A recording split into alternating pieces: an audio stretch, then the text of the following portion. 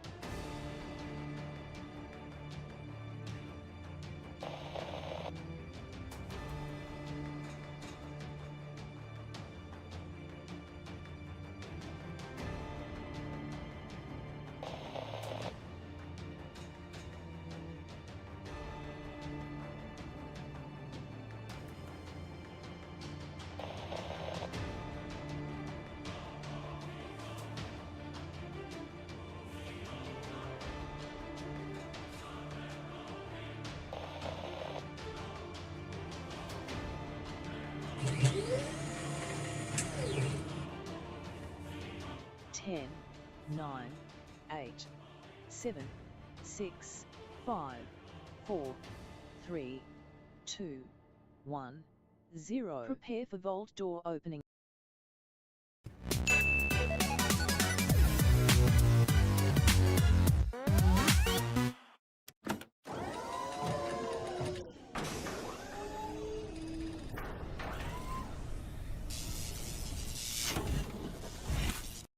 I just love when I hit the wrong button. It's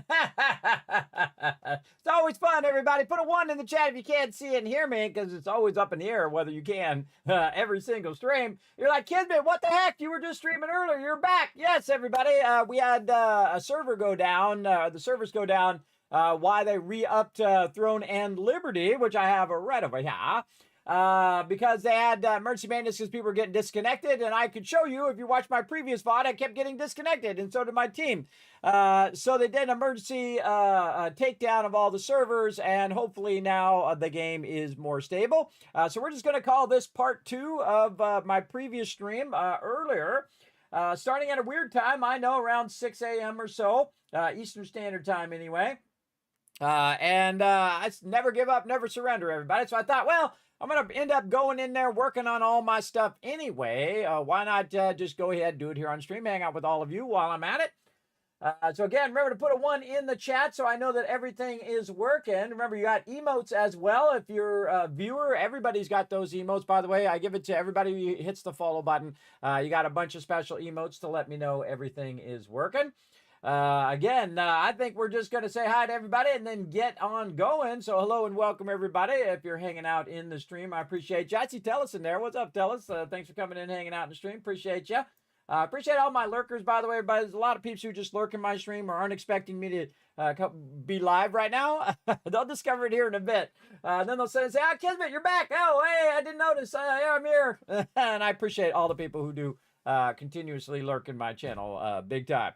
But let's get into it, everybody. We're going to go ahead and do some more Throne and Liberty. Man, I'm on a roll right now, both in IRL, working on my health, as well as in-game, and a whole bunch of other projects that I'm working on that are coming up as well. So very excited about all of those things. But tonight, in the now, by the way, you never have the future, everybody, and you don't have the past. You only have the now. So choose what you love to do now, and you never go wrong, I find.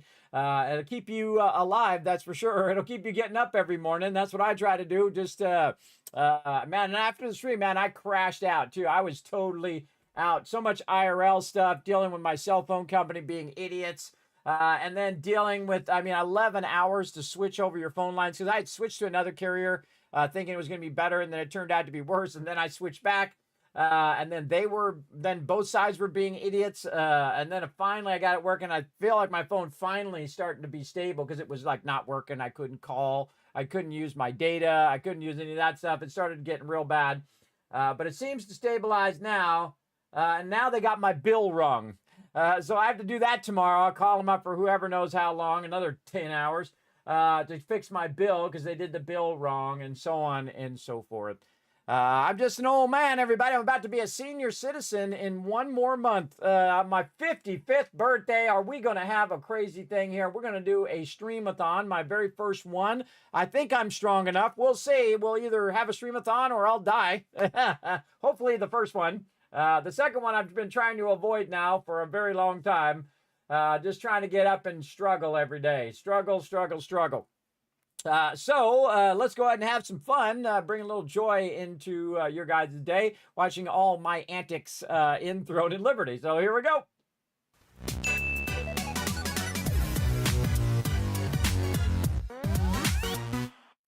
All right, here we go, everybody. Oh, and I got the words on stream working as well. After the stream, I went in there and I fixed it. So hopefully it works. We'll find out. We'll find out. Whee! Move over a little bit. All right, so we had a reset, though, about an hour and a half ago. The reset came through. They did have to bring the thing down, so usually they give us some sweet loot for that, some more ornate coins. I probably have most of these ornate coins from them screwing up. They screw up a lot, but, this is life, everybody. Life is full of ups and downs. People make mistakes. Like the other day, my kids went back to sleep, right? And normally, my wife goes in there and wakes them up, but now she's going earlier, and then my kids are going about an hour later after she goes to work, and supposed to be responsible, get up, do themselves. They're 17 years old, everybody. Shouldn't be, I tell my wife all the time, you shouldn't still be making their lunch. You shouldn't be having to wake them up every day.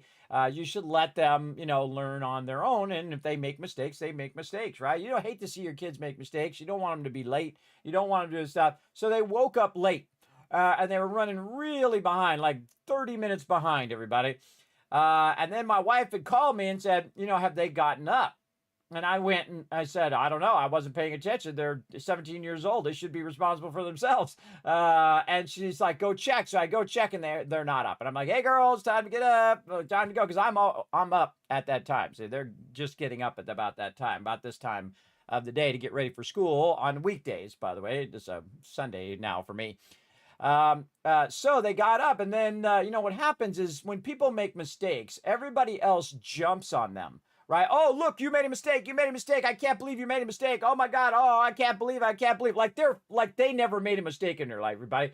In the moment when somebody makes a mistake, that's not what you want to do. You don't want to tell them how bad they are. I can't believe you made a mistake. You're not backing them up. You're not on the back. I said, hey girls, don't worry about it. Just get ready and go. Be safe when you're driving. Don't rush. And if you need anything from me, I got your back. That's all you need to say to your kids. You don't need to tell them how wrong they were, or I can't believe I'm so disappointed in you. My kids have made it. My kids have been on the honor roll, everybody. They're part of the super smart kids, way smarter than me. I was a struggling student. I had to reread the same thing 15 times. But I was work hard smart, everybody. I would really work at it. Because I didn't have that kind of structure. I didn't have that kind of structure where it was like, hey, you come home, you do your homework, all that kind of stuff. In my day, everybody was like that. It wasn't just me. It was all the kids were like that. We were just running wild in the streets. And that's okay, everybody. Every generation has a different generational thing. But one of the things I've instilled in my kids is that you always homework first. So when you come home, do your homework first, then everything else after that. And so they've really done that, and it's really paid off for them. And they're going to go off and be doctors and, engineers and scientists and all that kind of cool stuff. They'll go off and be very, very successful if they want it. But I never tell them to be a doctor or a lawyer or whatever. I don't tell them what they should be, everybody. Life is hard enough without people telling you who you should be, what career you should choose, what you should do all the time, and especially not jumping on you for every single little mistake that you make, everybody. Okay, so you're late. Big deal. One time out of 1,000 times. What people really want in that moment is to have your back and say, hey, don't worry about it. Okay, you were late today. You're going to learn from it. It's like getting in a car accident, everybody. When you get in a car accident, all of a sudden, put a 1 in the chat if you agree with this. You all of a sudden have this heightened fear or this heightened awareness of driving all of a sudden, because now you're like, oh God, there's 8 million crazies out here, just like the one that crashed into the back of me. And now you have that heightened ability. And the same thing when you make a mistake, everybody. You already got to beat yourself up. You're going to beat yourself up worse than anybody else. Oh my God, I can't believe I was late. I slept through my alarm. Oh my God, I feel so bad. Inside, you got to think that people feel that way. It's called empathy, everybody. When you have empathy for other people and how they feel. And I have empathy for my children, everybody. Again, when people are like that, it doesn't help the situation. The only thing that helps the situation is to show them that you care. You say, look, don't worry about it. You're running late. You're going to learn your lesson the hard way on this one. It was all up to you to get up, but you didn't get up. So again, it'll be a heightened thing for tomorrow. Now, tomorrow, they're not going to forget. They're going to be like, oh God, I forgot yesterday, but today I'm going to make sure I get up on my alarm. I'm going to make sure we get up and we get ready and we get out on time. So it's like a self-correcting thing, everybody. Something that you don't have to yell at your kids. When your kids knock over the milk, yelling at them, say, oh my God, I can't believe you did that. You knocked over the milk. Oh my God, blah, blah, blah, blah, blah, blah. And that's kind of like my wife is like that. She's like panic and everything. I'm like, don't worry about it. It's just milk. It's okay. You can just, if it drips on the table, you just wipe it up. Done. See, those are the things that I don't care about, everybody, when people make mistakes and things like that. The only thing I care about is how people treat each other. That's when daddy steps in. When you mistreat your mama, no, we don't do that. We treat each other with respect. When you're being mean and cruel to each other, no. And when people are mean and cruel to me, I stand up for myself because sometimes there's nobody else there to stand up for you, right? So when people treat you bad, you got to internally say, hey, I don't want to be treated that way. And if they don't say, hey, I understand, that means they have no empathy for you and they don't care about you. If they do care about you, they'll say, I understand. And that's it. That's all you got to say. I understand. When people are telling you who you should be or what you should do or you should do this and you should do that, say, nah, I don't have to do any of that. I'm a grown adult. Now, when you're a kid, sometimes, your parents tell you what to do and whatnot, and they're just looking out for you most of the time, everybody, because they've already made these mistakes. I've already made that mistakes. I've been late before. I hate being late, everybody. I hate being late for the stream. I hate being late for anything. I hate being late for dinner. It's one of those like built-in things that I really despise. But it's also a big cosmic joke on me that I have the type of conditions that make it difficult for me to be on time. And then it's also like I have a roller coaster life that goes like this, everybody.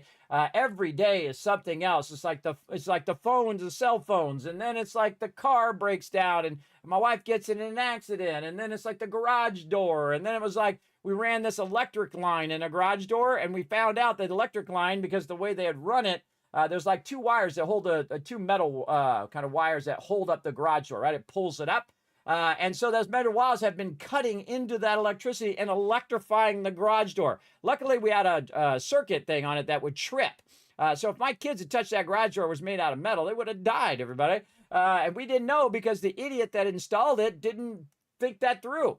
So I had that line moved out, everybody. I had it removed because that's dangerous, everybody. That's dangerous stuff. And I had that actual thing, the thing, disabled by some electricians. I was like, no. They said, well, we can move it. And I said, nah, take the whole thing out. I'll pay you to take it out. It's too dangerous. I don't want it anywhere near my garage door because I don't want to come down here and find my kids dead outside my garage door, right? I've already spent so much money making all the little kid-proof stuff. If you don't know that, everybody, you haven't gone through that stage in your life where, you just become massively overprotective of your first child. Your first child, you're just like, okay, get all the things on the corners that are sharp, cover all of the electric outlets, put little locks so they can't get into where all the Windex and all that stuff is, and just go crazy on that. And then I had a gate in the living room, so they could not get into the kitchen, so they could just stay in the living room because they were little babies crawling around, right? You don't want them to get into stuff where they can hurt themselves. And then, you have your second kids, and you're not as paranoid. You're still worried that your kid's going to burn themselves or hurt themselves or whatnot and all of that. And that just means you care about your children, everybody. And then they grow up to be great people. And then that means that you won. You created something amazing. You did it. You won the game of life right there. If your kids turn out amazing, even if just one of them, sometimes, Not all of them. In my case, luckily, all three are amazing. Now, some of them have a bit of an attitude because they're in that stage of their life. Everybody has an attitude because they're trying to find who they are separate from you, right? They're trying to become their own separate person. See, sometimes what happens is parents think of their children as part of them, right? Like they're their property or something of that nature. I have, relatives that are like that on my wife's side that think that children are owned by the parents. And they're not a separate human being. And so you live to serve them. And that's pretty screwed up, everybody.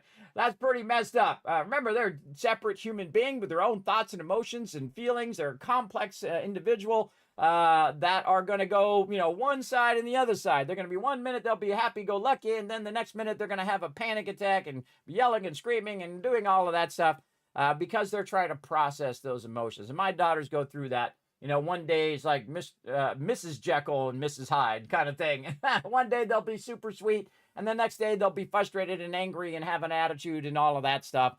But that's just trying to define who they are. They're trying to define their little space in the world of who they are. And I just support them, say, you go do your thing. You know where I'm at if you need me, that kind of thing, right? I don't have to hover over them, say, oh, look, you made a mistake. Oh, you got to do this. You got to do that. They're too old for that now, everybody. Right when they get about 15, 16, they ain't going to listen to you anyway.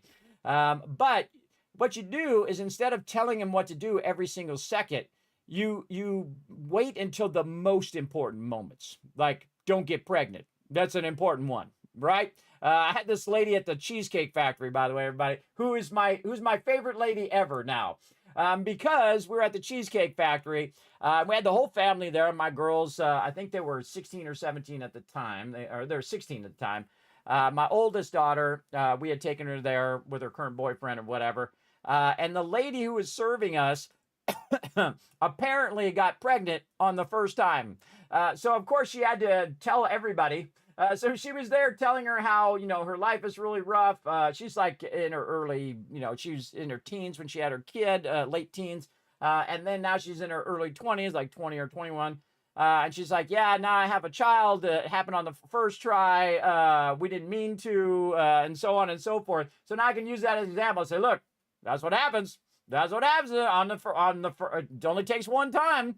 And again, if you're not brave enough inside to talk about your kids the things that are most important in life, everybody, that's cowardice. You got to be able to talk to them frankly and with respect and say, look, this could happen to you. So be smart about who you choose to be in your world, right? Because men are very good manipulators. They're stupid, but they're really great at manipulating women into doing what they want to do. Non-strong women. Strong women, nah, they got it controlled, man. Strong women are awesome because they're like, nah, I'm good. No, thank you. That's what's great about strong women, everybody. They don't mess around. They don't mess around. I prefer strong women than women that just follow you around and say, oh, you're the most amazing thing. And they just dote on you all the time. It's really annoying and a little suffocating. I've had people I've known in the past like that, girlfriends that I've had that were just like too friendly. It's like, okay, there's you, there's me, and then there's us, but we got to have us first, us individuals, and then what we do together as well.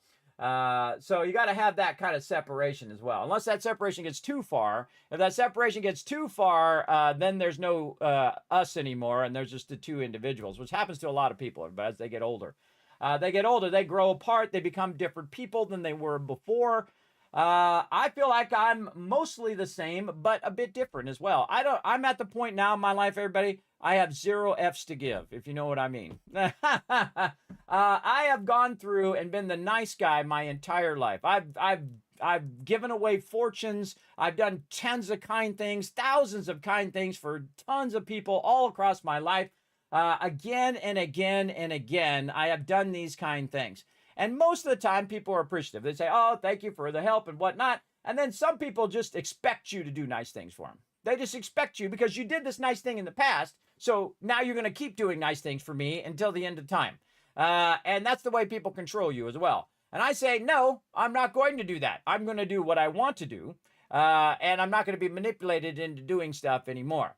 for anybody. And again, my kids are of the age now where if they need my help, they can call me anytime, day and night. I'll drive out or call AAA or do whatever I need to do to help them. But I don't actively seek to do kind things for people anymore. I have done my limit. I have completed my thing. The only thing I like to do now is find like discount codes for you guys, free giveaways here on the stream. I love doing that stuff because I know it just makes somebody's day, everybody. Especially if you're having a rough time. And even if you win a tiny little game and it becomes like your next favorite game, that makes a difference in one person's life, everybody. Just a small difference. It just might be today or tomorrow, but it makes a little difference in someone's life. And that's the kind of stuff I like to do. I like to do stuff that I don't need to have. I don't need to have a return on that anymore, right? I don't need to have a return on my kindness for other people, and so that's why I just do kindness in the way that I want to do it, and not have to do a bunch of stuff for a bunch of people who don't appreciate it. They don't appreciate all my hard work of doing massive amount of stuff. My kids won't appreciate it. They're young. They don't understand that the fact that I've spent 20 years grinding. My wife spent 20 years grinding to keep them alive and whatnot. They won't appreciate it until they're about my age. And then when they're my age, they look back and say, wow, my parents really were grinding, everybody. They were really grinding to pay them bills, and they were out there doing what they had to do. And that's when you start to appreciate your parents, just maybe a little bit more than you did. Because remember, they're not obligated to do anything for you, everybody, other than food, water, shelter, maybe. And everything else they did because they cared about you. When they bought you clothes, that's because they cared about you, because they could have just had you wearing the same clothes every day. When they bought you that iPhone, that means they cared about you. When they bought you all those toys and all that stuff, they bought you a bike or whatever it is, because they wanted to see the look on your face. That's the enjoyment that they got out of it. I've bought so many bikes for my kids, everybody, and most of them sit in the garage out there, or they sit in the shed. And from little tiny bikes with little dolls that you can put on the back to bigger bikes, and of course now adult-sized ones.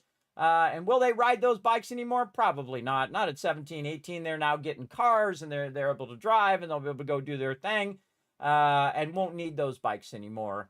So I'm going to get rid of all of them unless they want them. Then they can just have them, and they can take them on in their next stage of their life. And I'm at the stage now where just about empty nest. So one more year, and then my kids are out. They're about to graduate as juniors. My twins. My oldest daughter is 2 years in college already. So they're going to graduate next year, and then they're 18. And I think when you're 18, that's a good time to start doing a lot of stuff on your own. You either go to college or you start paying your own bills. That's the way it goes. Now, if you go to college, Daddy going to try to help you. Daddy going to try to help you as much as I can. And my wife's going to try to help them, help them with their insurance, help them with their cell phones, help them with those moments in which they need that $100 or $200, which I've done an infinite amount of times. I've spent hundreds of thousands of dollars on my kids. And I don't really spend money on me. I don't buy fancy cars. I don't buy fancy things. I don't go and my clothes I buy, everybody, this is something I'll wear for the next decade or two. I don't really care about those things anymore because they were just status symbols way back in the day anyway. And I don't really worry about it anymore. So again, it's about perspective and about empathy and about being respectful to me. So when you're disrespectful, I'm going to call you on it every single time, because that's sticking up for yourself, everybody. Again, how you want to be treated. If you want to be treated well, you have to ask people and say, look, this is how I want to be treated. If you don't want to treat me like that, then I'm not going to be around you because you're going to treat me badly. Why would I want to be around somebody who treats you badly, who only uses you, who wants to go and, oh, well, I'm going to call this person up and see if they can loan me some money. It's the only time they call you. Hey, could you loan me some money? No, I got no money to loan you. I got no money for me. Those kind of people in the world, everybody. There's always those kind of people in the world that just want something from you. And that's the only time they call you. They don't call you when you're sick. They don't call you when you don't feel well. When you are having a rough time in life, when you're down instead of being up, right? And the few people that you can call that are there for you when you're in trouble, when you're struggling, when you just can't seem to get by that day, those are your most important people in your life. The people who are there, the people who are like, how are you doing? How many people today have asked you, how are you doing? I can tell you, none of my kids asked me how I was doing today, and my wife hasn't asked me how I'm doing today, because they're all wrapped up in their own crap. Now, that's why I tell you, everybody, all that stuff you buy all the fancy things and the fancy suits and the watches and the cars and the houses and all that stuff. People wrapped up in their own stuff, everybody. They're trying to survive. They're out there trying to get their own mission or goals or whatever it is they're trying to do. They're all wrapped up in their own stuff. They're not wrapped up in your stuff. They don't know what's going on with you unless they call you and ask you. They're not going to just automatically know. Don't just assume people know all of your stuff that's going on, because guess what? They got a bunch of stuff that's going on for them. Like me, it's always my health. That is the number one factor of every day of my life now is, can I get up out of bed? Okay, I got out of bed today. That's a win. We're going to take that as a win. And then, okay, now what am I going to get done today? Right? How much can I get done today before I become so dizzy and so tired that I need to lay down? And that's what I do. And that's my everyday. And how can I push forward a little bit more? How much can I push that disabled line back where I can do more each and every day? And that's what I try to do. And again, that's just for me, everybody. Remember, it's your life. You live it however you want. Ooh, we sold some stuff. Cool. But for me, that's what I try to do. And I try to come in here and inspire people also to go and do what they love to do as well. Little life lessons from Kismet for all of you as well. By the way, I forgot to mention that I already did my Hall of Illusion for the week, by the way. These actually were 2 easy bosses. This actually was really quick, so I highly recommend doing your Hall of Illusion. I just do it on the lowest level, everybody. I just want the loyalty coins. I don't care if I get any of these drops. These drops are trash. I think. So, and then over here, you can try to get some better chance at the drops. And then this actually is more drops, by the way. So you can see we can get all these rings if you go to the really hard level. I think it's a complete and utter waste of your time.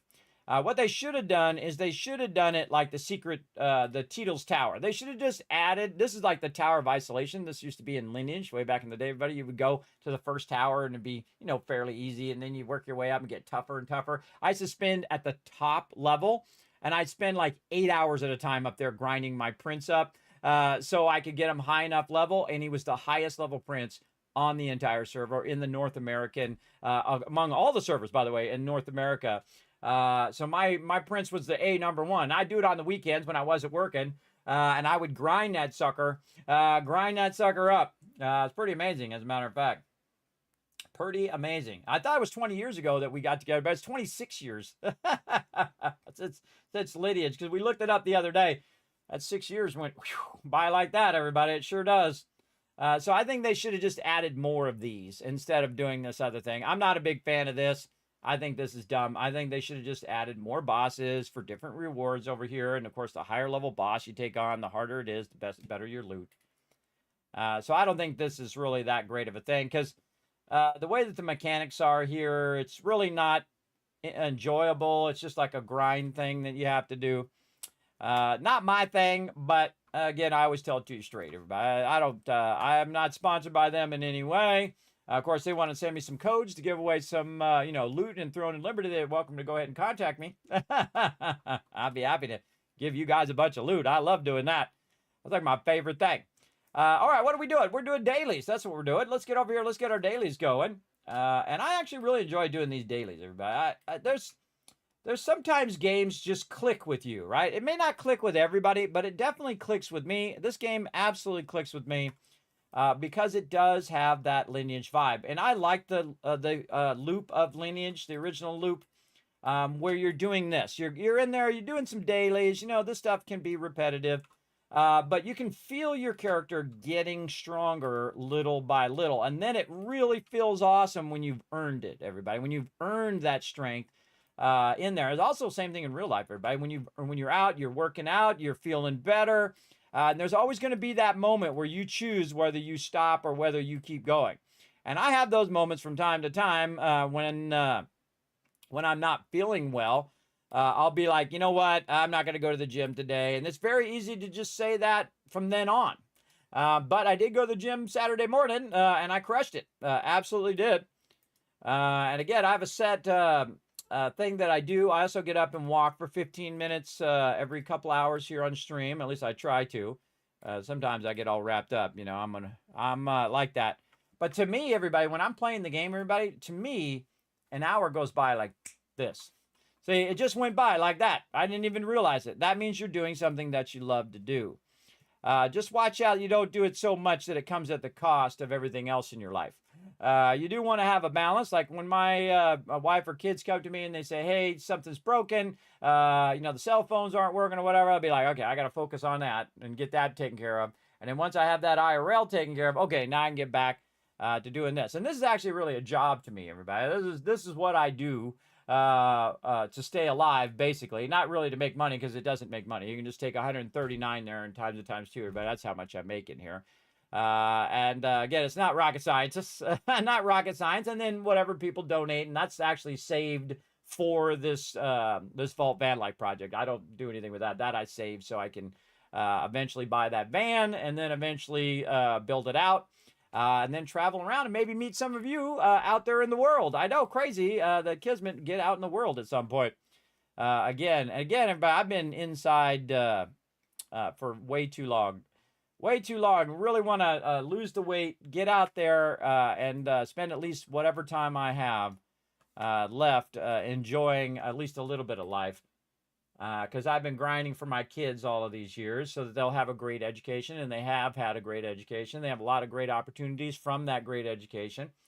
So that's really important. We're also going to start a 3-star here as well, everybody. I'm going to go ahead and go healing.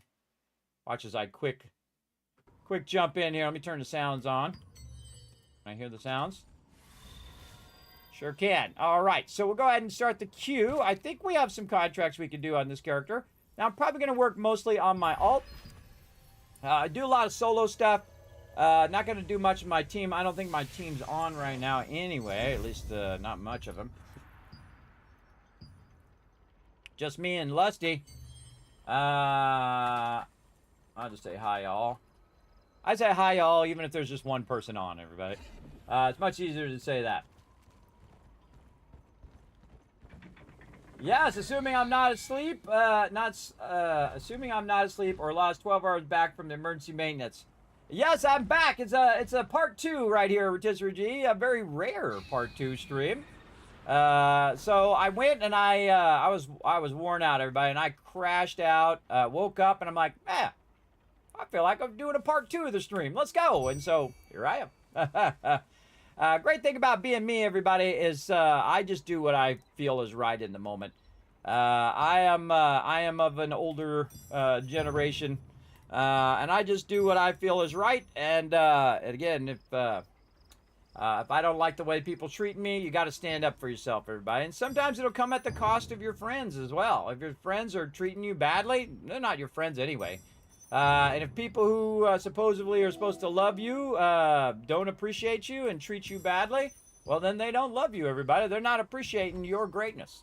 Of how many nice things you've done for them, countless nice things. I've done thousands of kind things for my family and extended family and so on and so forth.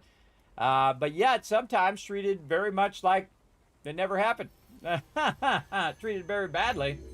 Sometimes unappreciative. Now, see, of course, some of them, I don't think they have any empathy for anybody else, or they only think of themselves. And they don't think about how their actions affect everybody else, or don't. Oh, of course, it had to be the toughest one, everybody.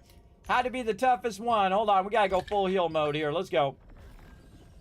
They have no appreciation for other people's feelings, basically. They don't care.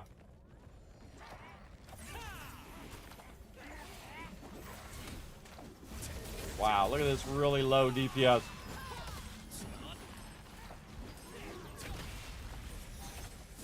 Thought you were gonna get me, did you?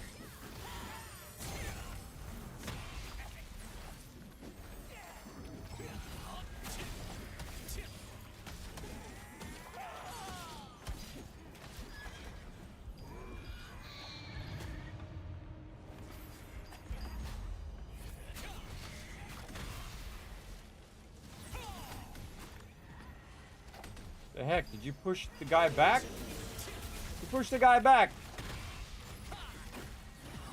What is going on with this group?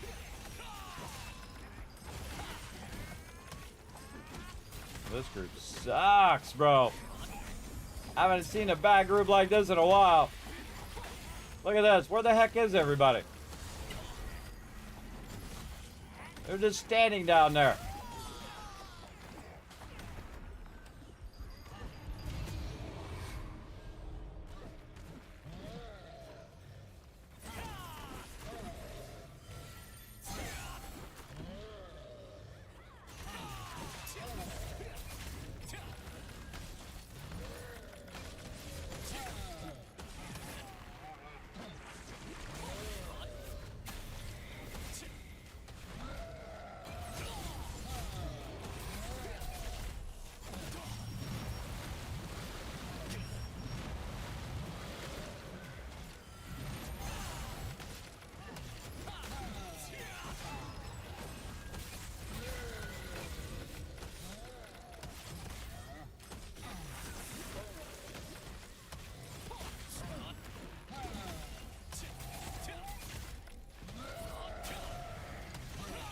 Somebody else fancies themselves a healer.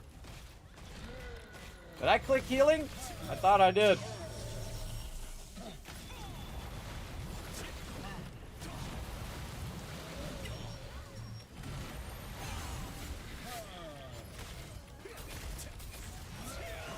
Should have fancied themselves a DPS if they're going to sign up for DPS, because this DPS sucks.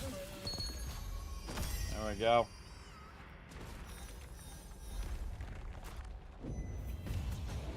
Alright, where's my tank? Oh boy. Rough group, everybody. Rough group. Where's my tank? Jonathan is my tank. Where you at, Jonathan? He's already there. Look at him go. This is nice. This is a rough group, everybody. Low DPS. Kind of all over the place. Go, Mr. Tank. Hold still for a second. I can heal you. There you go.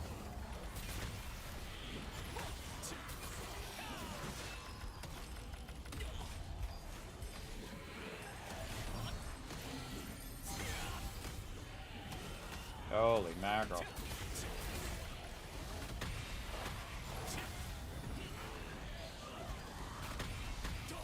The problem with being the healer is that you're constantly getting wailed on all the time.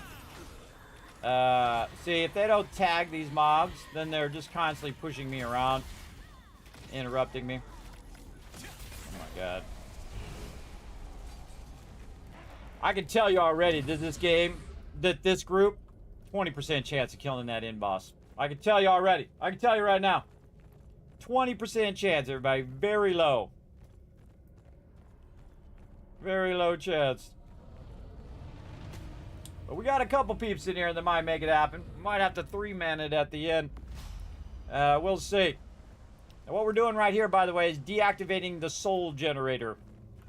I know, pretty cool, right? And so, yeah, they'll grab them up.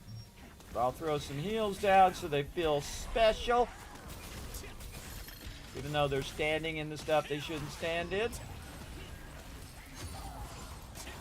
There we go. Good job by the tank pulling in the mobs there.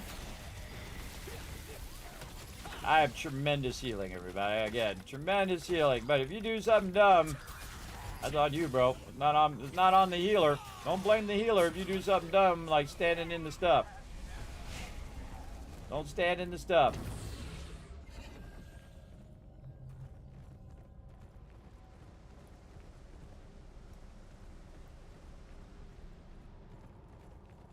All right, now we're gonna get serious.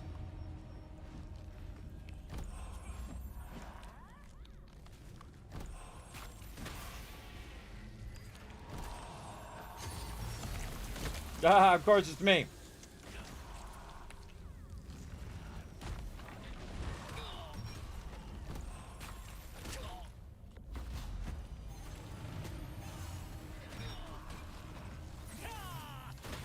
There we go. I hate the dodge roll in this game. I don't know if they just made it worse or when they added stuff in, they just made them too fast. But the dodge rolls in this game are way too fast. And then if you have a touch of lag, it's like it comes up and then bam, it already hits you by the time you can even respond because the game didn't register the fact that you dodge rolled as well. What better DPS on this? Of course, it's me again. Just kill the Bob. Just kill the Bob. I'll be fine.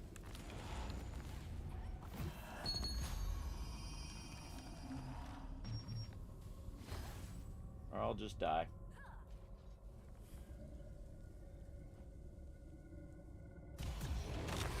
There we go.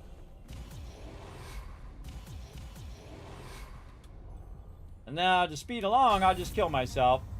And then when he opens up the Dimensional Depot, a lot of people do this, everybody. They'll just kill themselves, open up the, well, not Dimensional Depot, the Dimensional Circle. Dimensional Depot is satisfactory.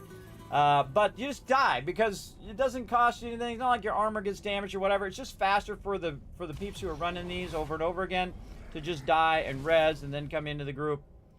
And you want to make sure that you're being fast, everybody. Again, they will leave you behind. Some pugs are pretty toxic where they'll leave you behind. All right, I have a serious suspicion that nobody knows the mechanics in here. So let's see what happens. All right, off to a good dodge roll. Now we're going to do the mechanics. Nice. Because I moved in, by the way, they did the thing, and then the boomerang went in and went off. Come on.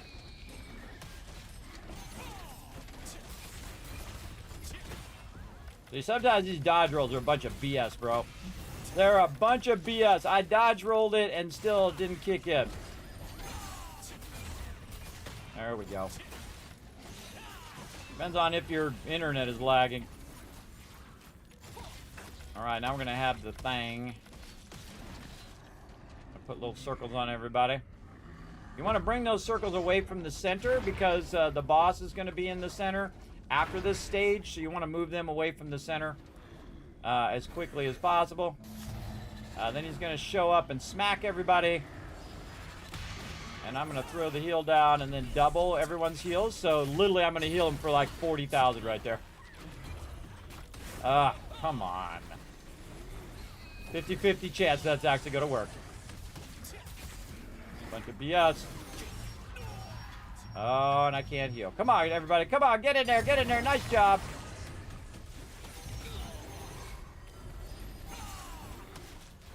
Yeah, sorry about that, lady, but I was stunned.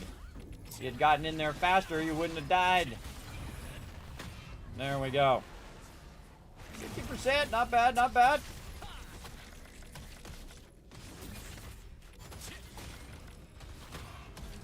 Crap, not gonna get him. I'm far away. 2 down now.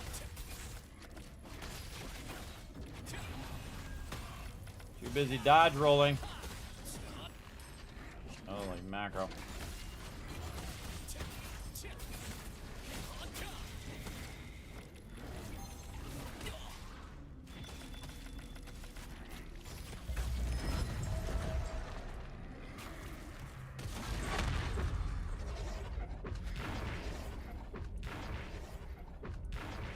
Don't stand in the stuff, bro.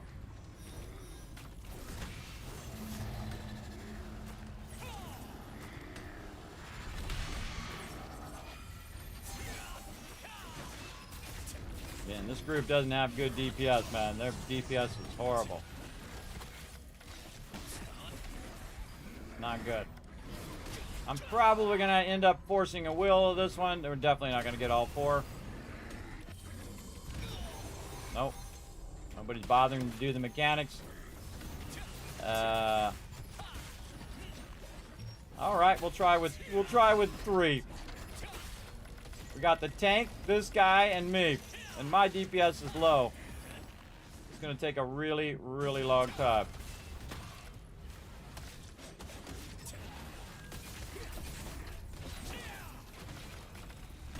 Wrong thing. That was my fault that time. There it is. Just trying to keep the heals going because this guy just bounces everywhere, man. He's got like every possible mechanic possible. It's really annoying. And again, you take these really far away from the center. Kind of went toward the center, but it didn't quite hit the center. We'll just force a will this one.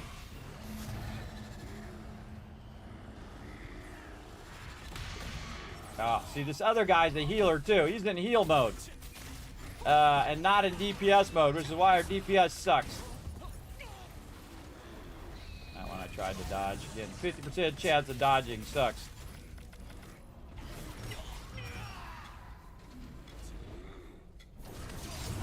There we go.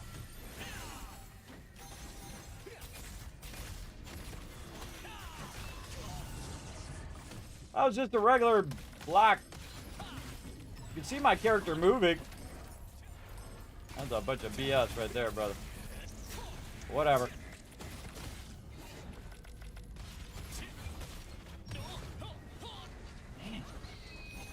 Dodge sucks. There we go. We're getting there. Force of will in this one. Kill them. Boost my damage. This other guy had chosen to actually be doing DPS right now. We'd be done with this.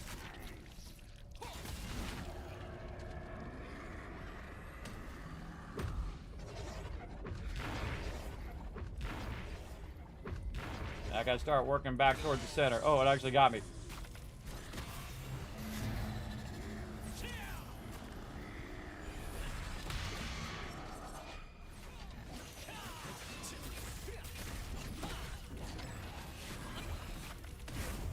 You saw my character move. Saw the dodge roll. Had plenty of stamina in the stamina bar. Yeah, look at that. See, I blocked it right when he threw that thing, so we got both of them at the same time. Very cool. All right, guys, come on. I got you. Let's show them how it's done. Dodge roll. Damn, you can see my character moving. Get that dodge roll in there. So irritating. Dodge roll. There we go. All right. Sometimes work, sometimes block. Block. There we go. Plenty of time for that block. Plenty of stamina. Let's get the heals in so they feel comfortable. Dodge again. There we go. This is just dumber. It's just, the dodge is way too fast. Because most of the time you're going to miss that dodge. And, you know, a bunch of pugs are going to miss it.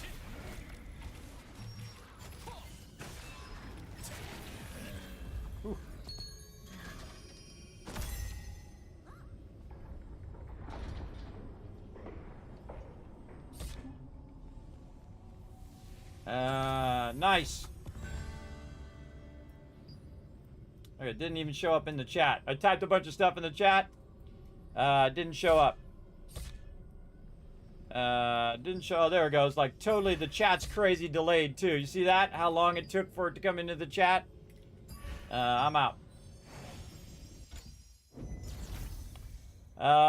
Force of will, that one, everybody. Again, that was, again, sometimes you gotta let people die. If they're doing stupid stuff, they get too far away from me, I can't heal them. I mean, it's not me to run around behind you and heal you. You gotta be thinking about your positioning, where you're standing. Are you by the healer? Are you standing in a good spot? Are you dodge rolling? Are you blocking?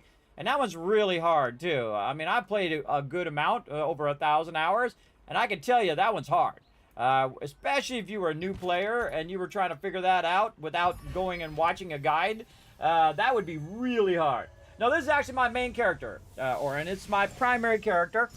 My alt is my other one where I just willy-nilly that one. This one's my primary character I typically play.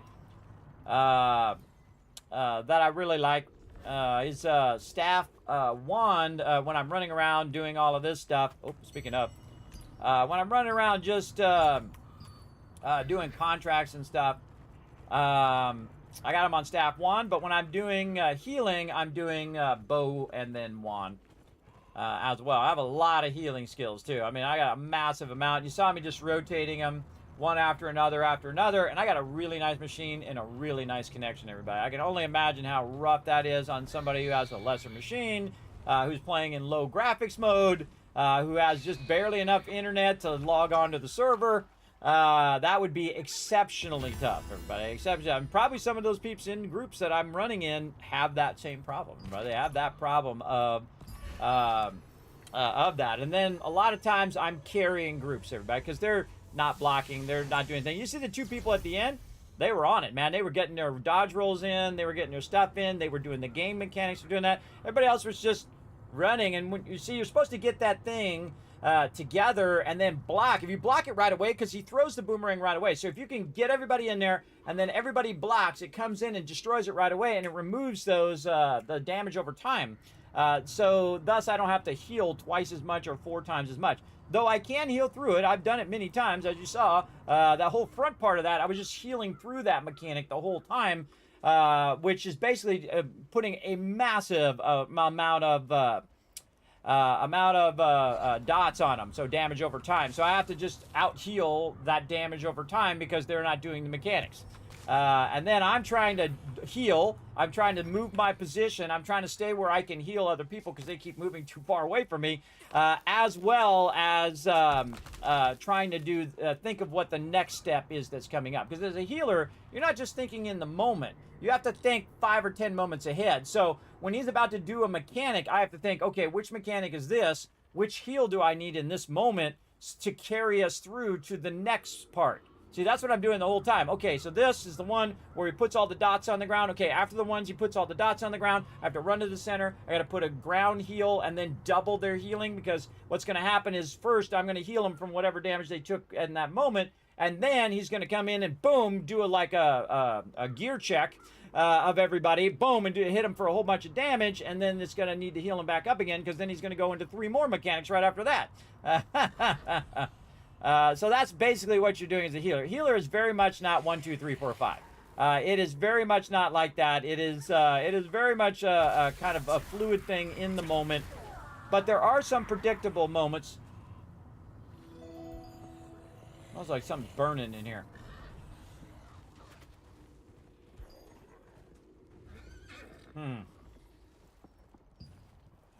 Smells like there's something burning.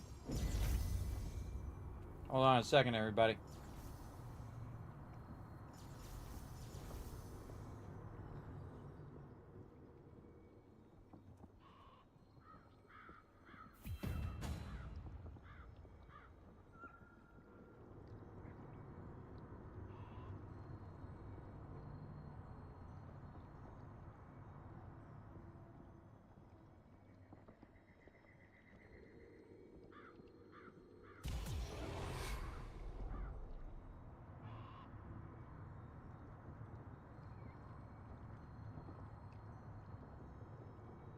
All right, everybody.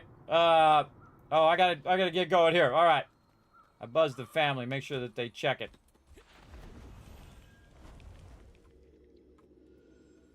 Smells like something's burning. Like burnt popcorn or something.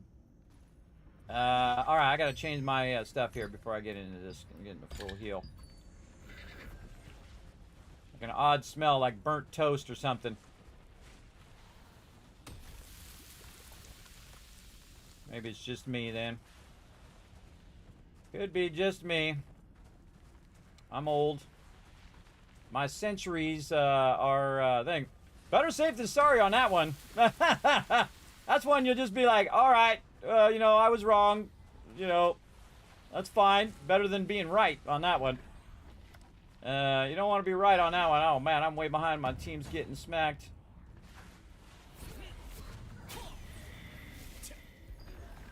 Trying to catch up. Where's that guy going? He's crawling up the wall. Turn back already. I hate this one right here. This is such a huge waste of your time. Doing this thing. Just let us go to the next thing. Just take this whole puzzle thing out of here. As well.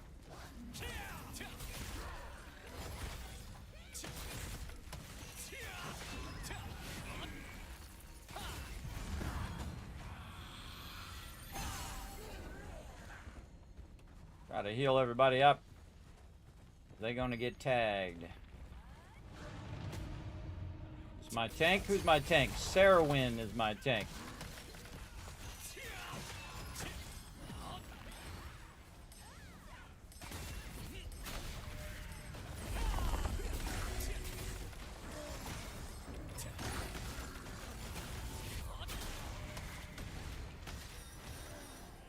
See that? How I healed that guy way out there? Because he decided he wanted to be the furthest out he could possibly be away from me. He decided that's what he wanted to do. Now he's smart. See, now he's on the side that I'm on. Apparently, this mob really likes him because he's dragging the aggro. And then he keeps moving. If you drag aggro, do not run with the aggro. Because you're irritating all of these people right here. These are all melee, everybody. See how close they are to the mob? They're all melee. Don't run with the mob. If you drag it, you tank it, and you stand still while you're doing it. You chose to pull that mob. It's on you, bro. It is on you. First thing I kill is this Katori over here, because everybody forgets to kill this. They always kill the gardeners, which they don't need to do. They don't need to kill the gardeners.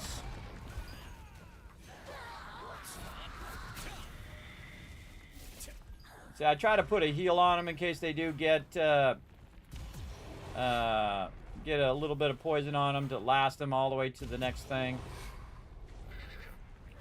And if you die, you die. It's okay. You can always res toward the end anyway. Everybody else will just carry you. If you die a lot in this one, don't worry. They'll carry you to the end usually.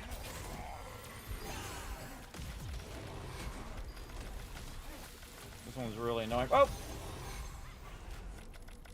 I think they died in the thing. They didn't die over here. They died when they were trying to come through the maze. Again, I think they should just take the maze out, everybody. It doesn't really add to the gameplay. Just take the maze out and, you know, or at least make it a lot less. Make it a lot less than the maze that it is now. That's for sure. See, now, the thing is, we open that red circle, they can jump forward on that red circle and catch up to us. See, this one went off, so you can, you know, you can get past those. Oop. Try to heal that guy. He's already go. Come here, dude. I just saved that guy's life. Because I'm the man. A man with a plan. Get on in there, everybody. Get over here, wherever this goes. Why are you killing that guy? You don't need to kill that guy.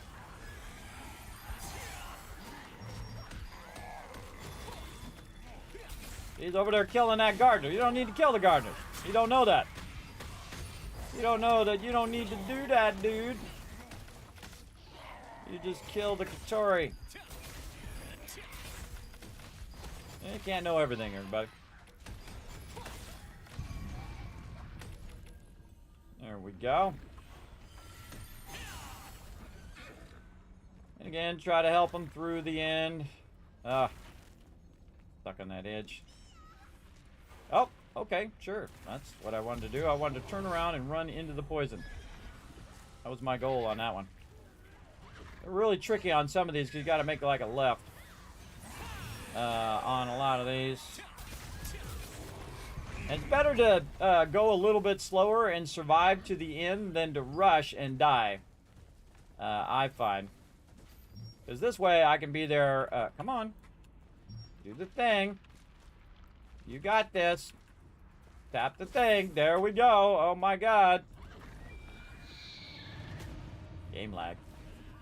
Game laggy lag. There we go.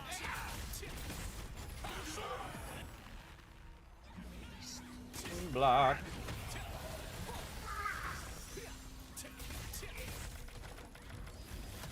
Don't stand in the stuff.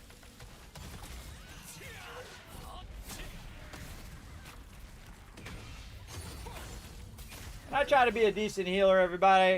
You know, some days you're on and some days you're not, right? Right now, I'm doing pretty good, keeping my team alive here. And these are just some randos. Random peeps. We're doing a pretty decent job of getting it going on. I'm going to go ahead and heal them through this next stage. that they really need it, because now we're just going to pull ourselves up. But while they're doing that, I can... come on. Wow, my pull thing is really broken. Get them healed up for this final stage, basically. And then while they're running in, see, it's cooling down my thing, so I might as well do it right at that moment so that I don't have to do it later over here, because I'm going to need every one of these heals. You watch. I'm going to need every single one, and we're going to know straight away who knows what they're doing and who doesn't know what they're doing.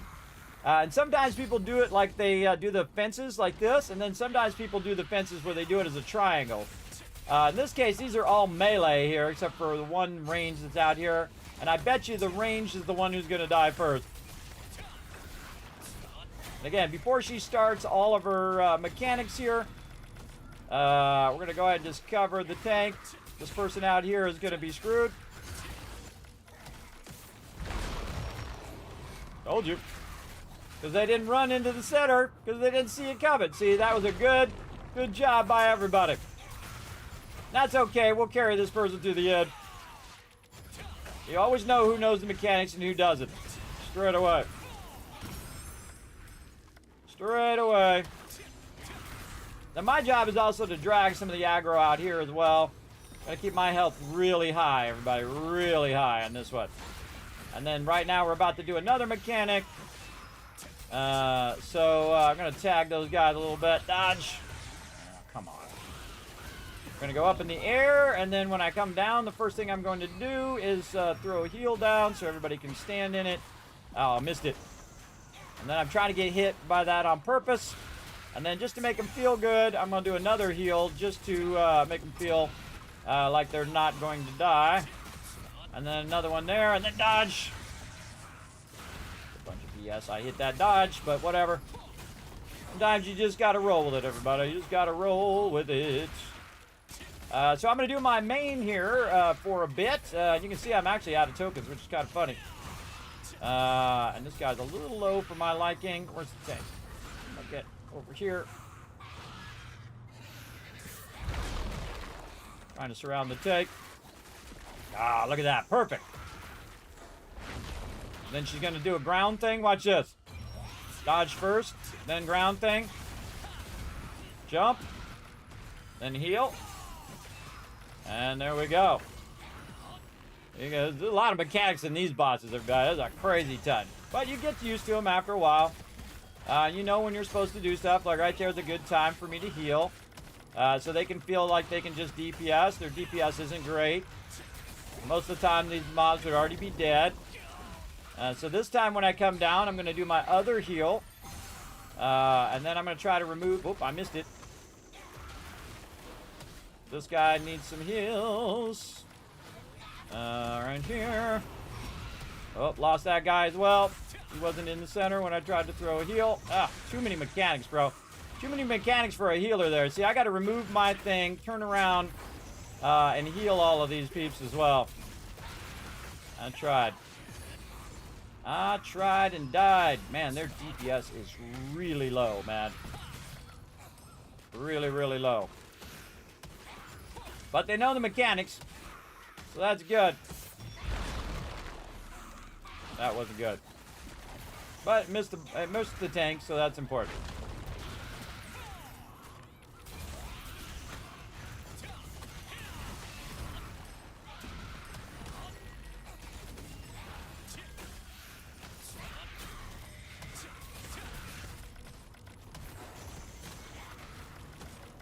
God, this is going to take like a day and a half, bro. But I'll stay in it. Stay in it to win it. Maybe these peeps are low level. I don't know. I'm force of willing it right now. Oh, come on, get me.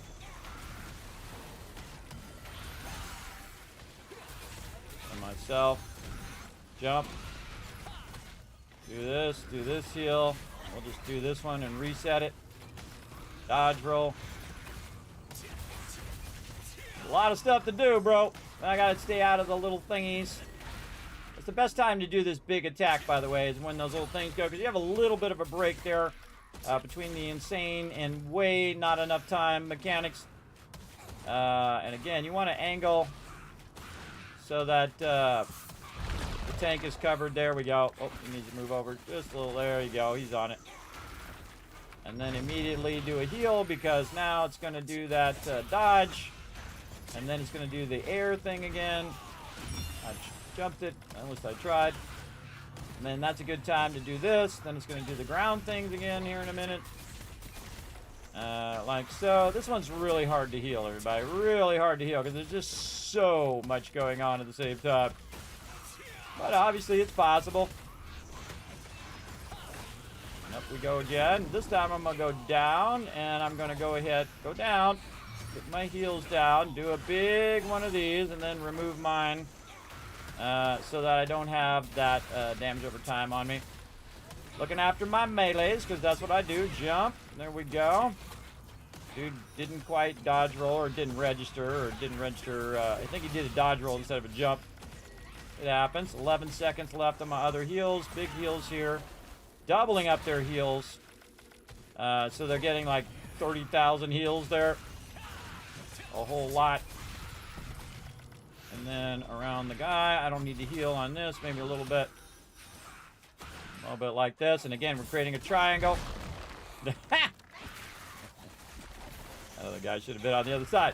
But that's okay. And then immediately heal after that. Because again, there are going to be more mechanics coming up. Dodge roll. Oh. Didn't get it. Jump. Hey, we heal. If you like to be healed, stand in the heal, bro. There you go. This is the longest one of these ever. But again, hopefully they get a good drop, and then they'll get stronger. Oh, you little bastard. You little bastard. Stunned me right when I did that. Definitely got to heal straight away. Throw the big heals down. Then I got to get over here to do this, and then I got to get out of the thing. I got to heal myself before I die. If I die, everybody's going to die.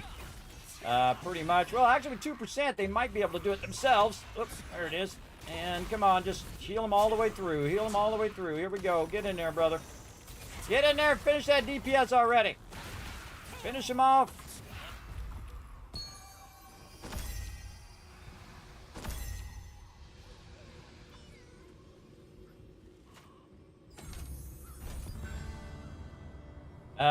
Wield that sucker. That was not good. See, their DPS is way too low. And they know it. They know it, but that's why they're there, everybody. They're there to get better loot. So I could hold against them. Hey, you guys, DPS sucks, and oh, you guys suck, and you suck at this, and you suck at that. You can do that all day long. People don't like to listen to that, everybody. They don't want you to tell them how sucky they are. They already know. You don't need to tell them. Or maybe they don't know, and you still don't need to tell them, everybody. No one likes that. No one likes when you go in and say, oh, you suck at this, you suck at that. It just makes you look like a complete a-hole. It doesn't matter if you're right. You still look like an a-hole. Even if you're right. Even if people do suck and they have bad DPS and all of that, you always look like an a-hole. There is no exceptions. No exceptions. Now, of course, if you're talking to your team and you're treating them with respect and say, look, you definitely want to work on this. You might want to work on your blocking and all of that stuff. And so on. Where'd my cat go? He's doing the same thing as me. That's not yours, bro. That's mine. Yours coming up next. That's mine. Dude, try to fully snag mine.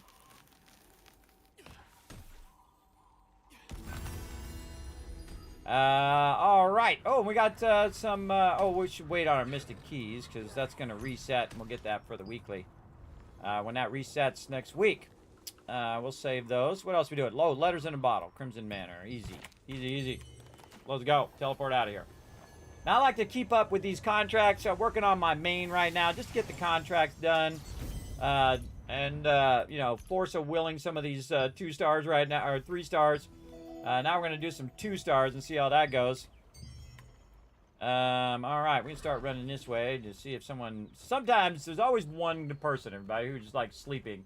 They fell asleep at the wheel. They went AFK. They're making a PB&J sandwich. I don't know what they're doing. There we go. Or they're in the middle of a fight and they're trying to finish that fight. That person probably in the middle. Oh, my favorite one. Here we go. Here we go. I'm already gone, brother. I can shoot from way back here. I got a really good range. on my character. And you go up to 30 range. This character with the bow is 26 range. So really heavy range, everybody. I can be really far back. And that's the reason why I have that range, everybody's for healing, too. So I can heal people, because they just love to run to the other side. That's like, first thing they should do in the group, who's my tank, who's my healer? That's what you should be looking right now. I can tell you right now, the tank is Flaccid, and the healer is me. So that's the first thing I always do. Glance at who the tank is, and then I follow wherever the tank goes. Oh, NPC. See him bump me there? Tried to get me in the stun. Remember that mobs are physical beings there. Now again, I don't run ahead of my tank. It's not my job to tank all the mobs. I don't need to go in and prove how awesome that I am, everybody. Just be awesome. You don't have to prove it. Just be awesome from scratch. Watch me as I hit all these mobs. Whoa, boom! And then I'm gonna hit them all again. Boom! Because that's fun. You have to kill so many of these mobs so the door opens. There we go. And hopefully somebody has got... Ooh, stunned. Hopefully somebody's got a stun. Find out here in a second. And big hit.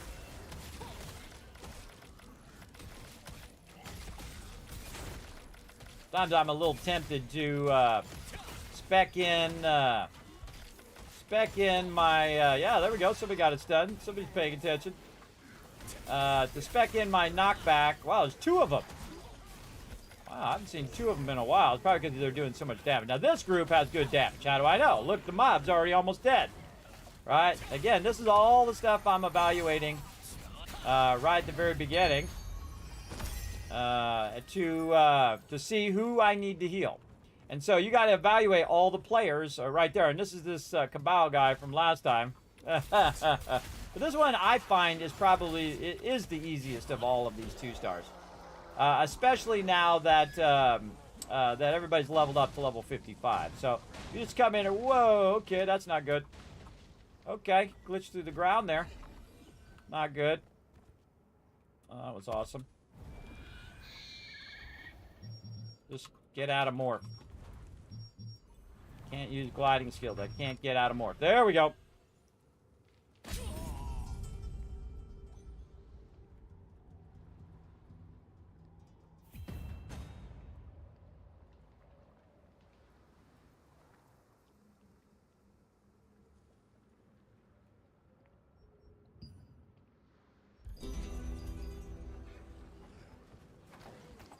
All right, glitch through the floor there, just to let them know that their healer doesn't suck. They'll still assume it. They'll still assume it anyway, but, you know, I try to reassure them that that wasn't me. That's saw me jump, and then I got on the side thing, and I should have been able to jump back up here, but it just let me go right through the floor, which really sucks.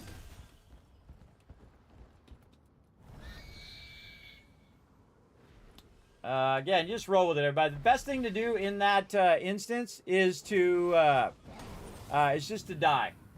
Do you think it's better to do data contracts at Pure Light or Herba Village? Herba Village, absolutely, because they're higher level, and you're going to get more higher level loot out of it than doing it at Pure Light. Now, if you're level 50, Pure Light is awesome. I did so many contracts at Pure Light. I mean, thousands of them. I mean, a lot of them.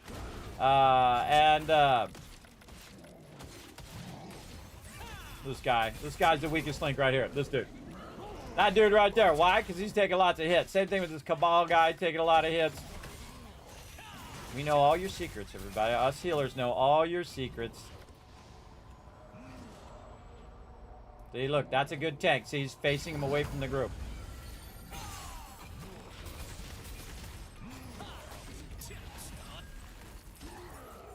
Yeah, try to at least get my cooldown on the thing. Look, don't stand in the fire, bro. Don't stand in the fire. That doesn't do anything to you, by the way, when he does that stomp. He's just moving to the center. And he's stunned. Wow, another group. Another group that's got to get their DPS up. I've seen people within the first, like, round of the sheep kill the boss. That much. Again, everybody, remember that, you're way over there where that guy's at. You're too far away from the healer. Of course, I can move into the middle, which I usually do when people are dumb and they're really far away from the healer. And my range is massive. It's 26 away, everybody. So I could really be, like, way the heck back here. You can see I can still do all my skills back here, too. Way in the back, and which means I can also do my healing from way back here. Which is awesome. Like, watch this. All the way across the whole entire zone. Right over there. Alright, which one are we going for? This one on the right. Also be situationally aware. If you run to one and everybody else is running to another, keep that in mind. You're in the wrong spot. You go where the group goes. Whoa, look out. Alright, 16%. Let's do this. Always drops that on me when I'm about to do my big attack. Just ignore that other sheep. He'll jump in the middle. He'll be stunned. Now's your chance. I'm just gonna burn my thing to do a little extra damage. And we're done. Now the cool thing about this is you can collect it twice, because that makes it nice. And there I am, negative again. And then when it resets, everybody, it'll take some of my stuff that I normally get on the reset, minus that from that. So you don't get your full amount. You'll get a reduced amount from that. But you see, I'm getting my tokens back up again, 14,000 tokens, and I'm done. That's as much as I can do, unless I have some items that'll give me more dimensional depots and stuff. You only started a month ago. All right, it's Oren. Yeah, you definitely want to do some at Pure Light Tower if you're level 50. Now, the fastest way to level is just to do the main story. And the main story is actually really fun. Highly recommend actually listening to the main story. They did a really good job on it. I love just these random cutscenes that come out of nowhere, and they're really elaborate as well. And I'm like, oh, okay. Especially like the one with the music. The guy with the music, he's playing the thing, and he's jumping all over in the thing. I don't want to, spoil it too much for you. But just absolutely crushed it on that one. Oops, I think I refreshed it without getting that one. Now, right now, see, what I do is I used to pick it by how easy it was, these contracts. But now I pick them based on what loot I need in the moment. Like right now, I need the yellow ones. The yellow ones are for armor growth stones, which means you can level up your armor. The red ones are for leveling up your weapons, and the green ones are for leveling up your accessories, right? And then these other ones do other things. Polished crystals are typically for your weapons. And then down here, you have different rare materials that you use for making the item. Later on. You might need some magic thread or mistwood or whatever it is that for whatever you're doing. But I choose them based on what I need. So right now I need these yellow ones, so I go ahead and pick those. I already have that one. And then I refresh. Now, you got to be level 55 to come over here and do them here. It's got to be at whatever level you are. So if you're level 50, Pure Light Tower, then when you get to level 55, and I just do the main story, and boom, you'll be 55, and then you come over here, and then every time you do a thing, instead of getting 75,000 solent, which is basically gold, so instead of getting 75,000 gold, you're getting 94,000 gold.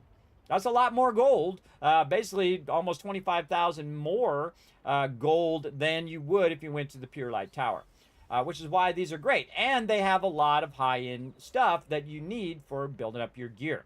Now, I play in the old school way where I don't buy stuff on the auction hall, though you totally can.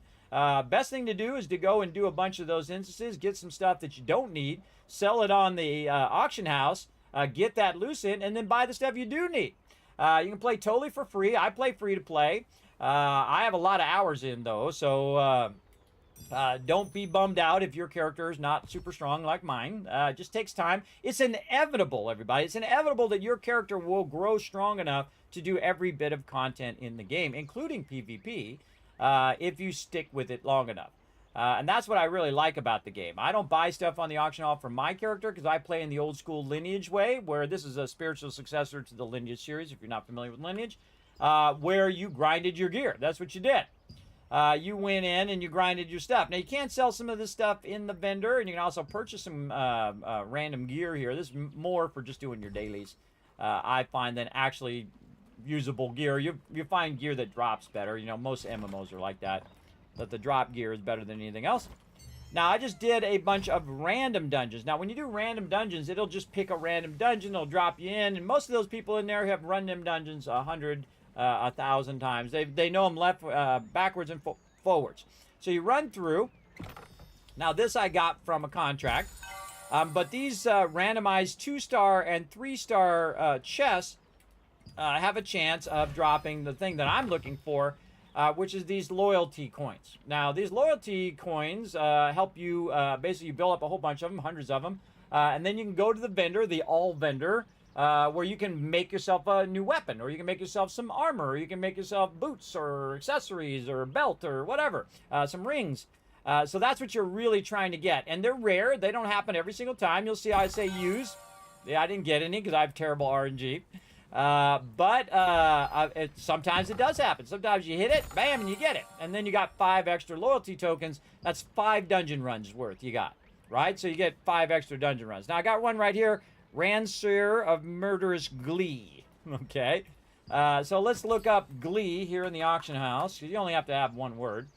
And so if I was going to turn it into a lithograph, which is basically you take the item, you convert it into a recipe, and then you sell that recipe on the auction hall, and then some other player buys that recipe and makes that item, right? So it's about 300. I'd say if it's around 200 or below, it's not worth your time. But if it's 300, 400, 5,000, 5,000, you definitely want to sell that sucker, because this way you could get that 310 right there. And say you needed, like me, I need a sacred helmet. So I'm going to search for sacred circle here. And we need the lithograph. So you can actually limit it over here as well, by the way. So say you're looking for armor lithograph, headgear lithograph, and you can see that it's limited to there. So say I got something that was $550, right? That's worth $550. I sell the thing for $550 in the auction hall. And then I can buy this and then make this item through some items that I've already collected through Abyss Dungeons and running contracts and all that stuff. And then I have my set item that I need, right? And I might eventually do that. We'll see, because this is a world boss drop. I can get it also through transmuting now. And I'm so hardcore, by the way, here in the stream, everybody, and hit the follow button for hardcore. Hardcore spreadsheets. That I actually have a spreadsheet that has all my gear on it and tells me, okay, well, this is what I need on my armor. These are the different buffs. What am I using as my primary weapon, secondary weapon, and then also I have a third weapon for when I'm doing, contracts and things like that. I AoE all the mobs with my staff. But when I'm healing, I'm using my bow and my wand. And then what are the buffs that come with it? Like it adds strength and range. I also have attack speed, max health, and heavy attack chance on that particular bow. Also, I make a note of where I can get it from. Like here, I can get it from Hall of Illusion, or I can make it using loyalty coins, 200 loyalty coins right there. So I've notated all of that. Now, you don't have to be as hardcore as me, everybody. You don't have to do that. You can go in, just decide what you want to do. As well as you can also see my build if you want, !build. What server name? Hello there, Mohammed. I am on the North American East, the Ivory server. Ivory server with my crew. We used to be part of another server, which I forgot what the name of it is now. And then they merged all the servers together onto the Ivory server. And I've been playing since day one. I have how many hours in the game? And I feel like these are rookie numbers for some people. But for me, I have 1,156 hours in Throne of Liberty, and I've enjoyed every minute because I'm not min-maxing the game. I'm not rushing the game. I didn't try to get all my traits on day one and get all my gear. I'm playing in the old school way where you grind your gear, you get your gear, and you add your traits as you can as you're going along. And then once you got it strong enough, you then replace it with your previous item, and that item gives you blessing and gives you a higher chance of getting them traits in there. And whatnot. I'm playing totally free to play. You get the base game and you get the expansion totally free. You can just play it right now. You can download on Steam, on console, and play. And you can come join us, by the way. The Tycoons are always open. We're not an elitist guild. We don't care about your gear or how elite you are. You don't have to prove how awesome you are to us, which a lot of guilds do. They say, oh, well, you got to have a certain gear score. You got to be playing MMOs for this long. You got to, basically give up your real life and spend every second playing with the guild and whatnot. I don't do that, everybody. I think that's completely unrealistic and unfair, and that's why most of those guilds implode and die. Mine's been around over 20 plus years, everybody. I have one of the longest and largest gaming guilds in the world, everybody. So yeah, big time. Now, do I have 1,000 people in this game? That's not everybody's cup of tea, and that's okay. By the way, I got my gamer shirt on today. Yeah, from earlier as well. So, yeah, it's not everybody's cup of tea, and that's okay. That's okay. You know, I have a good, solid group that we run around. We have some fun. We kill some world bosses. We kill some guild bosses. We get everybody geared up. And as everybody gets stronger and stronger, we're able to do higher and higher level content. Also, a lot of us are hardcore gamers, everybody. So we already have level 30 guild. We have all of that stuff already unlocked. The really hardcore stuff, some of my peeps are in here, you know, just absolutely crushing it. They're doing, you know, 60, 70,000 damage in a single hit, that kind of hardcore. And then there's some peeps who are like, hey, Kismet, you know, I'll be on Wednesday. And I'll be like, okay, that's cool. Do what you got to do, man. Because I always say take care of your IRL first because it cuts into your gaming time. And I don't like it myself, and I certainly don't expect my team to be on 24/7, bro.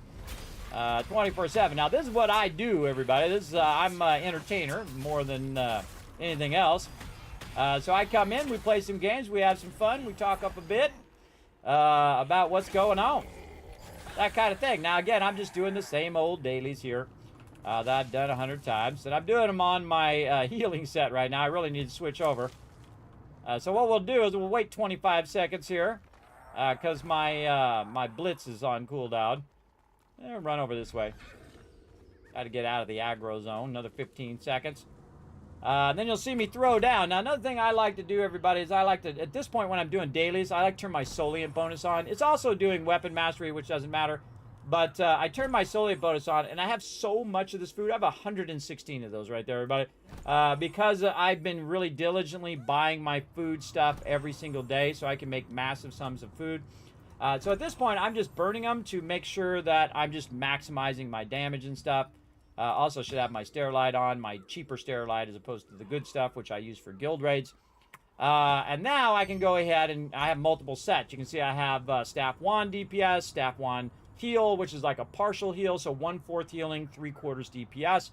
Then full heal, where I'm doing, you know, 30,000 heals, 30k heals on peeps, and then max DPS, where it just converts all of my healing skills and all of my skills into just straight DPS, which is really fun, by the way, because then you can just roll up. Now, I just took 5 hits on this guy, boom, I just one-shot that dude. And see, there was a time in which I took 5, 6 hits to hit him, right?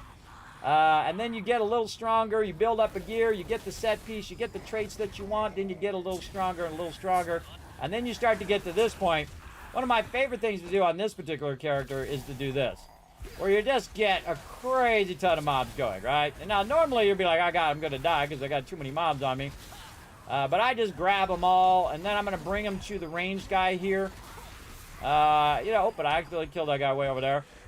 And then again, as they get closer, I just say, first I'm going to fireball them. And then there, and then dead. See, I didn't even need to queue up my fireball anymore. I didn't need to queue it up because if you hold it down, it does more damage the longer you let it queue. But I didn't even need to do that. I just shoot the fireball off, and most of them died from there.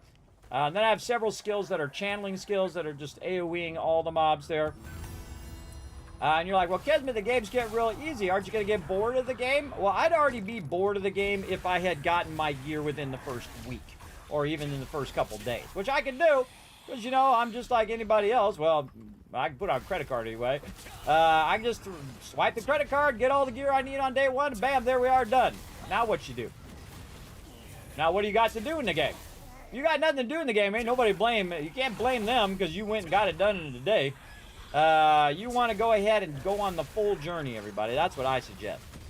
If you really want to enjoy an MMO like I do, or like most people do who play the old school way, you'll go on the journey. You don't need to be super OP on day one. Just enjoy that progression as you go. That's right. Come on, everybody over here. Let's party. Again, this assassin, we're waiting on. Yeah, look, that just, watch this. I also got this one I can do on the ground now. Look, I'm not doing anything. It's just burning them down. That's called being OP. Now, watch, I don't even do nothing, everybody. Watch, it'll just kill them, because I also have a passive skill that shoots fireballs at everybody as well because of my staff. Very, very awesome. Also, if you notice, my mana never runs out because very heavy on mana. Less on DPS, by the way. So my character is not doing 50, 60,000 damage. He's just doing around 20, 30,000 damage. But I have the ability to heal myself if I'm in my healing set. But I don't really need to heal myself because my passive healing, called Vampirism, so when you're hitting them, it's actually healing me back. You'll see those green numbers above my head, like when I just go ahead and go boom like this. Well, he died in one shot. But you'll see those numbers pop up over my head when I'm in that set. So basically, it's healing me as I'm doing damage. That's really helpful when you're taking on really tough mobs. Very, very helpful. Oh, pull me in there. Whee. Die. All right, what else we got to do? A bunch of vine hunters here. Now, what I like to do is move out of this zone when I'm kind of done with those soldiers and assassins and whatnot, so that other people can go in there and they don't feel like I'm right up in their business. Also, these archers are way easier to kill over here because they're lower health. They're a little annoying because they jump away, so if you're melee, they're a little annoying, but for me, dude's going to die. Again, I have a lot of skills. I can just go ahead and pop off. Again, these guys are tougher. They have 21,000 health. These guys over here, 9,000 health. And it's the same rewards. If you kill one or the other, you're going to get the same contract. So if you want to do it fast, you get the mobs that you can kill the fastest and get the quickest loot. This one, I go ahead and jump back to the main one. This is the bottom one. This is like the easiest one, everybody. You jump back to the main city for free. It didn't cost you any gold to jump back. And then I just fly my way over there. And of course, if there's anything else I can do while I'm over there, if I need to pick up some loot. I love how they reward you for picking up loot. It's like my favorite thing. I'm not going to make it to that one. Oh, I could have, I guess. And then the other one's going to come down. This is called the Breezeway.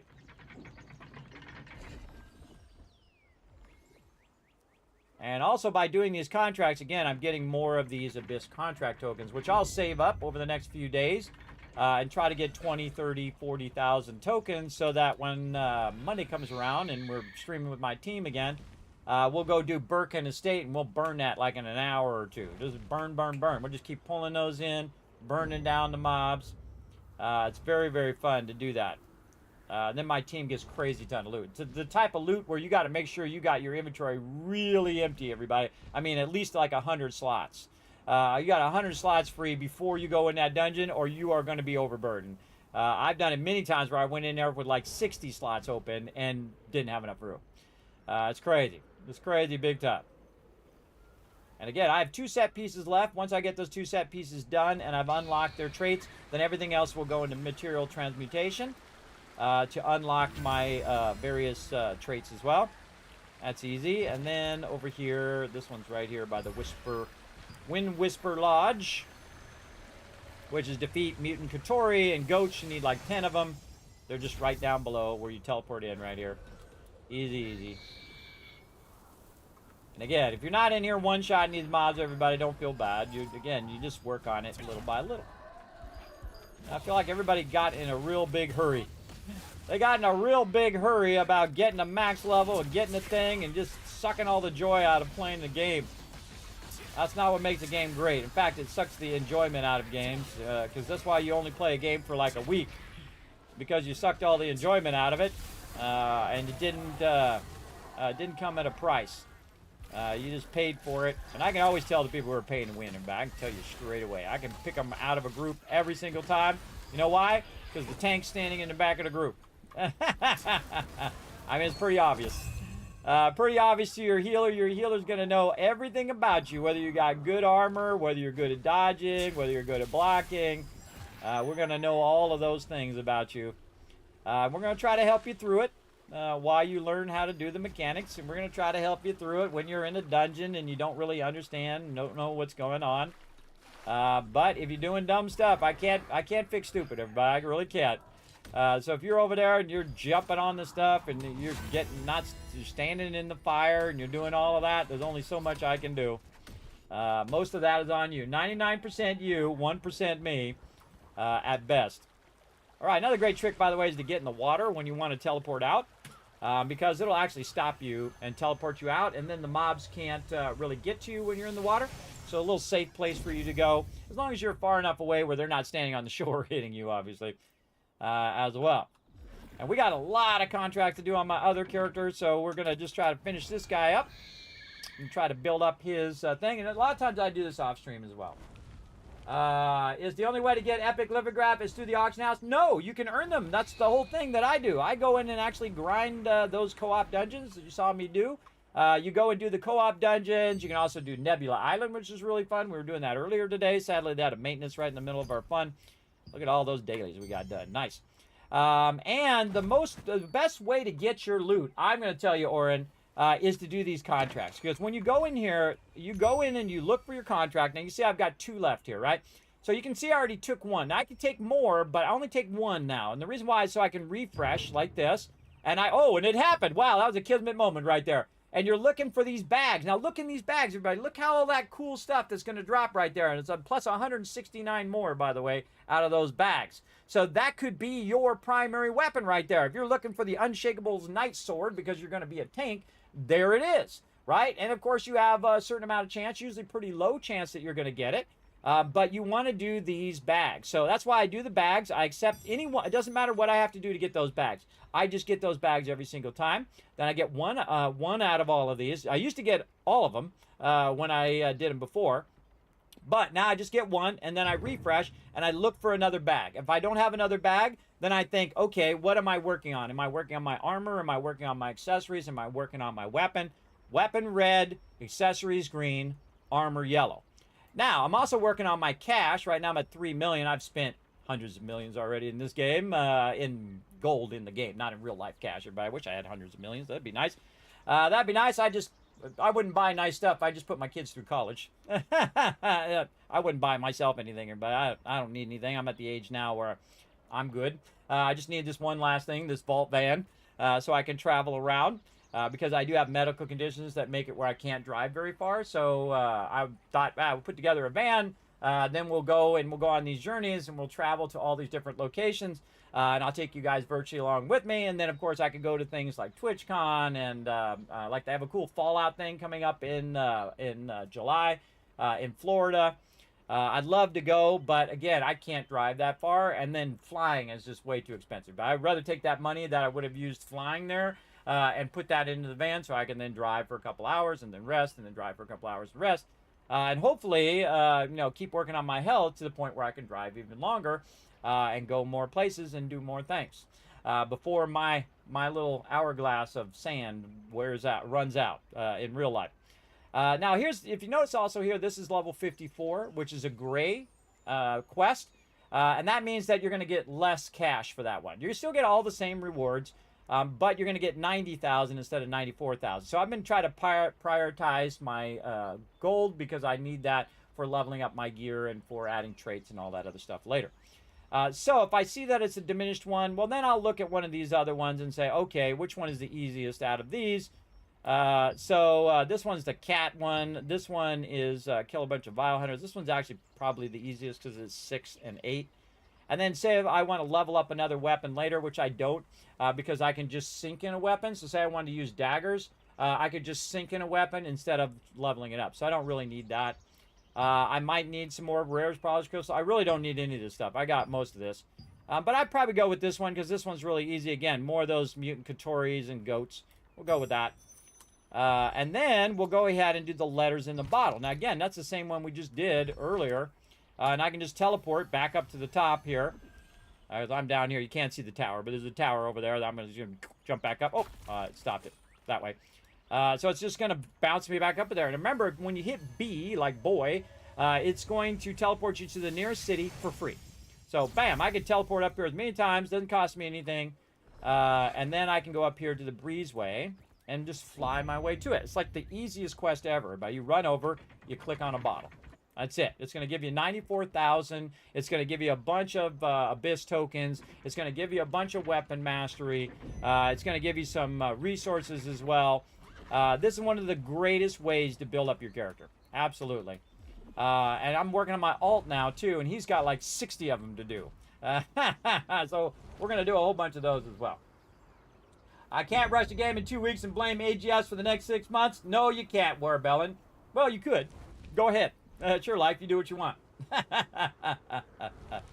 But I see a lot of people do that. Oh, there's nothing to do. I don't know why there's nothing to do. I got all the stuff in the first week. I don't know why.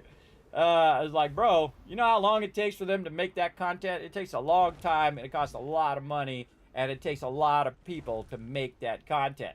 It absolutely does. And then the expansion they came out with, everybody, is the size of the original game.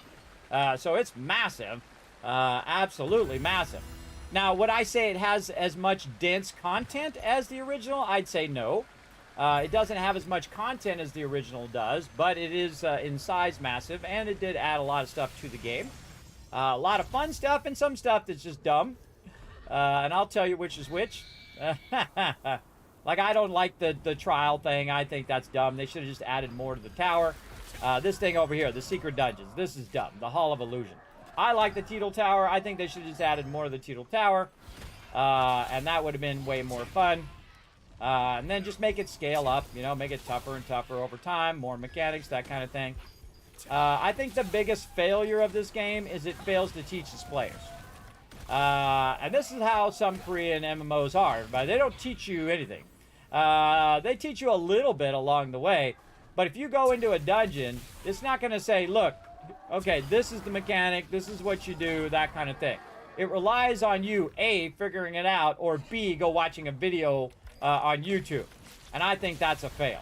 I think that's a fail. I think that those dungeons, those solo dungeons, should be teaching you what the mechanics are of the other ones. And they do teach mechanics in those solo dungeons. You'll see some of the mechanics in those solo dungeons that carry over into the thing. But most people are going to do those dungeons and never remember that that's what that's for. And so it'd be nice if you could go in there and practice. You could go in there and say, okay, oh, this is how I dodge, and this is how I do this. To really teach those basic mechanics that people need to survive the tougher dungeons. And then when they see it, they say, oh, that's that mechanic I learned in that thing, right? That's the moment that you've done it right. If they recognize that something they learned earlier in their journey applies to this. Now, the same thing with doing your gear, with doing artifacts, with doing, your weapons or your armor or whatever. Each one of those things is an 8-hour rabbit hole to go down. Everybody is to understand it all. See, instead of you going for 8 hours, I just tell you how to do it.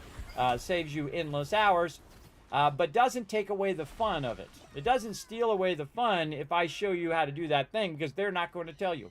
They're not going to tell you how to do that, which I think should be one of the most basic things in a game, especially MMO, that you're learning along the way. And that learning leads you to being better at the game, as opposed to them just throwing you in a dungeon, throwing 15 different mechanics at you and expecting you somehow to know how all those mechanics work. Especially when you go into a dungeon and it just one-shots you, that's the worst type of design. That's the worst type of game design. When you are on the lowest level, and they did this with this Hall of Illusion. That's why it still has a bad taste in my mouth, or as they say, a bad taste in my gaming repertoire. As you go in there, you're trying to figure out the mechanics, because I don't want to look it up on a guide. I want to learn it in-game. That's why I'm playing the game. I don't have to go watch a video about it. And funny thing is, I make videos, so there you go. But I don't want to have to do that. I want to go in the game and then get a general gist of what the mechanics are and then practice the mechanics to get better at them. But you go in, you're fighting these mobs, and boom, one-shot you. And you're like, how did I get one-shot? Was it because I didn't dodge? Was it because of the things they put down on the ground? Was it because he just one-shot you at one point if you don't block or you don't dodge? You don't know. You don't know until you go look it up on a video or someone tells you, hey, oh, you got to do that thing to make that work. That's lame. You should not have to do that in any game. Should you have to rely on outside sources to learn how to play the game? If they did the game right, by the time you get to that content, you should know how that mechanic works. That's a great design game. This game doesn't do that, but there are a lot of mechanics in the game that I really do like. I like the skill rotations. I like the way that you set up your character. And I like the old school nature of the grind. If you let it be like in the old school way, you can just pay to win and you can get all your stuff today and boom, you're done. Oops. And destroy that thing. There we go. Don't need that. Don't need that. Takes up a slot in my inventory. All right. You see I'm picking this one because this is the one I have the least right now. I'm going to pick that. And then here's these pouches, right? So you hit these pouches And then you have a chance of getting all this stuff. Look at all this stuff you can get. Still going. Still going. And then, of course, a bunch of Tier 2 blues, some scrolls, all that kind of stuff. So really what you're trying to do is get these bags. That's what you're trying to do. Use those bags. And there we go. We got some Resolute Crusader gauntlets. It's got melee endurance. Now, does any of my gear have melee endurance in the traits so I can merge them in? Let's go see. So we'll hit accept there. Now, the first thing I do, by the way, is get rid of all of these ones I know I'm not going to use. Birkin Estate, I keep those. Those are awesome. I just melt these down. You don't have to do this, everybody. You can keep all your scrolls and just do them old school. I burn mine down and just keep the Birkin Estate ones. So when I'm running my team, I can do some of those then. But here's what we can do. We can go in and we can look to trait here. And again, you can see we have level up, transfer, trait, and sync. I can go in and look at my gloves and see my gloves have that on it. No, my gloves don't have it on it, so there's no reason for me to keep those gloves. So I'll basically try to put a bunch of gear in there, and then eventually I can then have it try to make higher level gear, right, from your lower level gear. So if we take these right here with the melee endurance that I don't need in there, and then I can convert it. I always convert it first. Now, they say to do it at level 3. Level 3 is the most efficient. I don't, because I usually am just getting rid of crazy tons of gear. I just let it go to maximum, and then I'm hitting armor. And you can choose weapon or accessories, whatever you're looking for. But I usually choose armor because I'm trying to get specific armor items that goes with my set. Also, I can see I got a ring in there, too, that has this little book next to it. That little book means the lithograph book. And you can see I can add it in there. And eventually I can get trait conversion stones and extraction stones. I don't think that's worth it, but if I was getting some trait extraction stones, these things, trait unlock stones, that would be worth it. And you're going to go through a lot of stuff. You're going to get tons of gear, and it's not going to be useful for you, and then you're just going to sell it or transmute it or break it down and never even use that stuff. All right, I think this guy is pretty much done for today. So I basically did all of the things that you can do if you really go at it, everybody. You really go at it. You do all your dimensional contracts, level 1s and level 2s. You build up a bunch of Abyss tokens. I could burn my Abyss tokens down, but again, I save it for when I'm with my team. Then over the next few days, when I just kind of let my contracts run, it'll build back up again. So the reset tonight Sunday night will give me 10 more contracts. For Monday, and then I'll basically do Birkin Estate with my team, and then Monday into Tuesday it'll reset. Then I'll have 20 contracts. Again, it resets 10 every day, up to a maximum of 6 days. By the way, you can also not just do contracts here, but if you would rather do your cooking and food and stuff, you can do them over here as well. So you can just cook up a bunch of stuff and go to this other vendor. I've never bothered because I don't want to have all that stuff in my thing. I just love the fact that his name is Valenheim. Another fantastic game, by the way. So what you can do is just make some food, right? So make the quality barbecue platter.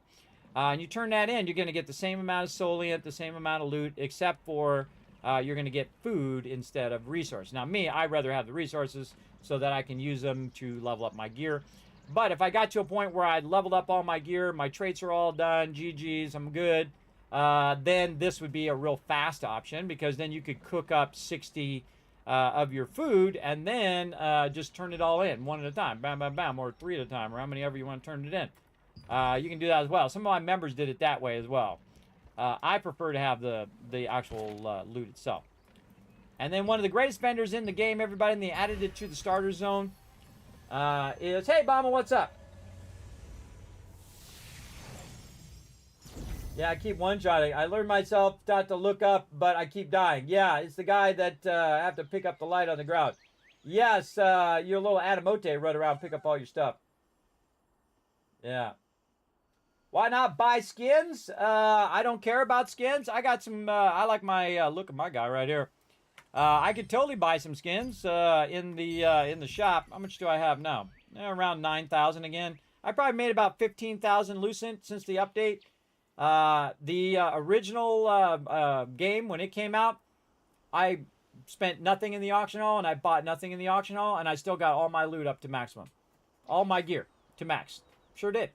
You know what happened? I got all my gear to maximum right about the time that the update came out, and then now I'm ready for the update. That was fun because I had let it go on purpose and not rush, so that I would have something to do that whole entire time. And then when the new thing came out, okay, now I got something to do. And then I'm working on my gear now, and you watch, right about the time I get all my gear, and plus I'll work on some other sets, because now I understand how to do my gear much faster than I did it before. And so by the time I get my gear up, I can work on a second set and other weapons and other gear and stuff, and work on my alt as well. And by that time, tier 3 gear, and then we'll be doing that grind all over again. Absolutely. But the only thing that I get in the shop, everybody, is the battle pass for my battle pass thing. But they do have a bunch of cool things in here. They have a bunch of, good-looking outfits and whatnot, depending on how you want your character to look, little animotes and whatnot. I never buy any of this stuff, everybody. The thing I use is my ornate coins that they give you for screwing up the updates every time. And so you can use that. I use it on pouches. I use it on weapon growth stones, and especially on this enchanted ink. This allows you to do lithographs, which then allows you to sell stuff in the auction hall. Or you can use your trait extraction stones, and you can extract the trait, which sometimes is more valuable than the actual item itself. So the item is worth 200, but you've got like max mana or max health, and you can extract that trait and sell it for 700, right? So you might actually be able to sell it for more than the actual item itself. So make sure to check both. I've made that mistake before, where I sold it as a lithograph when it was actually better to sell it as a thing. And I make all the mistakes for you, so you don't have to. Along the way. All right, so here we are at the main city, and right now there's an event going on for our gold paste. I have like 80 of them I got to do. I'll do that off stream, everybody. This way you're not sitting here watching me. Cast the line, wait for the fish, left, right, left, right, left, right, left, right. Cast the line, do the fish. And I know some of you hardcores would. Some of my peeps would absolutely watch me fish for the 5 hours. They're so hardcore in my stream, and I appreciate each and every one of them. Where'd my water go? Way over here. Come here, water. Get over here. I need to stay hydrated. Whoa, went a little too far. A little too far off the side.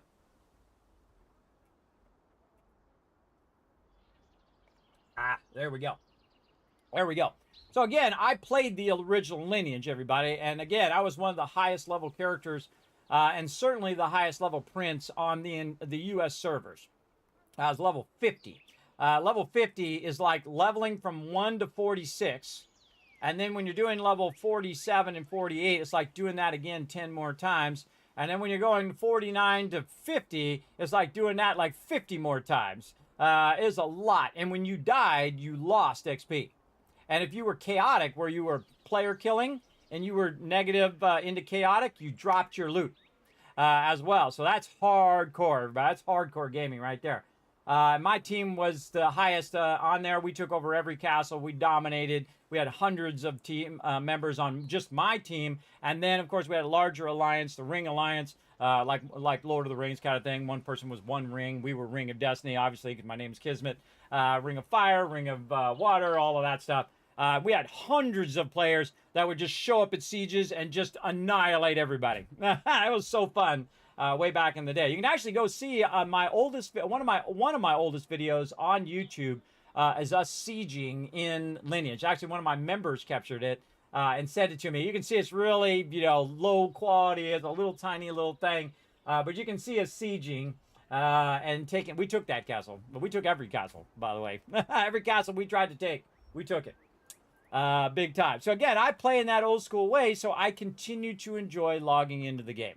If you're losing that momentum, if you're losing your will to log into a game, then that game is probably dead for you, everybody. And that's why I try not to go make my journey this big, right? Because you play the game, you rush to get your gear, you got your gear now, what do? You got nothing to do, right? You maybe PvP, right? You can go do that. But PvE is going to get stale for you because you're not doing any progression. You're already at your max of whatever it is you want to do. I would say PvP, but PvP in this game ain't great, everybody. It really isn't. All right, this is my alt here. And this alt is what I call whatever alt. So if I get a drop, I just whatever it into my gear. I don't even worry about all of his gear or whatnot. I have a general idea of what I want to do with his gear eventually. But I just go in here, queue up his animote for like 8 hours normally. And he's level 55 as well. I just did the main storyline, really easy to do. You get your character from 0 to 55 in like a day or two if you're really hardcore. Then I do his dailies, which I like to do over here at Stoneguard Castle because everything's real close. This is all spread out over to Hell of God. Don't like it. But it's got some vendors over there that you do want to use eventually. But I'll go over here and I'll work this guy's dailies up. Right over here. First thing I'll do, contract coins, Mystic Keys. Get himself another blessed pouch. Again, if you do the contracts, you get contract coins. Then you go to this vendor, and you can buy a bunch of stuff. You never might get some loot that you need, right? Then this character really needs a bunch of these precious ores, so we'll go ahead and use that. He's got 6,000 contract coins, and then we'll purchase that. You can also get the fishing bait for the event going on right now. You can take that fishing bait, go to Castleton, go to that fishing bait vendor, and convert that into like 70 of the fishing bait. In fact, I'll just do it. Did I already buy one of these on this character to show you guys? I can't remember. I don't think I did. I can look and see how many I have right now. He's got 20, so that means that he got it from the thing. Am I going to do this? Probably not on my alt. I don't know, I might. So there we go. We got 50 paste bait there. You got to be careful that you don't buy too much. I bought way too much before.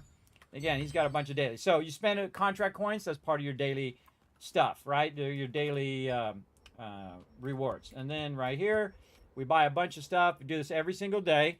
Log on for 2 minutes. Do that every day because it resets every day. Same thing over here. I always get the trade on lockstones. This character doesn't do as much guild stuff as my primary character. Then again, every day at a certain time it's going to reset. For me, it's like 4 a.m. now. And you can see here that available count is going to increase after 1 day, night now. Now these here, these will backlog. These will backlog a whole bunch of times. You can do like 8, 10, 11. You see, look, 11 days on the fishing. So basically, if I do 11 fish, I just got 11 days worth of dailies. So this is one of the cool things about the game. You don't have to log in every day. You can just let it build up. Maybe you only got time to play on the weekends or whenever. You can just let it build up during the week. Come by, boom, do as much as you want to do, and then peace out. That's it. So it does give you that ability. The vendors, though, do reset every day. So if you do want to do that, I sometimes just log in, do this thing I'm doing right now, and then I log out. I buy a bunch of low-level gear, which I think I might have already done, but no, do it again. Just in case. No, I didn't do it on this character. You gotta see, I gotta defeat some monsters, I gotta do some cooking, I gotta do fishing. I let this build up, and I do that all at the same time. Donate to the guild, which is something I do also every single day, which is the main primary focus of this character, is to donate to the guild to keep the weapon mastery going. He's also got some guild rewards in here.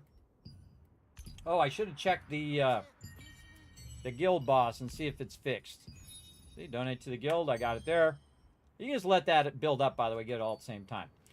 Now, again, if you backlog your character, like I've done on this character, what you'll do is say you let it run all week long for 6 days, and you log on the 7th day, you're going to have a crazy ton of contracts, like I did with this character. I do a few of his contracts when I have time, but if I don't have time, then I just let him backlog, because really my main character is my primary thing. So I could either work on this alt, or I could go help my team. So I would rather help my team, or rather go and do stuff with them over time as well. And just enjoying the journey. Like this character right here should have, yeah, see. So I have 5 contracts on me, and then 60 contracts in total. So I actually have 65, which is more than normally you should be able to have. But I put them on my character. I took the contracts, and then when it reset, I was at 60. So we got 65 contracts to do on this character, and we're going to go through it. I'm going to show you how to do it the most efficient way. First thing we're going to do, though, is we're going to queue for the dungeons while we're doing this. And this is a DPS character. He's great sword and staff. And however long it takes is however long it takes. And then I'm going to jump over here and do some of these contracts. And again, these are very repetitive. You're doing them over and over, but you're getting your contract coins. And then you can buy cool stuff with your contract coins, including those bags. You're also potentially getting more bags. You're potentially getting more loot that way as well. All right. And then this character also does AoEs, melee and range at the same time. So you can see I just go around using my staff to tag and drag. Then we get them all grouped up. Now if you go too far, they will reset and run back. Then I'll just jump, stun them all. blast them with my AoE skills. This character, very weirdly, very strong for just a mishmash of stuff, right? Again, not very much caring about gear, not, you know, did the spreadsheet on there and all of that like I did on my other character. And this character, very strong, because he's level 55 and he has some decent gear that I just threw on him along the way. I actually got my highest crit ever on this character earlier today, off stream. It was 38,000 times 2. So basically, a lot. For sure. And again, I like to group up mobs just to make this go faster. That's why I play an AoE character, as opposed to just playing one that's single target. Most items you can make one or the other. You can customize it however you want. This game doesn't have classes, though it does have roles. There's a difference between roles and classes. That guy running at super fast speed there. So basically you can choose whatever weapons you want, and then you choose what role. Now, of course, obviously some weapon combos are better for certain things as well. And when I see somebody else's right here on me, I'll kind of move away from them. You going for that guy? He's going for that guy. I'll kind of move away from where they're working and try to find my own little corner. So you're not in competition with all those peeps being up in your business. And this character doesn't kill as fast as my other one does. And Tough Bile Hunter. We can run out this way. Again, you can look on the mini-map as well. It has little pentagrams there above their head of which ones you're working on. Sometimes they're the same one, because you can either kill one or the other, like in this case. I can kill one or the other. Wow, okay. Whoa, okay. Something weird happened there. Little game lag. Alright, now I gotta get sturdy root gardeners. I'm gonna run down here. See if I can find some. Looks like somebody's been out here killing them. Multiple people out here killing them. Wow. A lot of peeps out here. Usually there's nobody out here. Usually it's just me. Like, they're gonna go hit the one that I'm after. See? Tons of these things around, but they're gonna run ahead and tag the one that I'm trying to kill. It happens. They're just in their own little zone, doing their own little thing. If I see somebody nearby as well, I will, I won't necessarily, thing. And we got the queue. We're gonna try to finish this off a little bit here. The funny thing is, if I do leave and come back, these are gonna be respawns, so sometimes I make them wait 9 seconds. Not gonna get it in time. Oh, I did. Ooh, at the last second. All right, we're gonna go do this one. Here we go. Ranker wood. Here's my tank.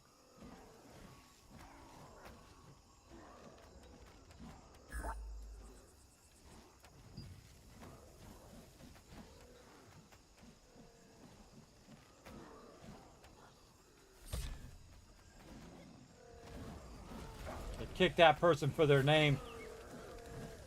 They had a unappreciated name there.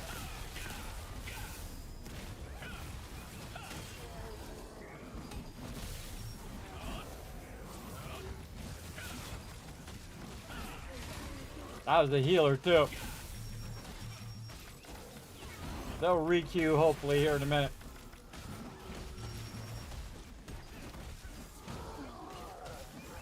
Not my job to police their game, everybody. They should be policing those names.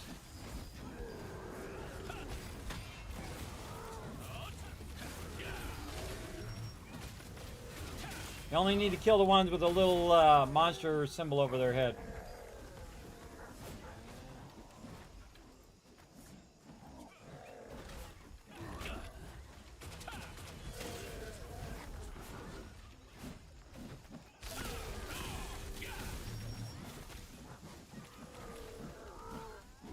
Pull him into the group.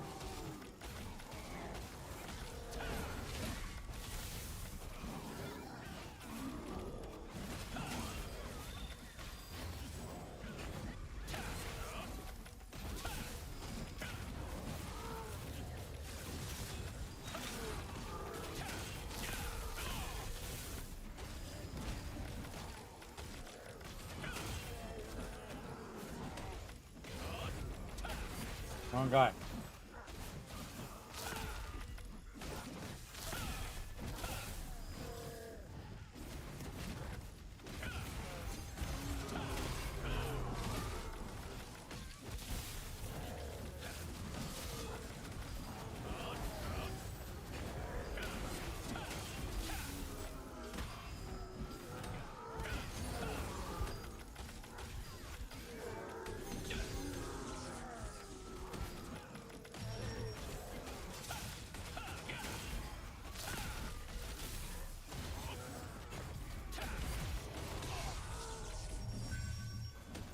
There we go. Finally re-queued. Some people need to die before they re-queue. I'm dead.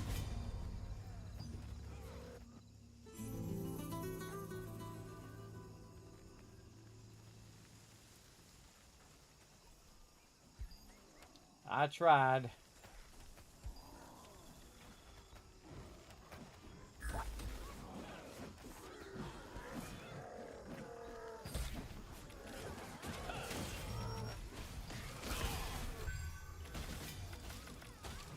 Oh, almost.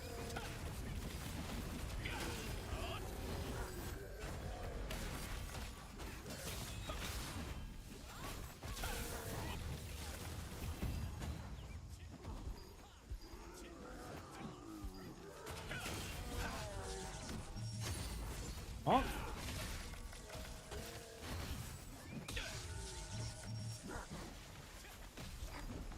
Ah, missed the thing.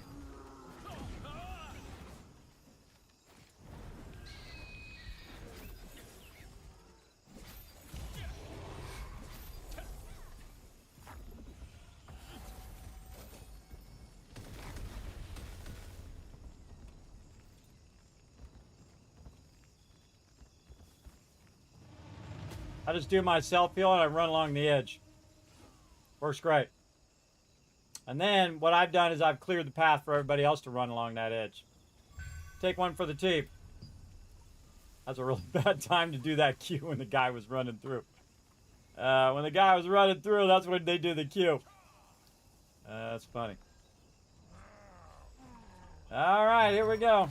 I can't wait until we get the queue peeps in, so we're going to keep on going. This is a rough group right here, everybody. Rough group, that's for sure.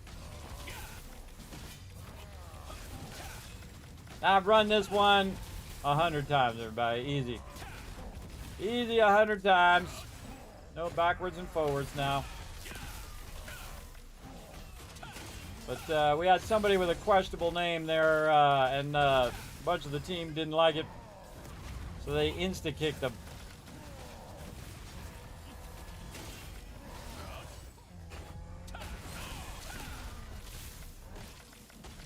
So now we gotta wait for another healer.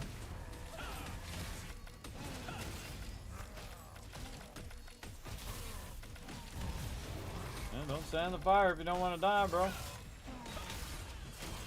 All I say.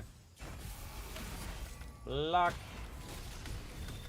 I'm hanging in there with this group. We'll see what happens.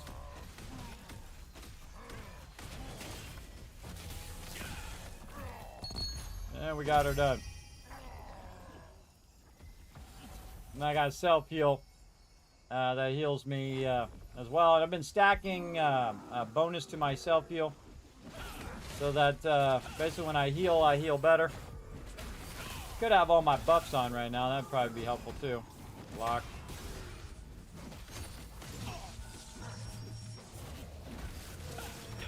Oh, got that block in late. Another self-heal. I know why they pick on me every time. Oh, wasn't close enough to use my thing. Block again. Use my potions. Run out of here.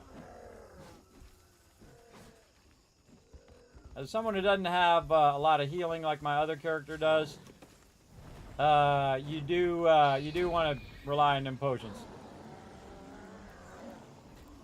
All right, now you just sit and wait. You sit and wait for your stuff. You just need to tag. I just need to tag what? I probably want to be more specific. I also remember doing Anthrax. We had to stay awake for 3 days, PvP and entrance, because the respawn window came up at the latest possible. Oh, absolutely. Yeah, they did the same thing in the old school Lineage, where they put all the raid times at like 3 o'clock in the morning.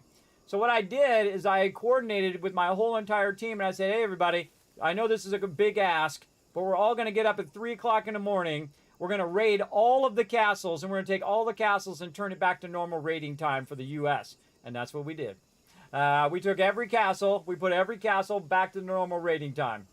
And then we watched them. And if they did it again, then boom, we go. Of course, that's a smart battle tactic if you think about it, to set it to a time that most people are not on.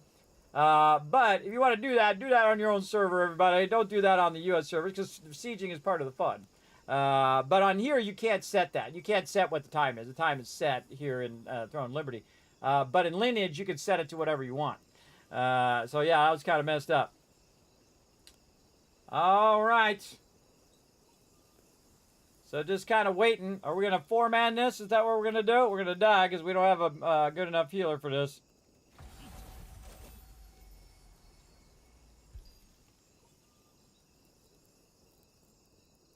I don't know where Darkfall is. This group is taking too long. I could have queued into another group by now. How PowerPoint is this calculation? What calculation? Is the class... Oh, if you want to go PowerPoint, or you go full spreadsheet like me. I'm hardcore, bro. Full spreadsheet, if you want to. Or you can do none of that. It's really how much you want to get into it. On my primary character, I have like what all my gear is I'm aiming for. I'm trying to get that 30% healing boost, whatnot. And what I'm aiming toward is on there. But... so I'm aiming on that. On this character, I'm not. On this character, did it not cue it? Cue it again. On this character, I just, however, right? However it goes, whatever gear I get, I just keep adding it in, just whatever, willy-nilly. Some things I choose, like I chose the weapon, where I said, hey, I want to go ahead and... get this specific greatsword, so I went and used my loyalty coins to make it, and whatnot. Yeah, we're having party matching problems right now. Right at the end boss, too. I'll jump out here if it takes too much longer. I was like, okay, bro, I only got so much time to play. I got 60 contracts to do. But you can see I hang in there. I hang in there pretty well.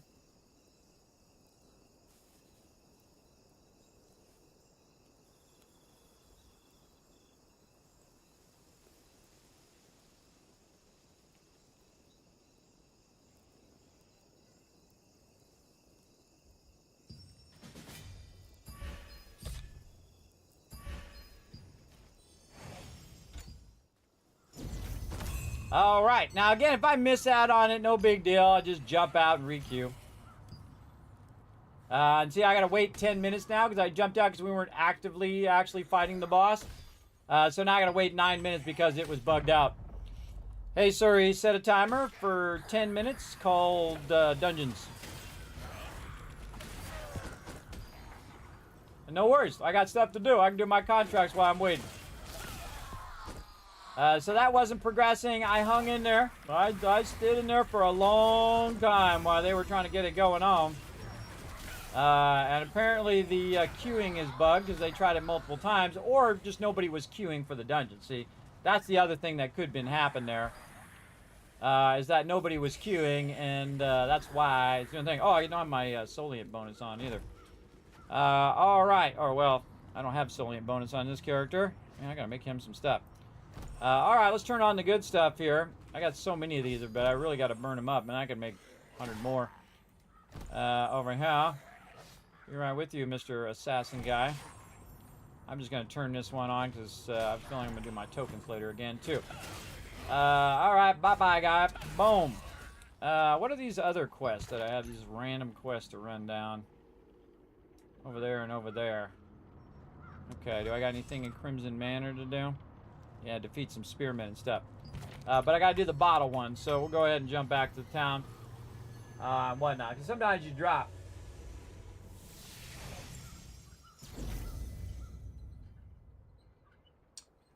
Because I play this game 3 weeks, but my PowerPoint 4672, I'm feeling bad. Oh, you mean your combat power? That's what you're trying to say, right? Your combat power. I don't even try on this character, and my combat power is 4600. I'm not even trying that hard on this character, but again, whatever I get, I just mix in there, runes and artifacts, whatever. My main character, though, he's like 5600. And whatnot. I wouldn't rush it. Just take your time. Enjoy your journey, everybody. Enjoy your journey. Merge it in. Do your stuff. Sell a bunch of stuff on the auction hall. Buy your traits if you want. Buy your gear if you want. It's your money. You do what you want with it. For me, I don't buy anything on the auction hall. I don't buy anything, traits or gear or whatever, because I'm not in a hurry. I want to have that full journey and play it in the old school way that I like to play. Now, the way I play may not be the right way for you. Remember, it's your game. You play it however you want. I'm just telling you from my point of view how I like to play. That keeps the magic of the game going. Especially MMOs. MMOs are super grindy.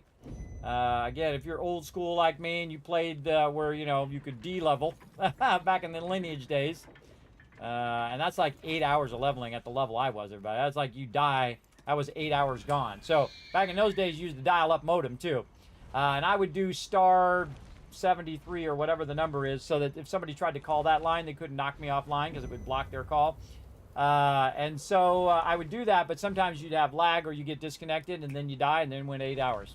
So guess what? You won't spend another 8 hours in there grinding your character back up again, hopefully, unless you died again. Then now you just lost 16 hours and so on. That's the old school Lineage way of playing, especially when you're really at the high end of the game like I was. And the rest of my team was as well.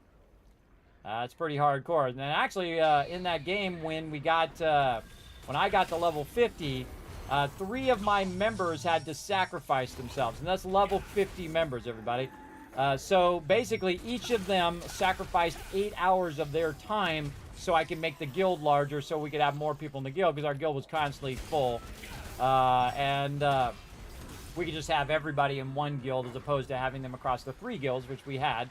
Because I had 3 different characters, and those characters would be, it was respect, loyalty, and then honor, which is the primary guild. And then you'd progress when a slot opened up or whatnot. You couldn't have your alts in the primary guild because we didn't have enough space.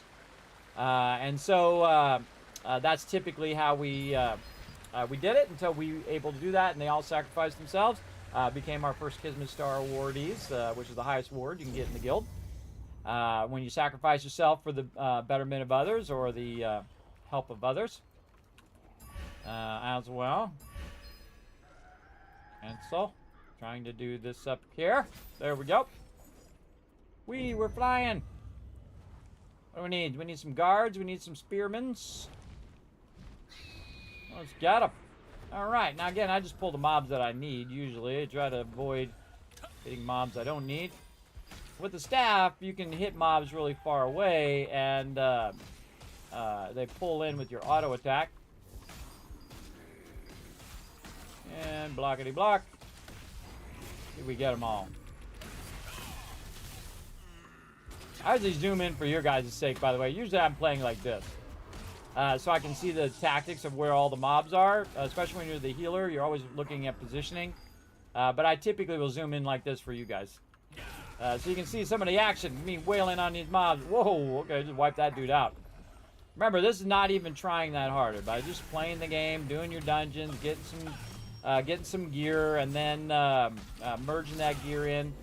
It's more of a matter of time when you're playing free-to-play, right? It's a matter of time. Eventually, you can get whatever you want, just if you do it long enough. You're doing contracts every day, you're getting those bags, opening those bags, and at some point, your lightning's going to strike. Oh, hey, there's that weapon that I really want, right? The only exception is the arch boss weapons, everybody. Arch boss weapons are exceptionally difficult to get. That's why they're like that on purpose. And usually only a certain percentage of the population will have those. And those are the people who go to every arch boss and really practice and have a lot of good gear. And you can get that good gear by doing this kind of stuff. And then get to the point where you can then take on those arch bosses doing a lot more damage. But you won't get the arch boss weapons from this. They do have a new guild raid, Queen Bellendir, that they moved from an open world arch boss to also a guild boss. We tried it. It is not possible. It's not possible for our guild anyway, because we have 10 peeps, and 10 peeps did 25% damage to her. My team is pretty well geared up. A lot of my team are over 6k combat power. So they're pretty decently geared. And still not enough. Now, some people are super tryhards, everybody, where they have all the best in slots and all that stuff, and they can kill that mob. But then, why are they killing that mob if they already have all the gear that they need? Sell it on the auction hall, I guess. I mean, what's the point if you already have all the gear? I think it's not as special than if you do it with the team, and then the item drops, and then that particular person who's been really trying to get that item gets it. We don't make you pay money or none of that stuff, everybody, in the game. We don't make you, go into auction and auction it against other members or whatnot. If you want an item like, say you want the staff, Dargon staff, we'll put you on a list and we'll go run it until you get it. As simple as that. Simple as that. Oh, I think I gotta go up here or something. In here. This quest is down here. Oh, yes. Gotta get the keepsake. These are like side quests, everybody, and I never bothered to do on this character, so yeah, I hit a few of them today. While we're waiting to get back into the queue. Alright, and then I gotta go over here and do some more of this stuff. This guy's done his keys for his week. Nope, I need much more. Alright, let's hit a key over here. Go back this way. Could have got that key while I was in there. There's a little pulley thing right here. Usually there's a little key down here as well. Old mystic portal. Oh, hey, there's a note down here I didn't get on this character. Yeah, it's usually in here. Maybe it's somewhere else. Being sneaky. Where are you, little thingy? It's down there. This way, over here. There it is. These are mystic globes. You need mystic keys that you buy from the contract guy, and see, it gives you loot. And then sometimes you open the bigger ones. I really like the event they came out with, which is like a treasure event. You run around, collect a bunch of treasure. It was really awesome. I wish they just kept it in the game because it's real fun. They could have just nerfed the loot and kept it in the game. It's a really fun little mini game. I personally liked. See, this character hasn't been around too much. You can see there's a bunch of stuff that he hasn't clicked on yet. If I run by it, I'll click on it. I don't read it on this character. Usually I read some of that stuff as long as it's not too wordy. Sometimes it's just like, 5 paragraphs of stuff. I'm not reading all that. Again, if you're really into lore, lots of lore stuff to check out. There's another one of these. Probably in here. Up from this side. Another mystic globe. Might as well get these while we're out and about. Alright, what other keepsake stuff are we picking up? Where's this? Way over here. Alright, we'll go to Whisper Lodge. Uh-oh. Time to do some more dungeons. Alright, try that again. Mobs will interrupt your teleport. While we're doing that, we'll do this as well. See if we can get into some 3 stars. Oop, we're teleporting. Try it again. 3-star randoms. Request. Alright, I'll just let that run. Do that later. Alright, now we're going over here. Now, a lot of these quests, by the way, are leading you to certain areas, so you're discovering those particular areas. This area over here is actually a boss area. So we're going to run over here and check it out.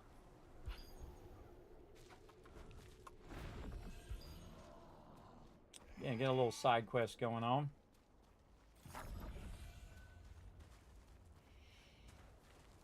Honestly, forget what this quest is. I think this is the one that where you try to get one of your morph peeps.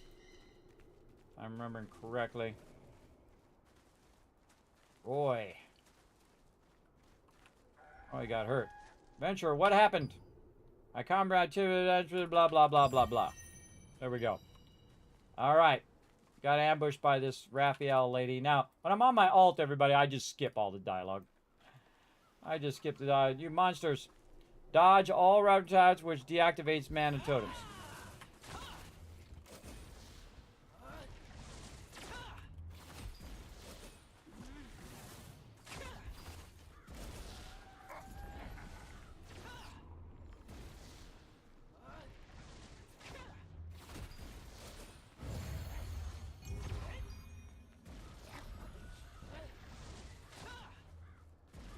Oh, deactivated that one.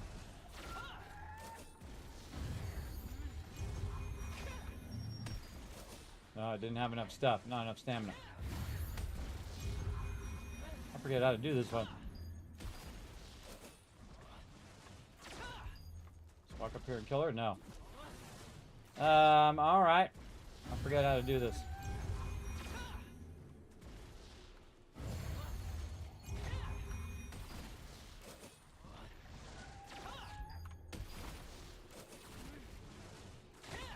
God, I totally forget.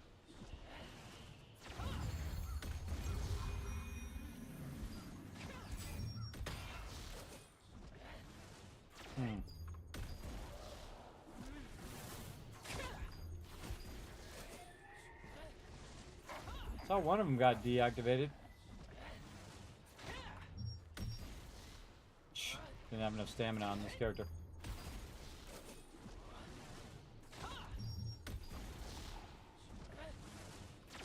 It doesn't really explain it all that well. See, this is one of the problems with this game. It doesn't explain it all that well. It says dodge. Dodge all Raphael's attack, which deactivates the mana tokens. Totally forget how to do it. I've done it on my other character. This character doesn't have the stamina for it. Yeah, whatever. Don't really care anyway, because I don't really want the morph. I'll go ahead and just turn that one off. Pretend like it doesn't exist. Right there. Back to town. Again, that's one of these morph things that I don't use. These, I forget what they call those things. Guardians. Yeah, you unlock another guardian. That's one of, you can see that I'm missing a bunch of guardians on this character. Again, it's just an alt. My other character has them all unlocked. There's something you have to do, dodge, roll, or do something. I can't remember. Something like that. Let's go down here and talk to Justin. We'll get some more contracts, do some more dungeons, hopefully.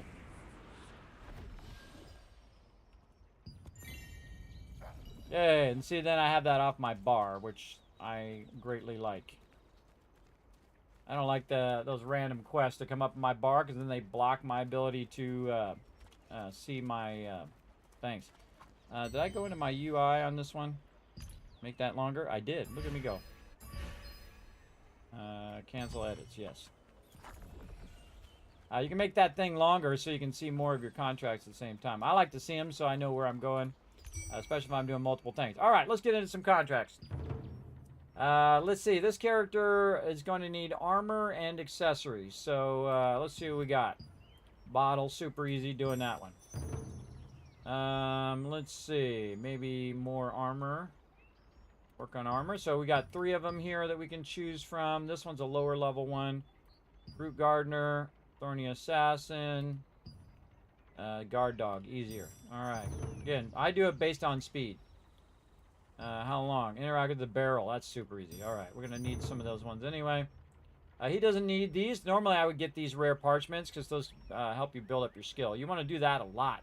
When you're first leveling up, everybody, say you're at Pure Light Tower, you want to do a lot of this so you can get your skills to maximum level. And once you do that, you don't need those anymore.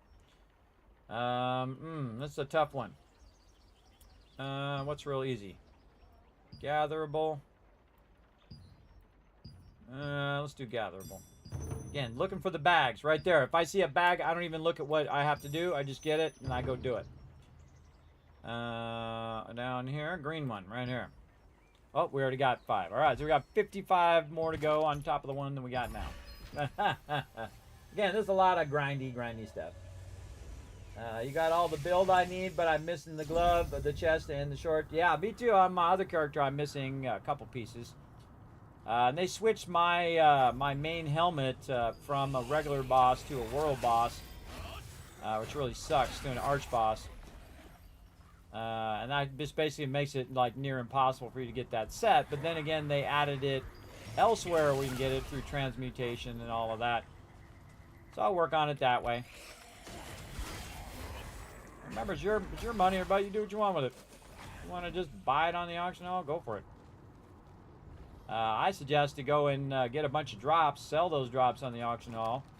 Then you don't have to spend a dime. Then you get your loot.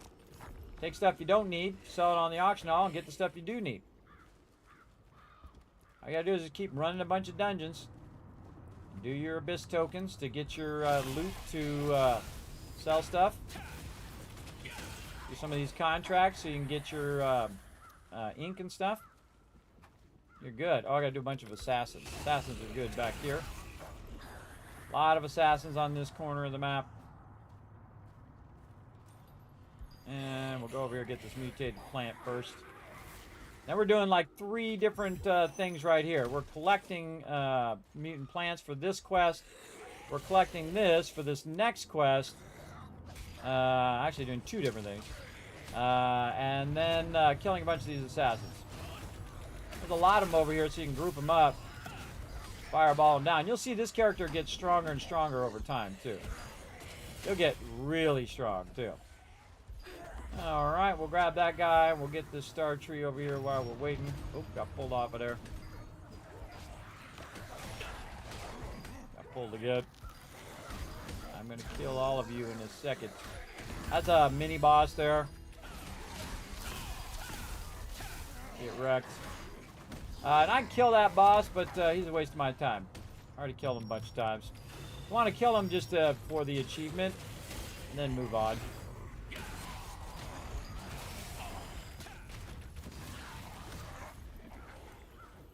Again, when I run out of things to do on my primary character, sometimes, not always, I'll work on my alt here.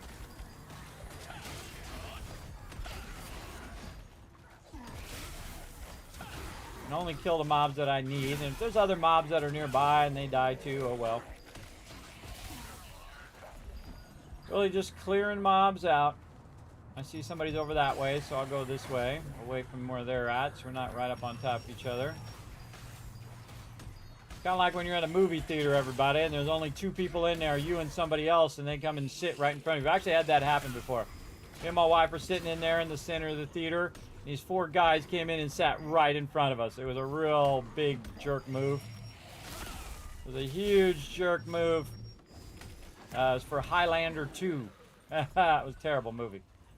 Terrible movie. I think it was Highlander 2, or maybe it was Highlander 3. I don't know. Apparently nobody wanted to watch it other than me and those 4 guys. My wife only went because I dragged her to it. She didn't care. She don't care about the Highlander series. The original one is exceptionally good. And they also have like a TV series that I've never watched. I've seen little snippets of it from time to time, but never seriously watched the series. I hear it's pretty good. You're into Highlander. Not that into it. Oh no, I'm stuck.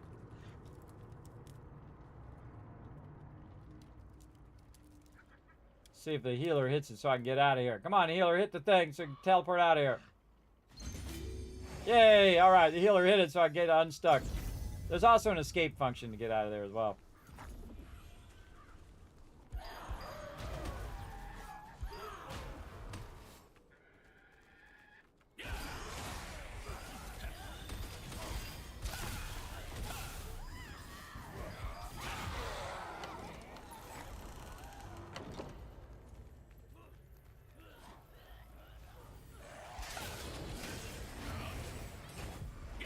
First thing I do is get in and stun the mobs, and then you can see I can just AoE all these mobs down. Somebody feared that guy. It's like the Grim Reaper there. Grim Reaper. At first I didn't really like this one, but this one's actually starting to grow on me now. If everybody's doing their job, then it comes out great.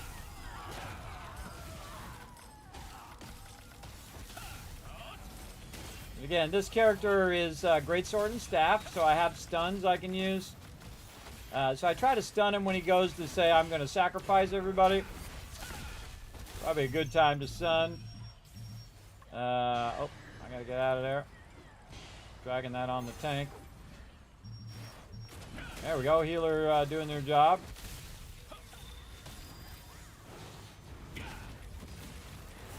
Remember, everybody doesn't have the same benefit as I do, everybody. I have guild members that that tell me, hey, Kismet, this is what I think is great. Then they say, oh, well, this is the setup I have. And, you know, we share information with each other about, like, what's the best mastery, what's the best set, what goes good with wand, what goes good with greatsword. And I usually play very uniquely different than everybody else. Like, most people play greatsword and spear. Because spear is like the new meta. And usually whatever the newest thing is usually the most OP. I'm going to wait for him to do a heal ring. There we go. Before I fly down there and then just go completely ham on everything right like this.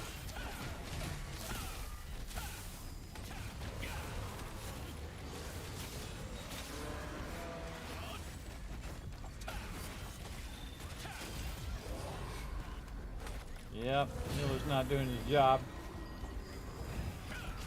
Happens.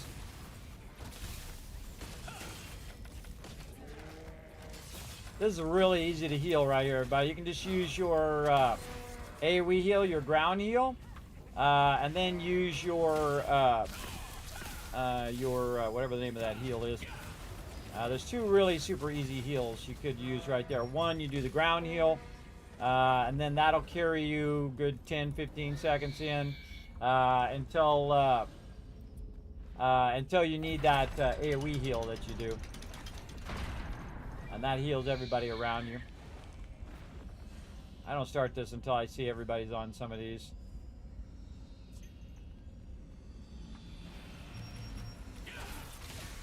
I see which ones they're on, and then I go to the other ones.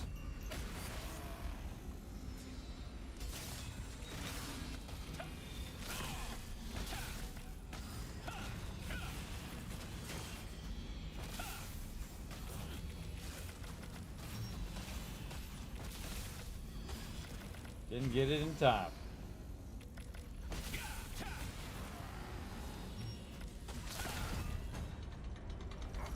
Got him with the lightning.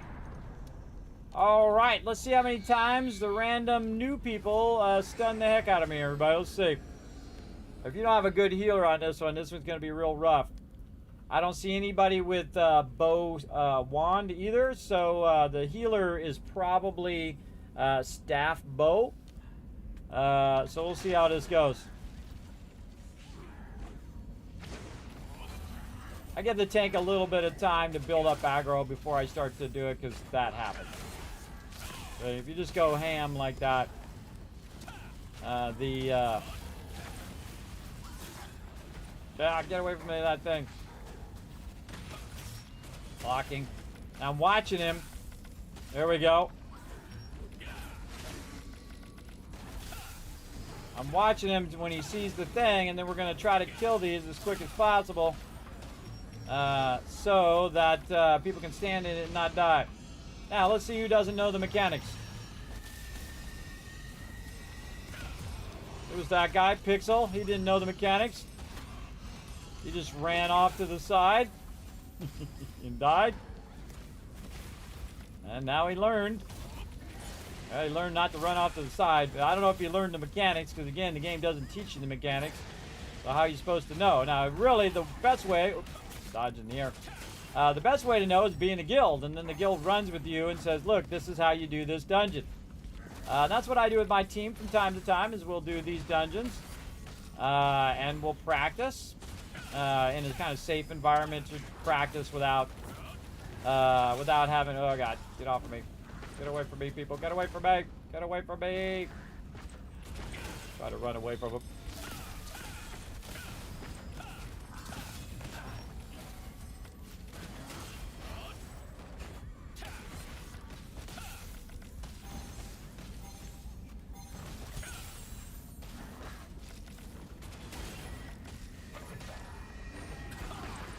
Ah, I tried to immediately turn away and he feared me, so now I'm just gonna stand here in the corner.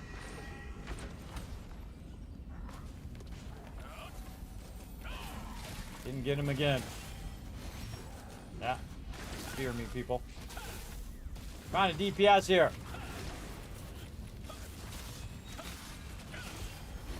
There.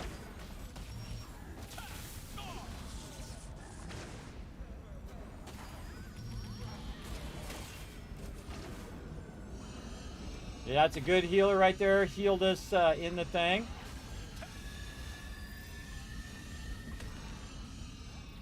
It's a little far for this character to hit. He's gonna jump over that way, dodge. Try to stay out of the fire. Fire bad. Dodge. This guy's dodge rolls a little better. It depends on, you know, the fluke of whether you whether it's lagging or not, where it's skill lagging, where you press the button and it just doesn't do it. That sucks when that happens. That's just simply moving in and out of the area. If I see a heal, I'm going to go stand in it. Oh, God. Had to be right that moment. Can I fear him after the thing? Apparently you can. Alright, and then I'm out of group. Oh, we got the little laughing Animote. Cool. I probably already have it. The way you can tell is if it shows up. Oh, actually, it didn't go in there. Awesome. Whenever I got a new Animote, this guy, Loving Jolt, I just summon him right away. Just because every time I get a new one. Oh, look, I'm stuck in the tree. Awesome. So you got this function, or actually just hit B to teleport out. But you got a function, you can just hit escape, but I'll just hit B to jump out and then jump back in. Like that. Plus I gotta go elsewhere anyway. Let's see, we gotta go over here to do mutant guards. Now if you hit that little the little crosshair here, it'll tell you exactly where you need to go to do that particular quest, which is awesome. Now if you have a bunch of them at the same time, even better, because then you can get credit for multiple contracts simultaneously. All right, where are we feeling? I'm feeling left side on this one. Let's go. Left side. All right, let's get everybody together. Let's party. You over there. Come on, get over here. Get over here by this guy. Block. Whoosh. Did I not get that guy? Apparently did not hit that guy. Hey, you. Boom, there's some lightning for you. Get over here. Get over here. Blocked. I don't need to kill that guy, so I'm not going to worry about him. More of these guys. Now we're going to be doing this a lot, everybody. Again, it is a bit repetitive. It's an MMO. That's what happens. You can very easily get bored with these. So I try to do them to a point where I feel like it's worth my time and my character is progressing. But if I get to a point where I'm like, all right, I had enough of these, I just stop doing them. It's as simple as that. Stop doing them, everybody. Don't burn yourself out on it where you're not having fun doing it.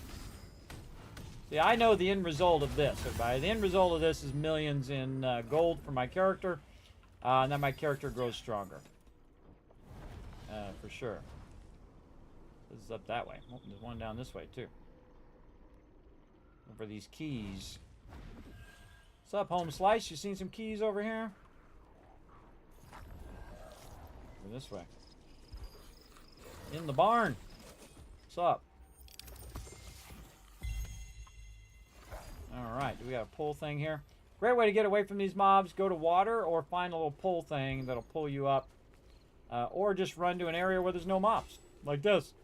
Now I got to do the bottle thing again, so now I'm just going to teleport back. Oh, I could be queuing for some more dungeons. Let's do that once we get up here. Again, that dungeon run wasn't too bad. We had to do a little bit of work there to make it happen. But that dungeon run is pretty smooth. And again, I could have got some drops. I didn't even look. Yeah, I got some swirling essence robe there. And of course, the chance to get some more loyalty coins. I didn't get them, but you might. I have bad RNG, everybody. Really bad. But the funny thing is, it's so bad that it'll be bad a whole bunch of times in a row, and then I'll get one amazing drop out of 100 bad ones, which is great. I got all the build I need. Missing glove, the chest, the shot. Yeah. Well, again, let's keep at it. They added a whole bunch now to the transmutation. They added it to Nebula Island. They added it to Queen Bellendir, which is a guild raid. Oh, here we go. We got a thing going on over here. Some events coming up. I don't think this guy needs events. Does he need events? Nope. I don't do his Hall of Illusion. You do some fishing. Fishing and stuff. He definitely got his contracts done. I did 55,000 contract tokens on him. Yeah, it was a lot. We just went to Birkin Estate. It was like an hour and a half. 55,000 tokens. If you're getting a really good group that's just, you know, you got one healer and everybody else is just DPSing.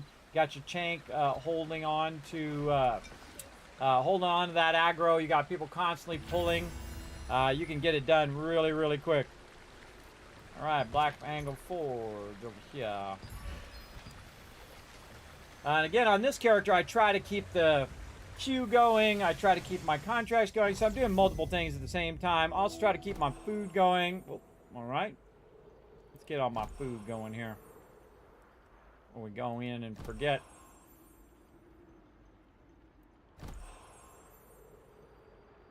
Really need my Solient bonus food. All right. We got to also do a barrel here. Do that while we're waiting for whoever is not pressing the queue here. There's always one person that makes everybody wait 30 seconds and then times out and then someone else comes up. See, but then when it comes up though, the cool thing is it'll come up pretty quick. Now I'm going to run away from this mob so that when the queue comes up, I won't be in aggro. There we go. Let's see what we get this time. Some of these are really rough. Ah, this is my favorite. All right, here we go. This one goes pretty easy as long as everybody's kind of in the zone. Sometimes it goes horribly, horribly wrong. For sure. Big time horribly wrong.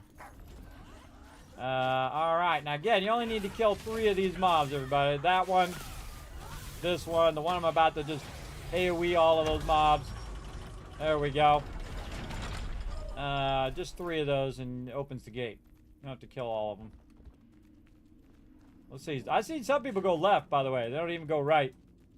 They go left and they do the left one.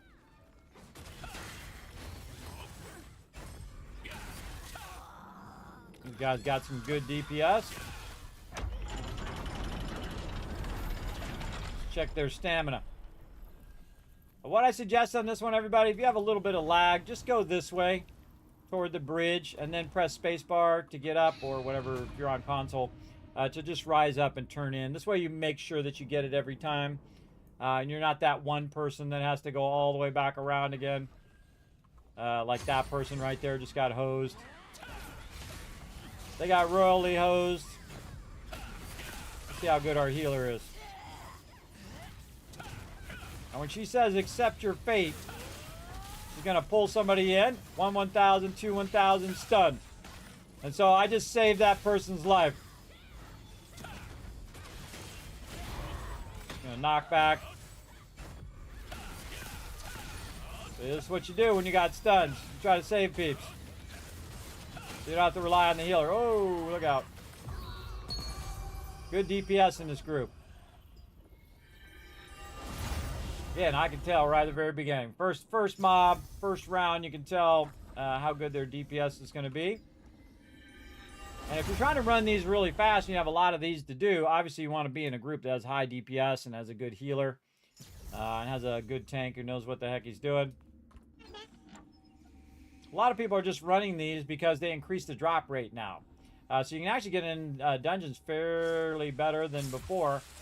because there was a lot of people doing dungeons, then it fell off, and then lag. And then since they increased the drop rates, people are back trying to get their gear because they were getting frustrated because the gear wasn't dropping. I fully empathize with them. That's what I'm trying to say. Try to take my shortcut. Oop.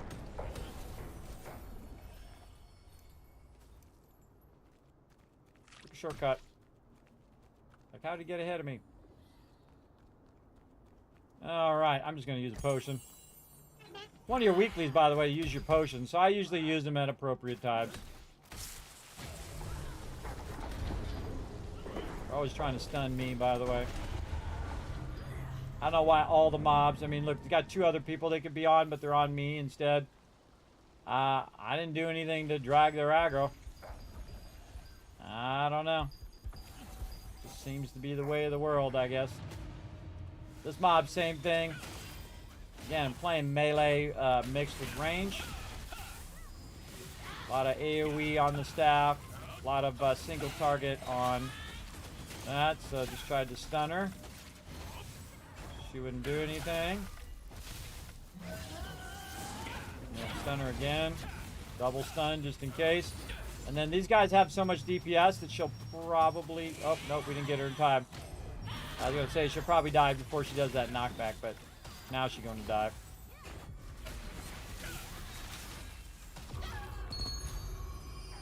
No biggie. Alright, now comes the real test. Let's see if they can work together. A lot of game mechanics at the end of this one. This one's the easiest of the 3 stars. If you have a decent group, know what they're doing, who's helping each other, you can get this one done. Especially good to have a good healer. We have a healer that is both wand and bow, which is typically the best healing.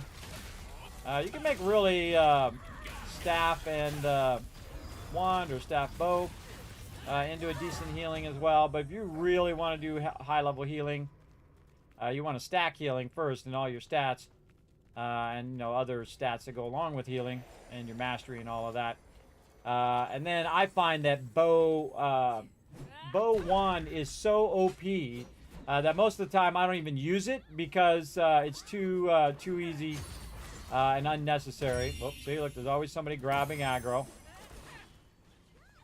See, I don't do anything until the tank grabs his aggro and then block.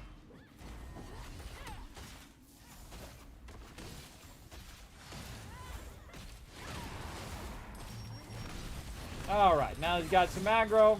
Let's see if he's got it locked down. Oh, he sure doesn't. It's tough for the tank. There's not enough aggro skills, I think.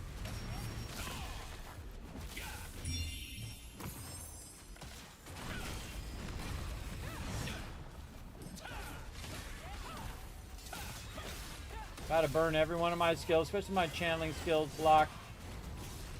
Then I'm gonna start to move, dodge roll. Over here.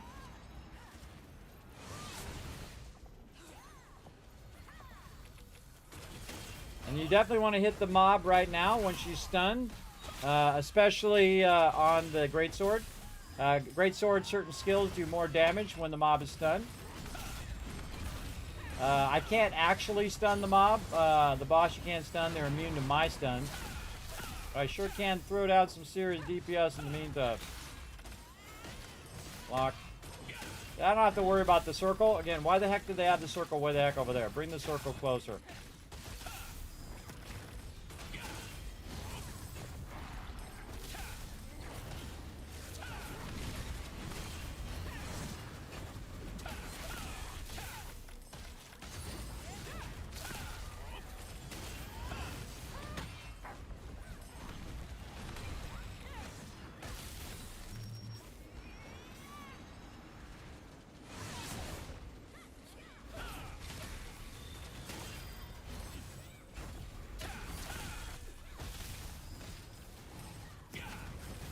Better if I'm at melee range because of my other melee skills. 7%. Group's pretty rock solid. Good DPS. Really good DPS. Healers doing their job. They did the job with the circle. They crushed it, everybody. Good group. I'll give them a GG.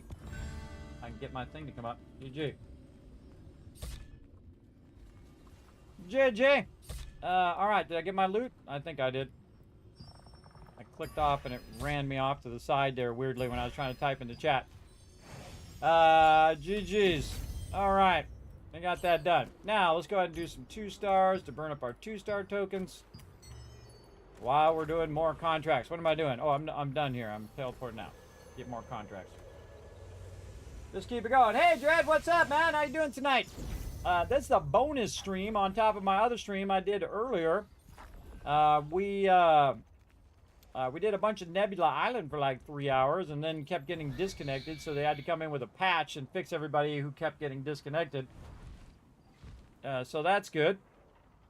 And again, I'll keep doing this until I run out of tokens. So when I run out of tokens, if I have a lot of Abyss coins, I'll go do that after.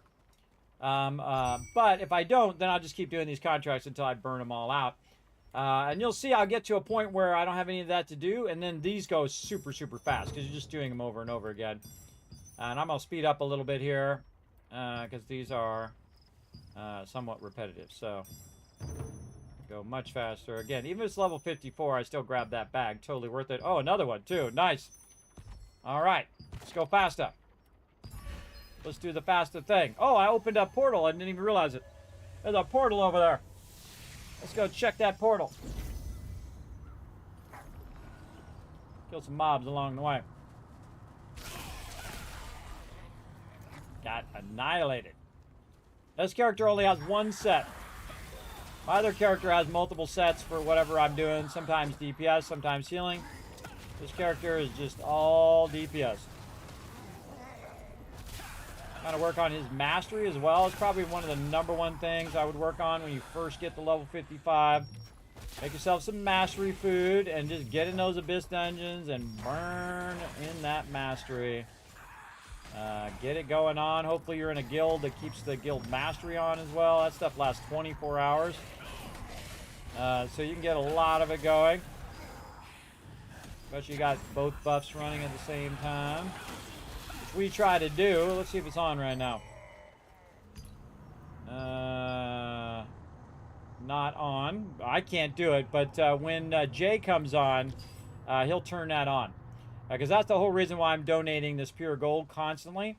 We're going to eventually run out of cash, but we just keep that weapon mastery going. It benefits every single team member, especially when we're doing a whole bunch of Abyss dungeons and stuff.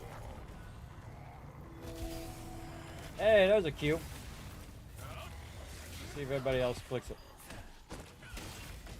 Worth my time to click it? Yeah, let's click it, see what happens.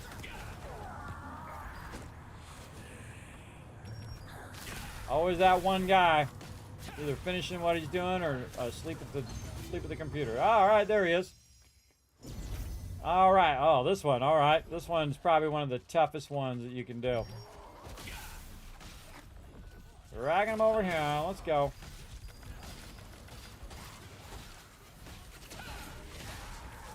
Again, right at the very beginning, you can tell where they have good DPS. Great group, good DPS. They grouped up. Oh, we've got to kill the other ones.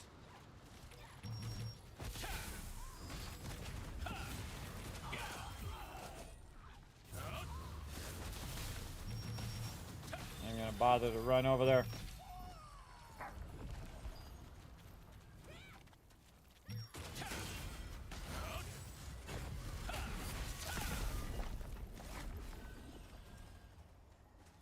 Hardest part in here for me is the symbol one, which you'll see here in a second. Again, let the tank do his job. My current tank is, I don't know, one of these spear guys. Wow, we don't have an actual spear or a sword and board. Am I just not seeing it? Yeah, I actually don't see a tank with sword and board or with spear. Yeah, crossbow, dagger, great sword, wand. I don't know, he queued for tank, but see if this goes horribly wrong. Like that.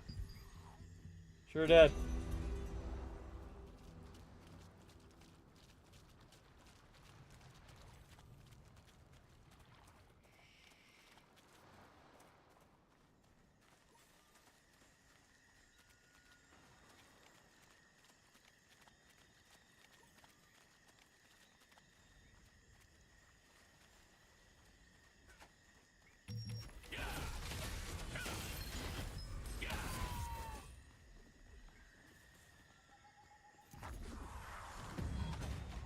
You do the dimensional circle, and then the other people can res. They were just waiting for us to finish the dimensional circle.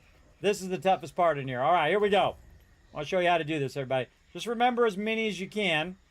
Just remember the color. Green, blue, yellow, purple. Green, blue, yellow, purple. Green, blue, yellow, which is this one. That one's mine, dude. There we go. Now, the other two are whatever those aren't. So if you get a different color than green, blue, yellow, purple, then that one's yours. And those guys didn't get it. But they didn't die, so there you go.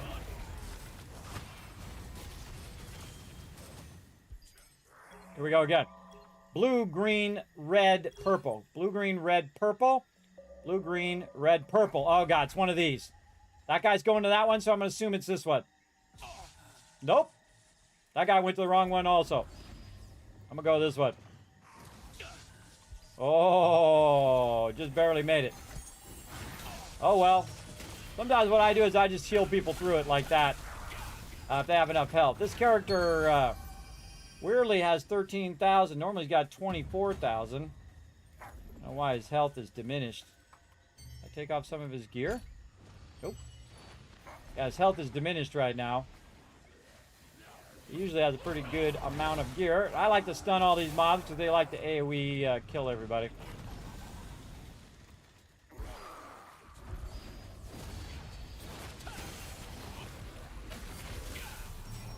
I like to block too because my character does like a spin thing.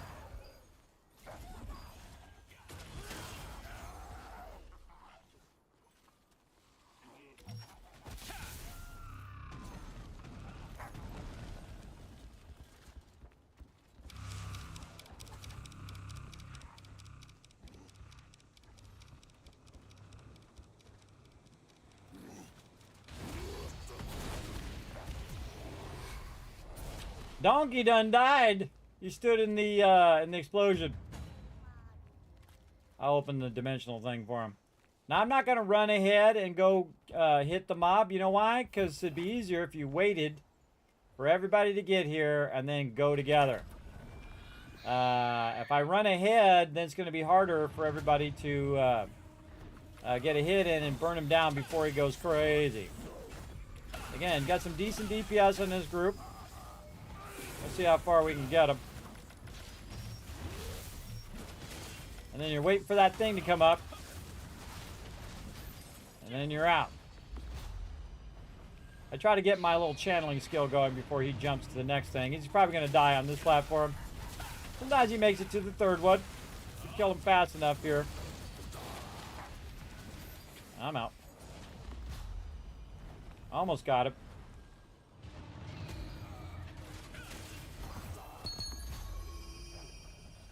All right, this is the one that separates the gamers from the noobs.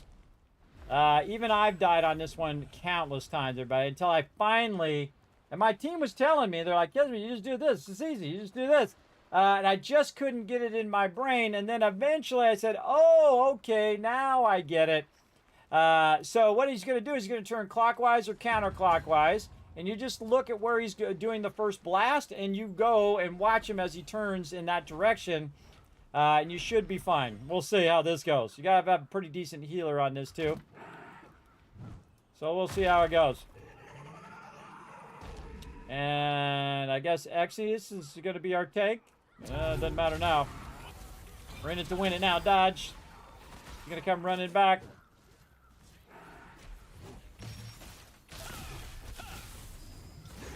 I try to get all my skill rotations going before he pulls us in there. so that I'm channeling and doing DPS while he pulls us in. All right, now you're going to get a tether, and you'll want to run this tether wherever he is not AoEing the ground. So you want to watch him. He's AoEing the ground right here, and then he's going to turn left or he's going to turn right. He's turning right, so he's going clockwise. So you just want to stay away from where he's doing that. Now he's going to do right where my tether is. I'm going to get stunned right there, but I'm away from where he's at. And then this guy's doing the same thing. He's running away. He's going to get stunned. And now he's done it all the way over there. Dodge roll. Look out, because he's going to charge you. And then you get in there, and now's your time for DPS.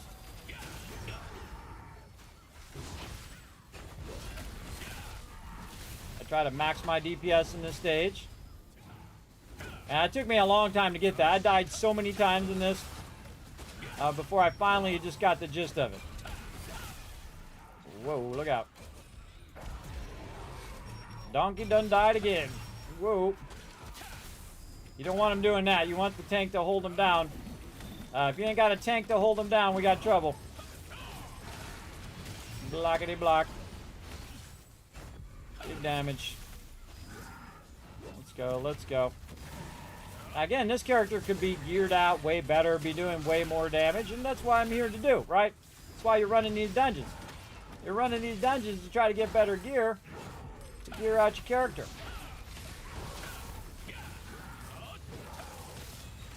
I'm just trying to do as much damage as I can before he goes into that charge mode.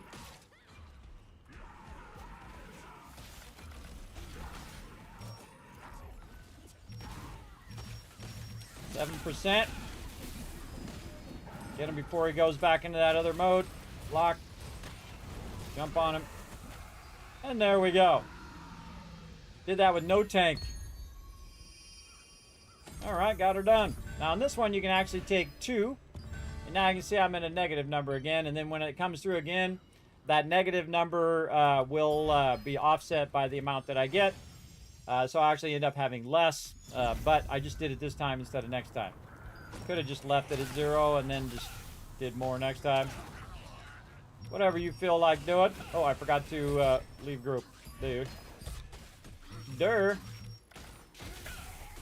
we go. Now I have no more of that to do. Now it's all about doing this. Getting these contracts done. And I'll do them until I, get to a point where I'm like, all right, that's enough for today. Or maybe I'll do them all. We'll see. We'll see how I feel. How long I've been going? 3 hours. Probably a good time for a break.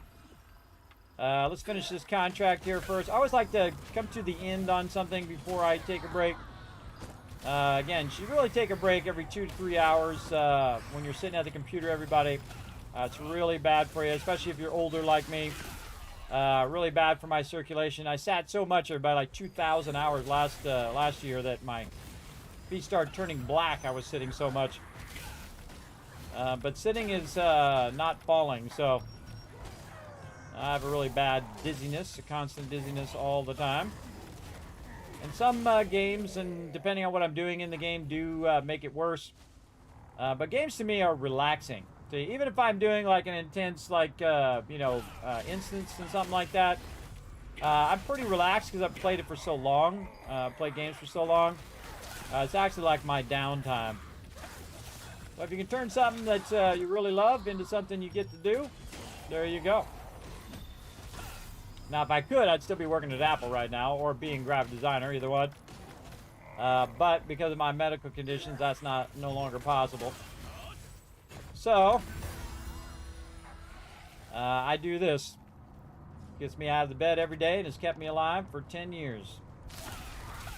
Coming up next month, by the way. Next month on my birthday, June 23rd, I'm going to be 55. This is astonishing to me as it is to you, everybody. And I'm still around. Because when you're young, you never think you're going to live this long. You look at other people who are 55 and you're like, wow, they're really old. That's what you think. And then before you know it, everybody, boom, it's your turn. Time goes by like that. Just like when you're playing a game, everybody, 12 hours go by like that. That's how life goes as you get older. Starts to accelerate. Even though it's the same amount of time physically, but to you, you're just, you're working, you're taking care of your family, you're doing a bunch of stuff. Time is buzzing on by because you're doing all of those things. And that's taking up all your time. All right, we got to go over here. We'll just pop over here at Crimson Manor. See if we get out of here before this guy hits me. Too slow, sucker! Got out of there and forgot me. Now, you don't want to go in there now, everybody. Let me show you.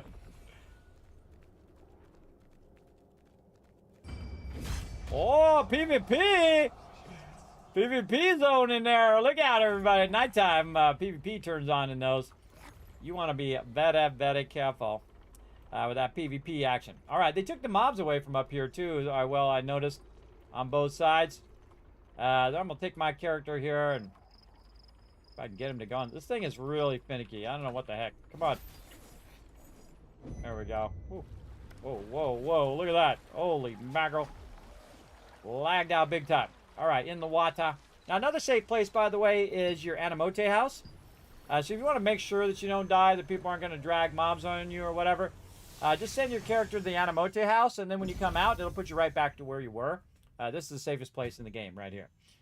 Even more than town, I think, because nobody can get there. Nobody can get in there, only you as well. All right, let's go ahead and take a quick break, everybody. We got our words on stream finally reworking again. You can descramble these on my Twitch channel, twitch.tv/Kismet. Remember, I am streaming to 6 different platforms at the same time. I'm a Twitch partner and a YouTube partner. That ain't an easy thing, everybody. That was very hard. As well as also streaming to Twitch. What is it? Twitch, Kick, Trovo, and Facebook all at the same time right now. For your guys' entertainment. So I don't care where you watch stream. I just appreciate you that you do. All right. So again, you can go to twitch.tv/Kismet. Use that chat. Sadly, it doesn't work across all of them. But descramble the words. If I see you guys working together when I come back, I'll show you a bunch of Kiss Caps, which you can use for giveaways in the future. All right. Back in a bit.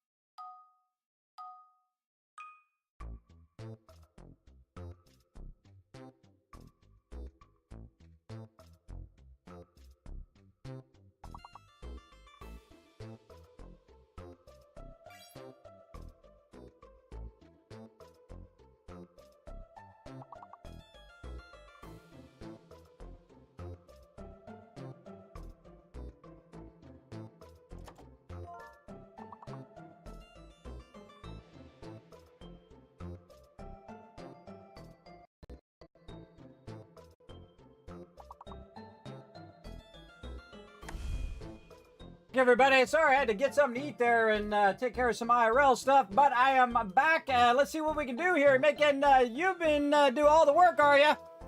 Let me come in here and try to lend a hand. Let's see. I'm terrible at these, but I'll try. Stun. Stun is a word. Right there. There we go. What do we got? Sunt as well, probably a word. Let's try it after I become unlocked. Here we go. Oh, MD Story got stunned before I could get it. He quick draw me. That's okay. Ant is a word because it's the non-plural version of that word over there. We need like 2 or 3 more words. Now remember, if you do get a word right, you're going to be locked until the lock goes off there, and then you can do some more. Nuts, yeah, we all nuts in here. Let's see, S-U-A-N, what's that spell? S-A-U-N. I don't know, I tried it. What? N-A-S-T, N-A-S-N, I'm just making up letters and throwing them together. What else? N-A-U-T. Oh, ants, good one. N-U-A-T. N. I already got nuts. Oh, man, did we get it? Oh, by 1 word. Oh, man, I couldn't think of any. Couldn't think of any words, but then again, that's nothing new, everybody. But good try, everybody. I love to see you guys working together in the chat. One of my favorite things is to go ahead and reward you guys for working as a team, just like we do in game. I appreciate y'all coming in there and lending a hand. Again, sometimes I'm a bit older, everybody, so I got to take a little bit of a longer break, especially when I've been really pushing myself. And whenever I feel like that, everybody, I don't mess around. I just take a longer break, or I just stop the stream and I go lay down. You don't have to worry about me, everybody. I know what my limits are, and I just keep trying to push them back every day, little by little.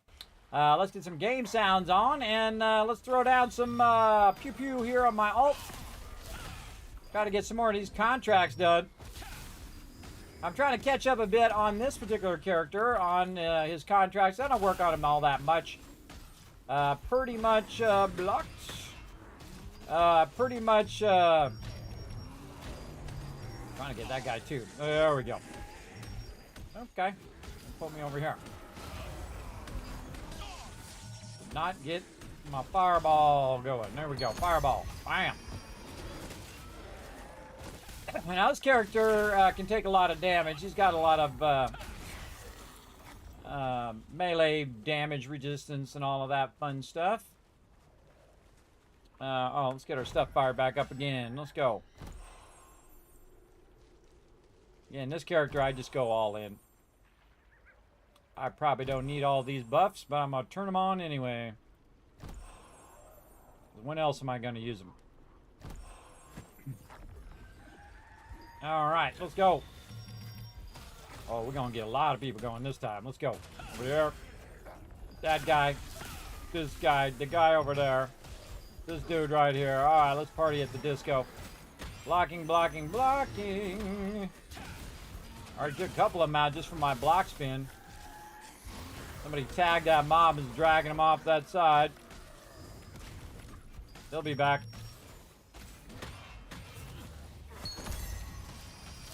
I don't need to run to him because I'm partially melee. Right over here. And then jump stun. And then do the big boy. Bye-bye. Later, sucker. And then stun again. Use some of my stun skills. Dude didn't even get a chance to hit me. And then we out. Now what I do is I usually run out like this and I pull myself up onto this. And just kind of run away from the mobs here so I'm not aggroing all the mobs. And it keeps me from teleporting. And then Black Angle Forge. And again, very repetitive, everybody. It's very repetitive. You just keep at it. Oh, and I forgot to say, put a 1 in the chat if you can see and hear me as well, just in case things are going horribly wrong. It's been awesome. I've enjoyed your stream for years. Well, thank you, Yuba. Thanks for coming in and hanging out, man. I appreciate you. I appreciate everybody who comes to my channel, lurks to my channel. Some people listen to my stream as a podcast. I greatly appreciate all those people as well. All the people who lurk and come in and out of the channel throughout the day. This is actually part 2 of a stream I started earlier where we were doing some Nebula Island. I don't typically do Nebula Island without my team. Though this character could probably do from some Nebula Island. I might do some pugs on this guy in the future, but definitely not today. He's got a lot of contracts to get going on. We're going to get all of these guys together. Again, we don't need to kill ones we don't need to kill, if you know what I mean. We need to kill 5 or 15 more golem or dwarf brawlers. Brawlers being the easiest because they die faster. Like this, you stun this guy and then you just bye-bye. Suck out way too much damage right there. 17,000, that's more than he actually has health. Didn't really need to let that Q. I could have just zapped him with it. Like that. And again, the great thing about brawlers is brawlers are melee, so you can go ahead and just pull them all in together. Take them all on at the same time. I noticed that one golem is part of the quest and the other one is not. So good to make sure that it's actually a quest one. Okay, this is a great thing about the staff. Your staff is a great pulling weapon. Just pull stuff in. You got a lot of really quick attacks. I don't need to kill that guy. Get this guy over here.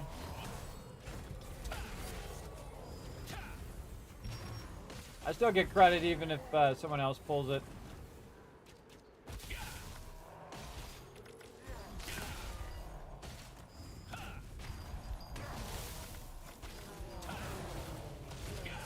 Free amount of time. And then one more. Let's do it. You play Staff Dagger? I'm interested in trying Wand Dagger. How do you like Staff Dagger?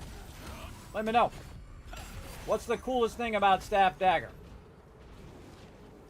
Gotta retrieve the materials from down here. Interesting, again, trying Wand Dagger. Eventually I'll try all the weapons on my main character because I'm that guy.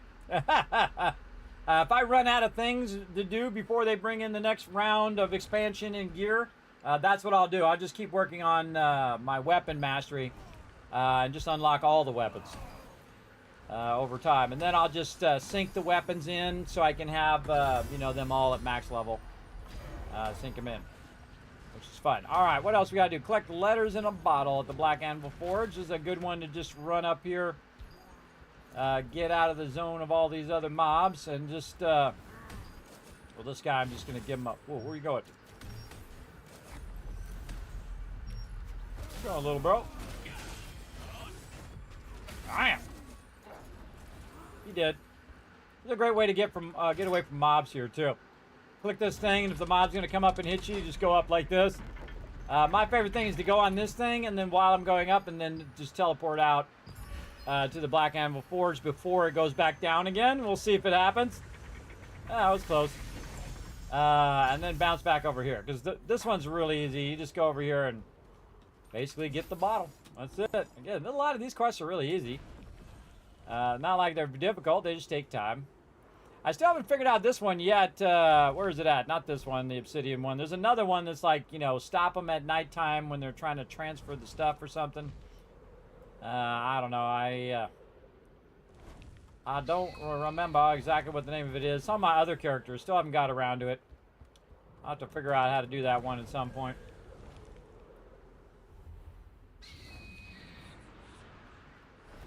Staff Dagger's great for PvP. Not good in PvE. Staff Longbow, perfect in PvE. Oh, well, there you go. Yeah, I like Staff Greatsword, so I have some stuns. I really like doing the stuns. And this character is more of an experimental character, where I just like try a bunch of stuff and see if I like it on this character, so I'm not burning all of that stuff on my primary character. And so that's what I do. And again, eventually when I get my primary character to a point where I'm kind of waiting for the resets, or I'm waiting to do stuff with my team, I'll come over here and work on this guy. It's not that difficult. You know, you can go in and do a lot of these as well. And remember, you can do these through cooking as well. I prefer to get these resources because I know I'm going to use these resources later, especially here on the thing there. And then especially getting the bags. We get this one for armor. Again, you can see I don't even look at what it is I need to do. Unless I have two of the same ones, then I look over here. If not, I just look at what resources I want. And these are easy to do. Yeah, I'm going to see the bag. That's an instant get. Oh, 2 bags. Nice. All right. And again, you can see my Abyss contract tokens going up too because we're getting those as we do our thing. This is go back up to the top. Run out there, get the bottle. Now, the cool thing about going out there and doing the bottle is sometimes you'll have other mobs that you need over by the bottle as well. You might get real lucky where you have, like, collecting stuff, kill so many mutant dogs, and get the bottle at the same time. Then you have, like, 3 things in the same area that you can just knock out pretty quickly. And this character doesn't have as much stamina as my other character. So he can't quite fly all the way there. He can fly pretty far. But you can see that it doesn't take any stamina. But if I look down, you can see that right here we have a whole bunch of mobs that are part of my quest. And they actually come all the way up the side here too. So I can just get the bottle, which is what I would get first, and then I double back. Wipe these guys out, and I need the resistance document down there. And I could also do those first and then just do the bottle last. Me, since I'm already up in the air, I just like to fly over here. See, the dog's going to aggro on me, and the same thing with the gardener. The second I hit the dog, I might as well just wipe him out. Oh, he wasn't watching. He turned away for a second. Stuck up. Got the bottle. Then you want to jump up on this rock. Ooh, jump up on the rock. Oh, we're glitched. Okay, we're gonna pull ourselves out of there. There we go. Do what we gotta do. Alright, now we gotta kill a bunch of these mobs. Always grab the melees and pull them to the ranged. And then stun them all. Oh, I like how I stunned him and he got me right at the end there and he stunned me. Honk. Honk!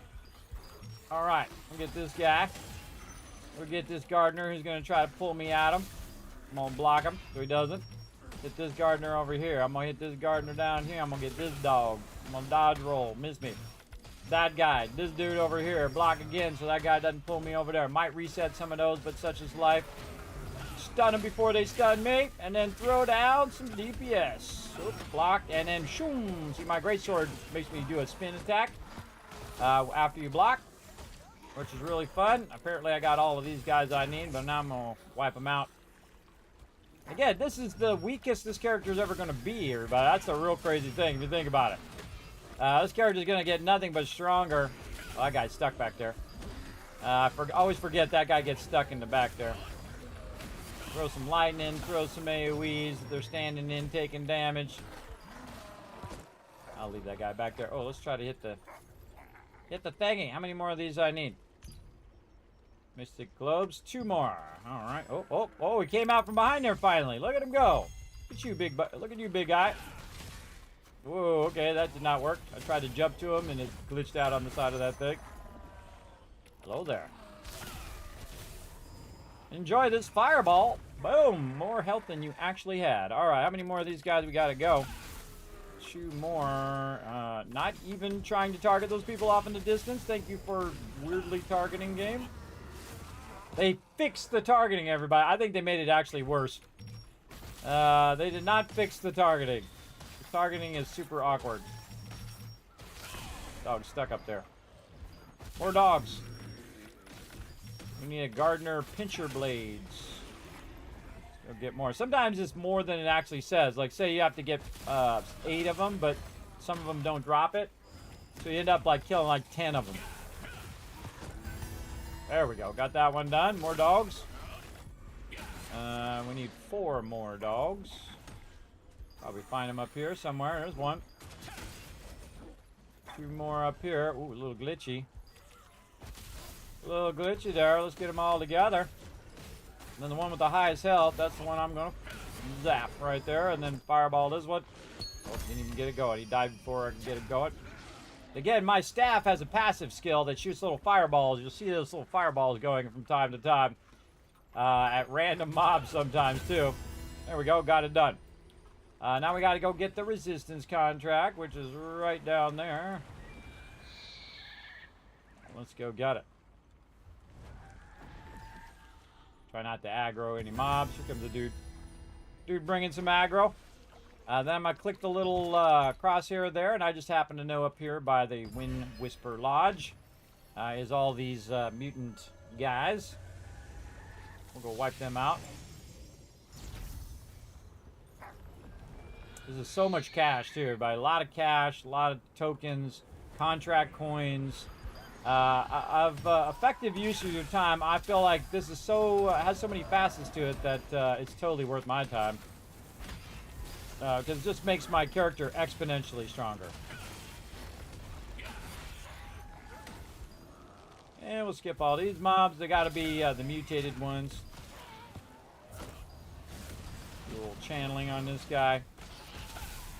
Lightning at his feet. Keep rolling it on. Sometimes they root me, which is great to be ranged when you're rooted. Look at these two are fighting each other. Stun him before he stuns me. Watch this right here. Well, bye-bye. Oh, he disappeared. Oh, you sucker. Tricky. Boom. One-shot that dude. Oh, well, look who we got here. My little friend, my little pal. Give me that loot, bro. Give me that loot, you little munchkin. You ain't going nowhere. You ain't going nowhere. Where you think you're going? You got nowhere to go, bro. You got nowhere to go. Get over here. Boom. All right. Stunned it. Fireball him. Get over here. Get over here. Stun him again. Get it with my stun skills. Get it with the channeling. Really get some DPS there. He's stuck in the corner. And now, boom, I get a whole bunch of loot. I see those little treasure goblins from time to time. Pretty fun. Fun stuff. Oh, doing the Crimson Traps is next. Let's go do that. Pretty fun. Pretty fun to find those little random goblins from time to time. They had a whole goblin thing that I didn't... I did it a little bit just to show it on stream. But I find a lot of those type of events, people get real greedy, and it's really a thing. It actually wasn't that bad, but it's usually not my thing because, you know, certain people ruin that kind of stuff. They get too obsessed and they get, like, very selfish. So I try to avoid those type of events if I can. But it did take a lot of people to kill the mob, so that was a smart thing that they did, so more people could participate instead of just... you know, certain people who have just super high damage. Oh, why am I going that way? I don't need to do that yet. I need to get some contracts. Now, I find this very annoying to have to teleport up here and then fly down every time. It's much better at Pure Light Tower where you can teleport in, go get your contracts, and then go do your thing. They'll fly down every single time. This adds up over time. It absolutely does. And probably causes people to become discouraged doing their contracts as well. Because they got to keep doing that over and over. All right, stray cats, we'll get it done. What do we got here? Gatherables, sure, we'll do those. Bottle, all right. No, this one. Ooh, good one, good one. This one or this one? I like doing the dogs. Only 4 dogs, that's pretty easy. All right, 40 more to go. You see, we're going much faster on them now, and that's because we're not being interrupted by doing the dungeons and all that other stuff. Remember, this is building back up my tokens as well, so. Allow me to do some token fun here in a bit. We'll get all these done. We need some branch soldiers. We'll get a few of these together. Back there. Oh, did I reset that one? Maybe. Get over here. There we go. Let's get it together. I usually wait till this one walks over here. This way I maximize the use of my skills. Then I get that spin attack, which I really like on the greatsword. The greatsword's massively OP, everybody. Just along with the spear. Spear's even more OP than the greatsword. I basically used the greatsword since I started this character, and especially in the early levels, the greatsword's just annihilating everything. It's absolutely throwing down, even if you have a basic greatsword and you're just running around smacking stuff. It's pretty awesome.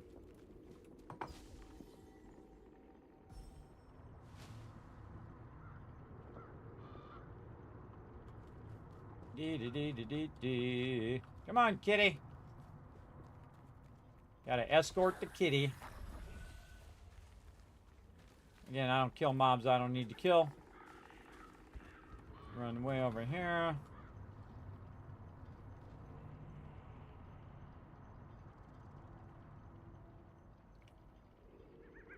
Let's wait for this cat to show up.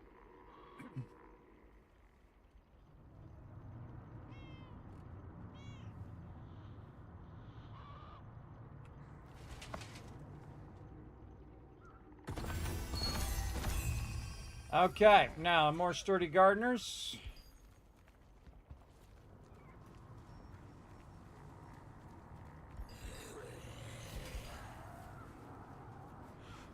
Interesting. That person has like a little thing showing up on the mini-map. Huh. That's interesting. I don't think I've ever noticed a player showing up on my mini-map before. Are they part of the guild? Might have been they're part of the guild. Nope. They had a little like training hat on. Maybe they're one of the tryhards that are like in the top of the leaderboards or something. I don't know. That's way too much time for me to invest. I'm playing because I have fun, not because I'm trying to be number one on the leaderboard. Because that's a never-ending struggle. Because there's always somebody who's number two who wants to be number one. So you got to outdo the Joneses. No, thank you. Now these gardeners are all over, by the way. I don't have to do them here, but they're pretty easy. There's a bunch of them around here. And every time I do these things, it's going to make my character stronger because he's going to get better gear and so on and so forth. Get a bunch of peeps over here. We'll go this way.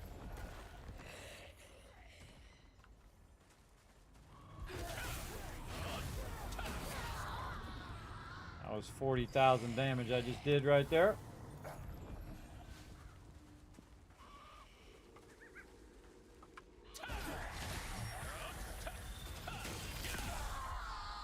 Toast. Ah, two of them right next to each other.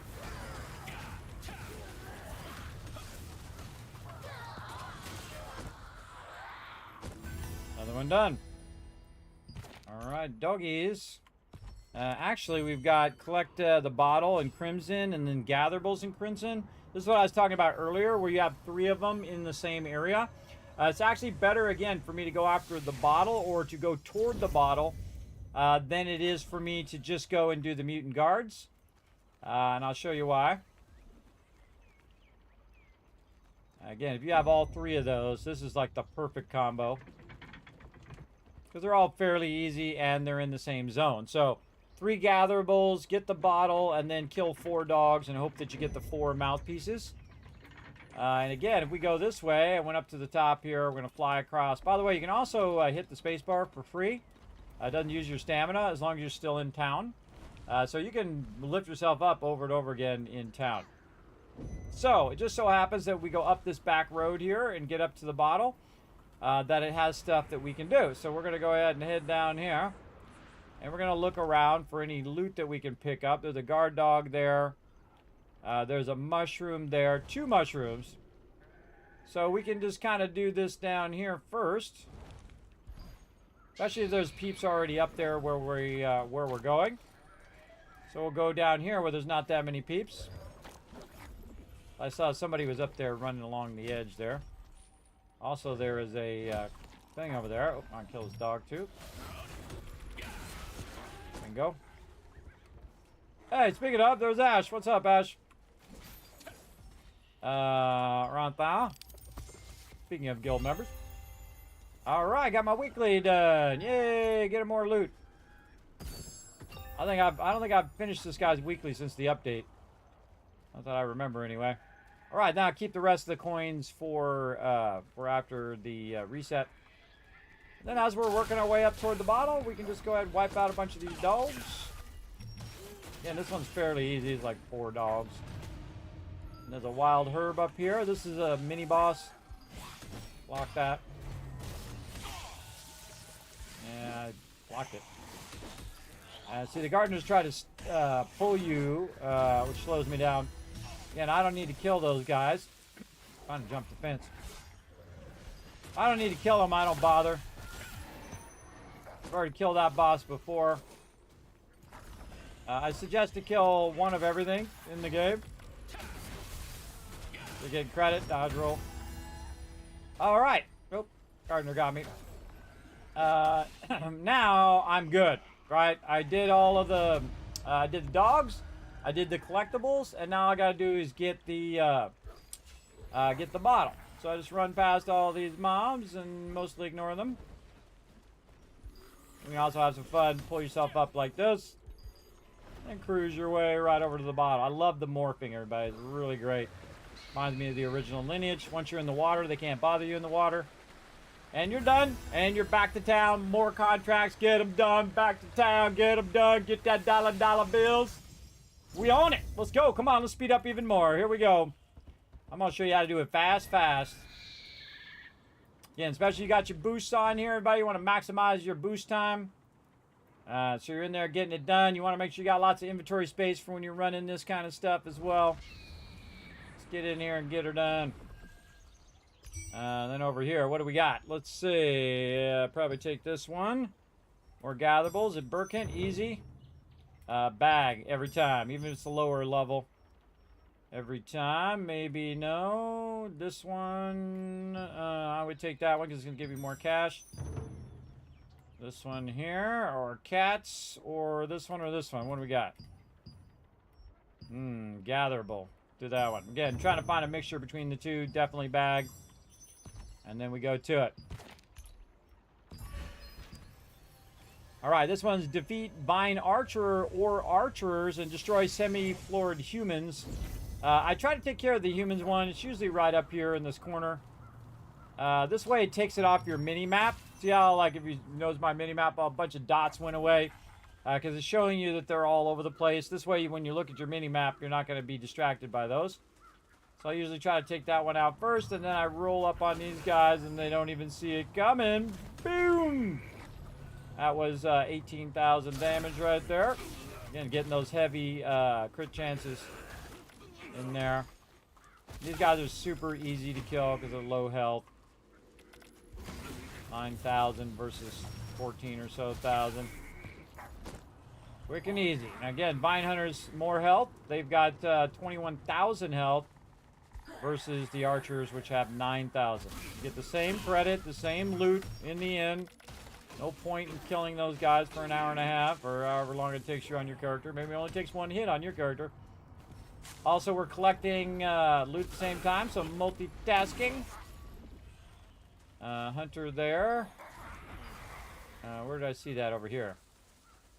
And again, I just ignore mobs I don't need. Additional mushroom over here.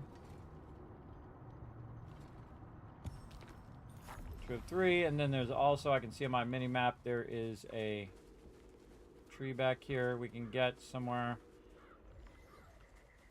Star tree, we'll get that one. Also, wild herd back here we could have got. And these go away, as you'll see. See, this one's no longer lit up when you're done with that quest. But it tries to help you find the thing you're looking for, which I actually like. It's one of the few kind of helper things in game that are really good. It says, look, you got to kill these mobs over here. Or Rex. That could kill the Vine Hunters too, but that takes longer. That was 24,000 damage. Again, that's nothing. Some people are doing 60,000 damage, everybody. 80,000 damage. So much that the tanks can't even hold aggro.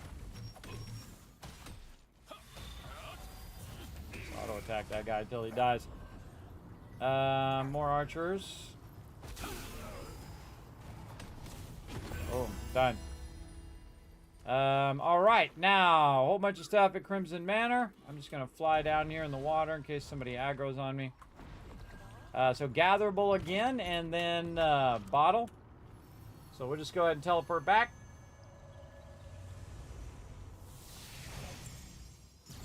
Just double check it again, just to make sure. Yeah.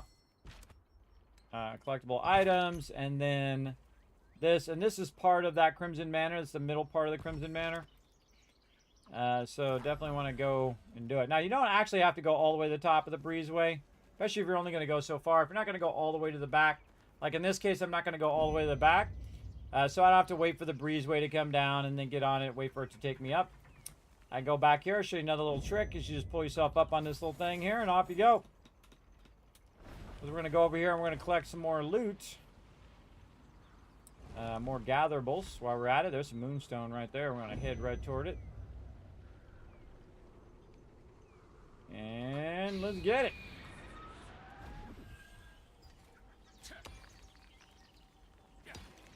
Rewarded for gathering loot. Love it.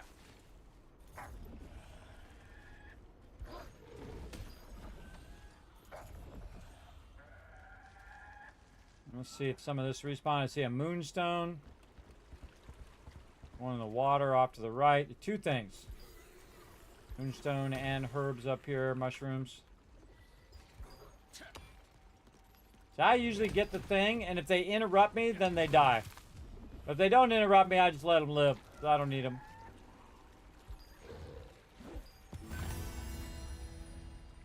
Less stamina for me to use as well. If I can use to run by. I got a wintered truffle in the bottle.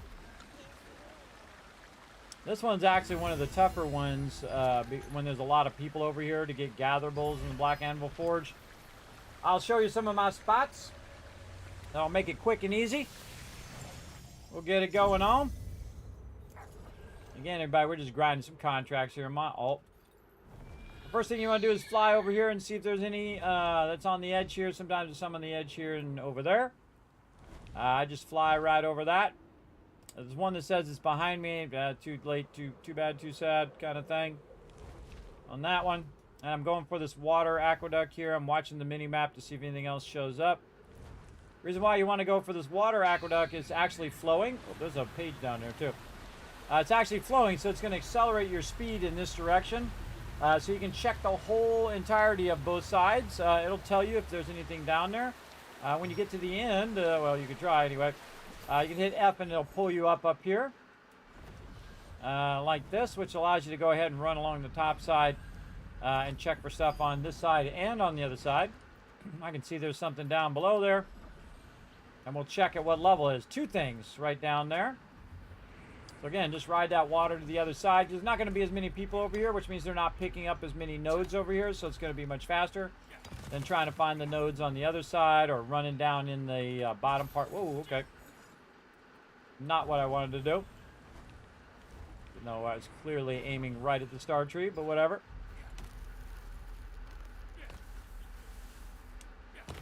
Getting a little bit ahead there. Now we want to go up here. Again, there's multiple of these that'll pull you back to the top.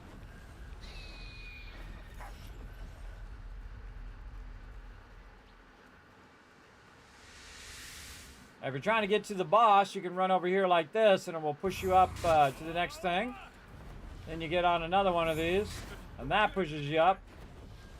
And then you go to the next one, and that pushes you up, and then you pull yourself, hopefully, to the top. Sometimes it doesn't work.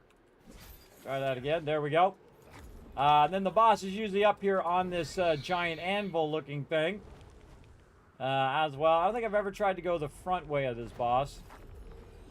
I think it's like steps or something. You can come up. Yeah, you can just run up the steps up here as well. Never done it that way, but there you go. But we're here for the resources. We got this guy down to 3% as a guild so far, but we've never killed him, so we still got that on our repertoire to do. Oh, right here. We got a page over here. Here, my little page. Wonder if I got that on my other character. Well, now I know that it exists.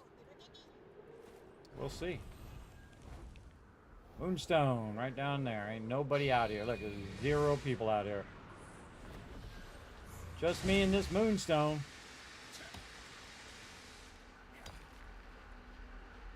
Again, that one used to be incredibly difficult when the expansion first came out. There's like people everywhere getting all those every 2 seconds. Sometimes I just wouldn't bother and come back later. Of course, I usually playing late at night too, so that gives me a bit of an advantage. Not that many people on. It's also a disadvantage when you're trying to get into queues, but usually I find the queue pretty good also at nighttime. But definitely during the day, like on a Saturday, Sunday, you're going to find a crazy ton of people on, and those queues are going to be popping if you're on a good server. We're on a really nicely populated server, a lot of peeps doing their thing. See, if I had an option between just doing 3 gatherables or killing of 14 soldiers, 3 gatherables every time. Oh, look at this. Whole bunch of yellow ones. What do we got? We got cats. We got concern. We got thing. Letters in a bottle. Easy. Pouch, whatever it is, grab it. We've got red. We got green. We got green. Right there. Right? It's like a puzzle to be solved. Branch soldier, mutant guard, bottle again. Wow. Okay, we'll take that one.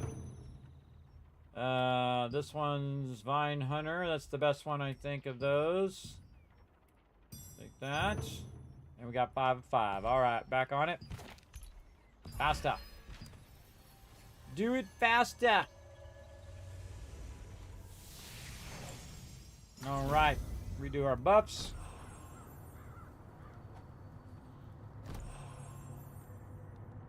Again, I'm just burning these up, everybody. Really want my Soliant food, but this character's not high enough cooking to get that. But we'll try to get his thing done, see how it goes.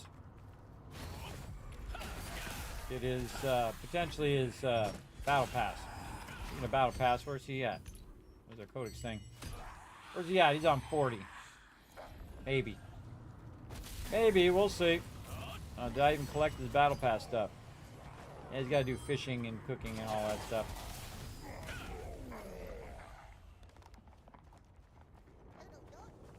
Yeah, maybe I should do a fishing stream to lull you all to sleep. For those of you who have insomnia like me. I'm tempted to do that, everybody. Just make a second stream that's just like, you know, for those with medical conditions like me who have trouble sleeping. I just put like you know, put a little story in there. Hi, this is Kismet. This is your time to rest. Now breathe in deeply and breathe out slowly. That kind of thing. Maybe some sounds of gaming. I actually did that before for New World, everybody. I thought it was hilarious. As someone who suffers from insomnia, that I just had it where my character was running around chopping down trees. And that's all he was doing. Just running around chopping trees. The sound of gaming. Just chopping trees and collecting stuff and battling mobs. The standard stuff to, you know, to go to sleep by. Game grinding. I don't know. I might one of these days. We'll see. I have a lot of these ideas. I had that idea forever, for a very long time. But, you know, that stuff takes time. It takes time to produce all that stuff. If you want to do it well, that is. I mean, you can do it junky or you can do it well. I prefer to do it well, but then again, that's why I don't get much stuff done. I'm too picky. Too picky. All right, Vine Hunter and Soldiers this way. Let's get this guy. Soldiers much easier again, just like the archers. They have lower health. Archers have really low health compared to those. This soldier, that hunter, this soldier over here, and this hunter's gonna pull me. Or not. Apparently not. Then another one just spawned right there, which I don't think I need any of these. I just finished that. And then really easy ones here. Now this one for Burkent, which is where I'm at, Burkent Manor, for collectibles, you want to grab this down here. Now I need the bottle, but just grab these little things in the ground here. The bottle's up here, typically in the corner. So I usually teleport and run over there, but I'm right here, so I might as well. And basically, if you had to collect one, you could just collect these flowers in the water, and bam, you'd have it done while you're on the way to doing the bottle. So a great way to multitask, but I don't need them because you can see they're highlighted. I could still collect them, by the way, if I need them for like a recipe or something.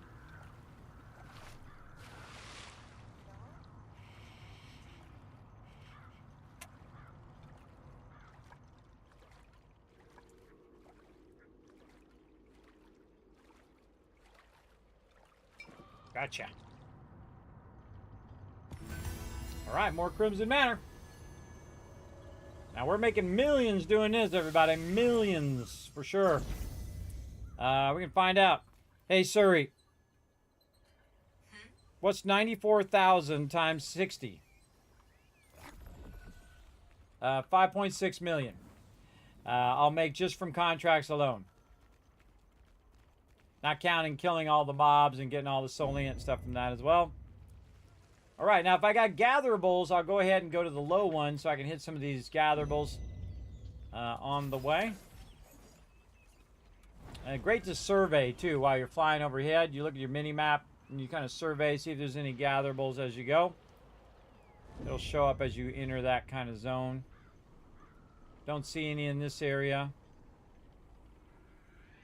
Oh, yeah, right there. You just zero in on it.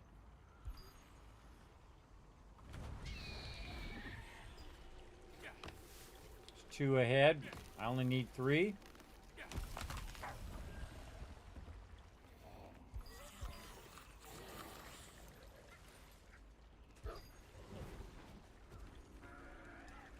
Sometimes you run over here and somebody else is grabbing it. And that's okay. Plenty more around.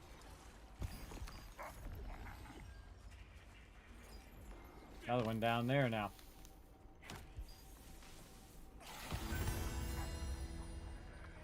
And I don't kill mobs I don't need to kill, so I can leave them for other people who do need to kill them.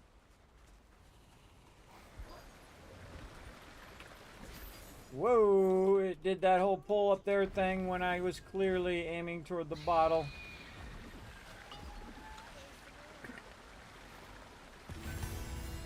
All right, brawlers and snipers. Let's go. Again, I'll do this for a certain amount of time, and then either I'll finish or I'll say, okay, that's good enough for now. You don't burn yourself out on it, everybody. Again, you know, if you do like 20 of them and you're like, okay, that's enough, take a break. It's good. You're good. Head on out of there. Me, I'm pretty good with repetition. I can do this for a very long time. It's all the years of graphic design production that I've done. A lot of that stuff is repetition. You get the job in, you check the job, you make sure it's going to print right, you run it out to film. Get the next job in, you check and see if it's going to come out right, you run it out to film. That's pretty much what you do. Sometimes you get a job in, you're like, hey, you got to design this from scratch. You come up with a design, you show 3 designs to your client picks one, you do that one, then you check it's going to run out, and then you run it to film. That end part usually the same when it comes to pre-press and printing. Make sure that it's going to print properly. You can design whatever you want, but it doesn't matter if it doesn't print. If it doesn't print, it's pointless. Na, na, na, na. That's the most important thing. Dee-dee-dee. Sniper, brawler, another brawler. Drag him to the melee, to the range, and stun him. Dot, bro. Dot again. Oh, he got me when I ricocheted. Wow, got me out of a stun and then stunned me again before I could come out of the stun. That's messed up, bro. That's messed up.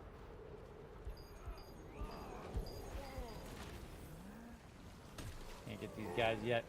Still spawning.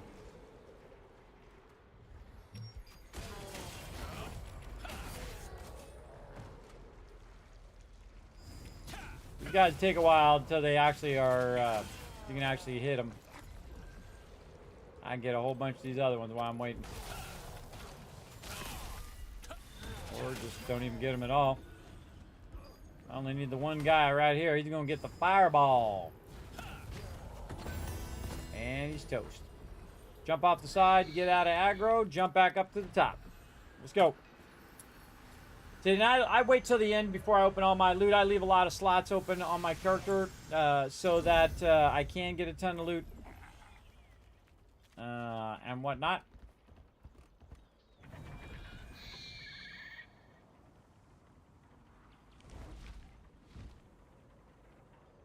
flying our way down. I see a member there. Conquest.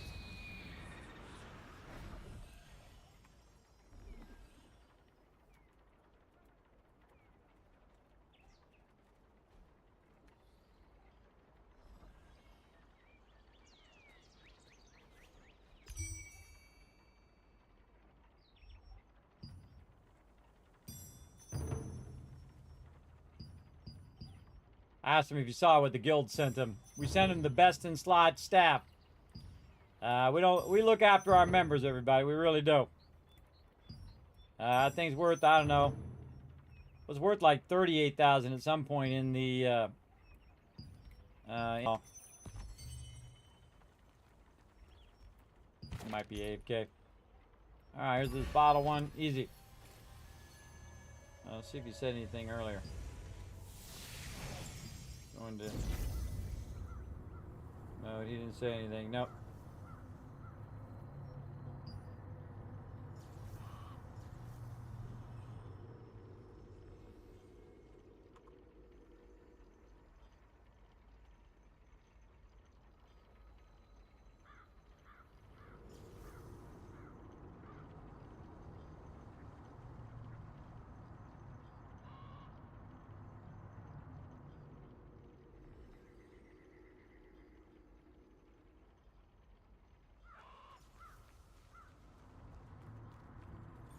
So yeah, talking to my member there, he's like, "Oh my God, I can't believe you said it to me. I haven't been on in a while." And I said, "We look after our members." And I said, "Enjoy and make sure to thank members for helping you get it." Because remember, my members, we did it a bunch of times, even when he wasn't there, because he did come and help other members get theirs. So that's only fair that you help them out in return, that they came in and helped out. And the fact that they wanted the thing. Now, I was going to give it to the other member, but he's been out a really long time. If you're out more than like 50 or 60 days and somebody who's been in like that day, they're going to probably get it. Depends on if you say, "Hey, Kismet, I'm going to be back tomorrow." Well, then if you're back tomorrow, then I'll give it to you if you were first on the list. But if you're out 60 days, then I'm going to be like, I'm not sure that that person's going to have enough time to even use that item. But if we get another one, we'll send it to him anyway. We'll send it to him anyway, and then if he does log back in, he'll have it there, especially if he, he's taking care of his IRL. A lot of people are. Taking care of that IRL, and then comes back for future expansion, or just comes back later on. He'll have in his inventory. It'll help him get back into the game again, which is always cool. We keep our promises, everybody. We say we're going to get some gear for you. We work on it. Again, even if you're not on for 60 days, we're still thinking about you. And I think it's only fair because he helped other people get their staff, and he's looking to get his staff. Nothing wrong with that. Quick pro crow kind of thing. I gotta get a bunch of these assassins. All right, let's get them together.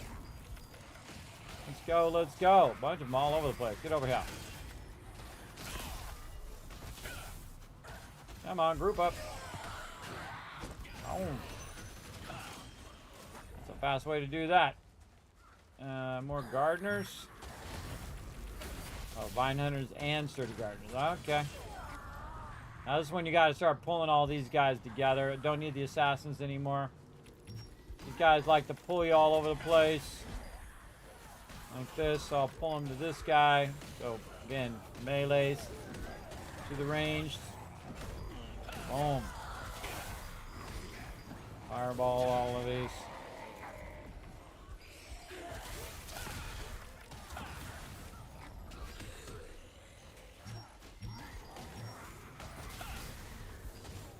By the way, if you're ever wondering what's rumbling around in that hay bale, why the hay bale is moving, that's the cat in there. Waiting for you to rescue him for the umpteenth millionth time. Man, this stream is cranking, everybody. Again, this is part 2 since they did maintenance in the middle of it, so you combine these 2 streams together, it's a pretty long stream. Again, I'm in here getting it done. Get over here, big boy. Get them all together on the gardener here. Wheel on him for a minute while we're getting pulled around. random dude showing up, hitting the same mobs as me. I don't get it. But whatever, bro. Trying to get his contracts done, no doubt. Let's see. Gardeners, guards, and mutant Katori and whatnot. Bye-bye, sucker. Boom. Let's go do this one first, because this one's easy. It's up here at the top, and then it'll lead us to the other ones. And the trick is to get out before they respawn and they aggro on you. Later.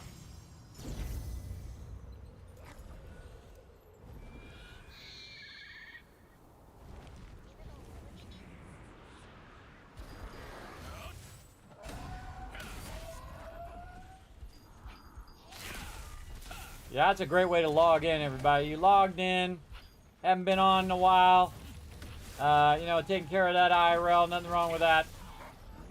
We don't make you play 24/7, everybody, and grind out every single day, all day to be AO #1 PvP masters.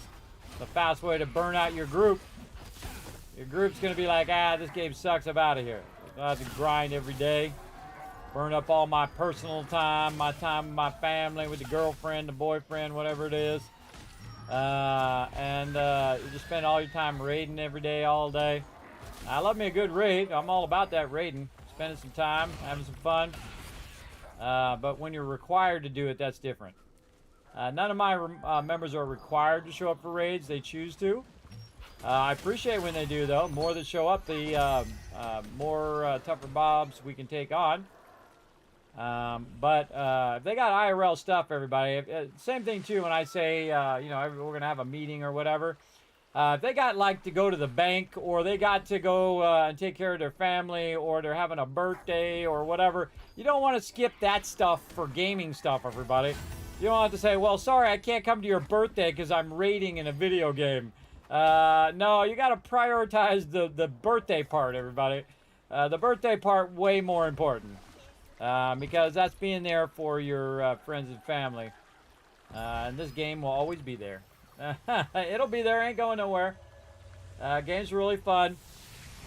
It's a decent player base. And again, you know, when expansions come out, you're going to have a surge in players and then a drop-off. It happens every single time. Most of the drop-off in players are the players who just, like, went hardcore for, like, you know, 2 to 3 to 4 weeks. And they're like, well, nothing else for me to do. I'll just wait for the next content to come out, and I'll do that in about 2 or 3 days, and then go play something else and do that in 2 or 3 days, and so on and so forth. Burning through the content too quick. My opinion, anyway.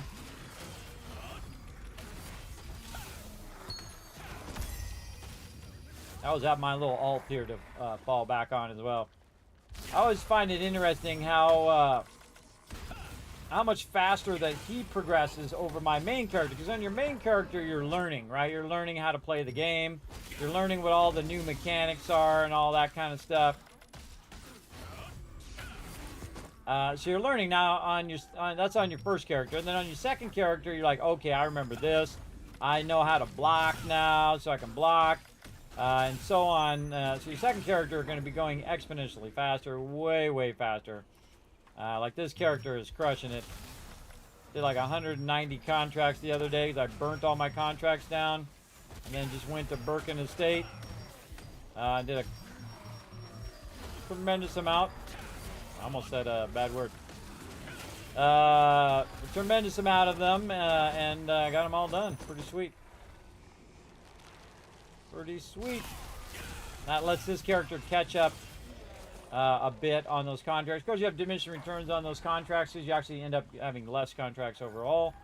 But if you're not going to, you know, go to Crimson level 2 and do 45 contracts there, then Birkin Estate is the stuff, man. And I'll probably do it after I'm done with these tokens here, but it's about nighttime, so we might either do it another time or we'll do it after nighttime, because also got to rest up because I'm going to come back later tonight, do some Oblivion. Might even wear my cool Free the Sheep cloak that I really like. That thing is awesome, man. It really is.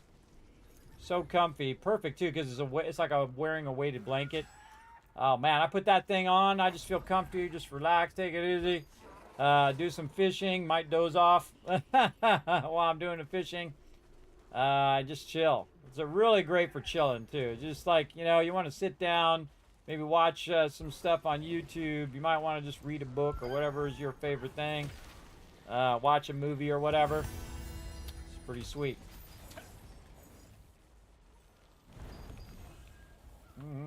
Go up here and try to get away from these mobs. All right, let's go. Who hit me?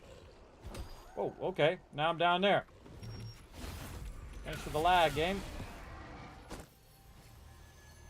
I was up there and all of a sudden I was down at the bottom there. That was weird. Serious lag there.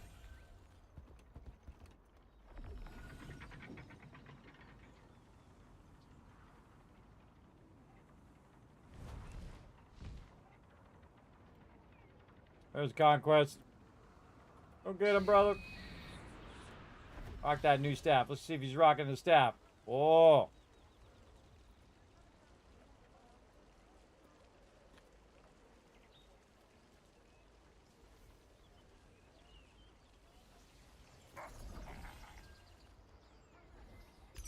He's probably working on his traits right now, getting his traits up. Yeah, that's pretty exciting, everybody. You log in, like, oh my god, I got this awesome weapon. Oh my man. See, that'll encourage him to play and have some fun. But he's not required to. You know, again, he's gotta balance his real life stuff.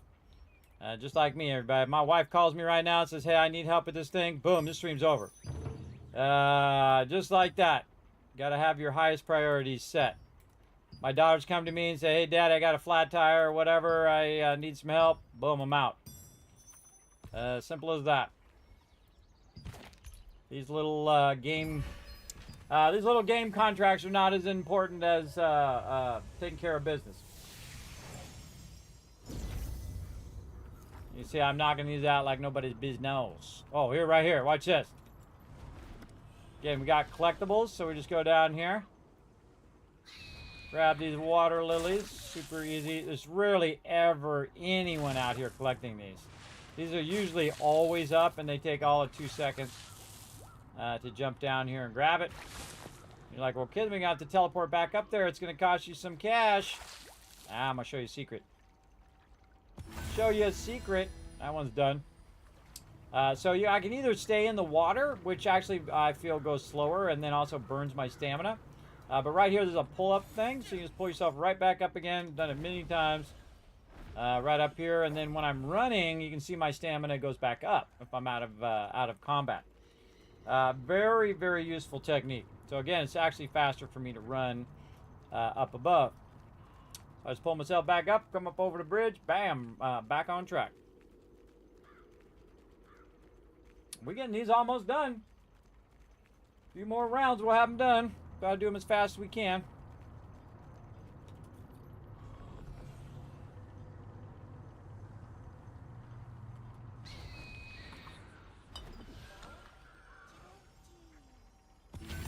All right, again, letters in a bottle, crimson. We got gatherables, crimson.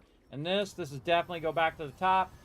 Go around the back side, do all three of them at the same time.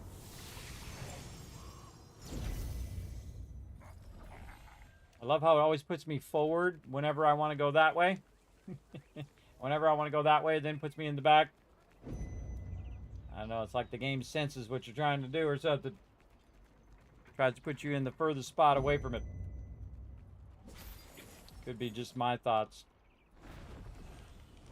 Oh, there's a resistance operation document right there. I don't think I've ever noticed that. Let's grab it.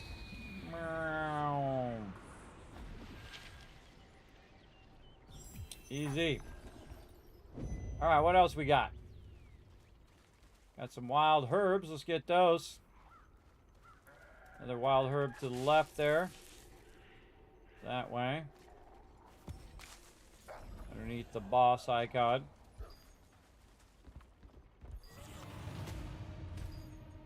Oh, wow. Moonstone and gigantic moonstone over here.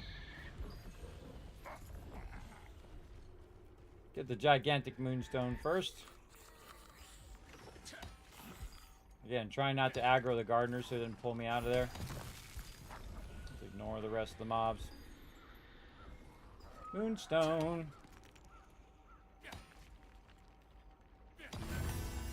Done. Mutant guard. The guard dog. Get wrecked.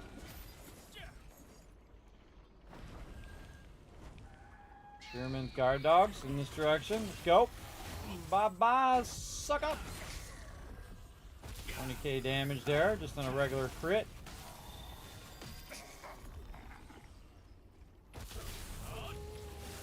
I can get the dog or the spearman, or both.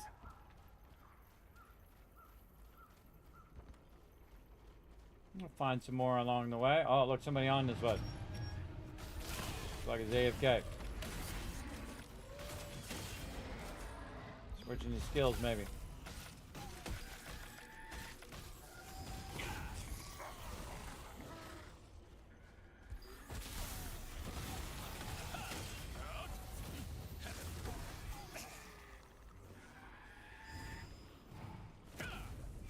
Love to blast them. 22,000 damage. Love to blast them out of nowhere. They're just, you know, chilling, sitting in the barn there, and then some fireball comes up and wipes them out. I find that funny. Find that funny. They're just like, what are we going to have for breakfast? And then, bam, toast. That's what they're going to have for breakfast. Toast. Or be toast. One or the other. Oh, I don't have enough stamina. Bummer. Not enough stamina to pull up now. Another one done. Back to base.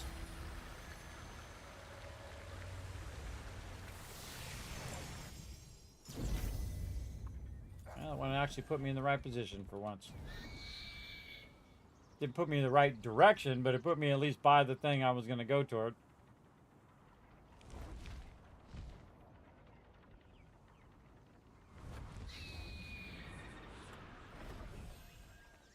All right.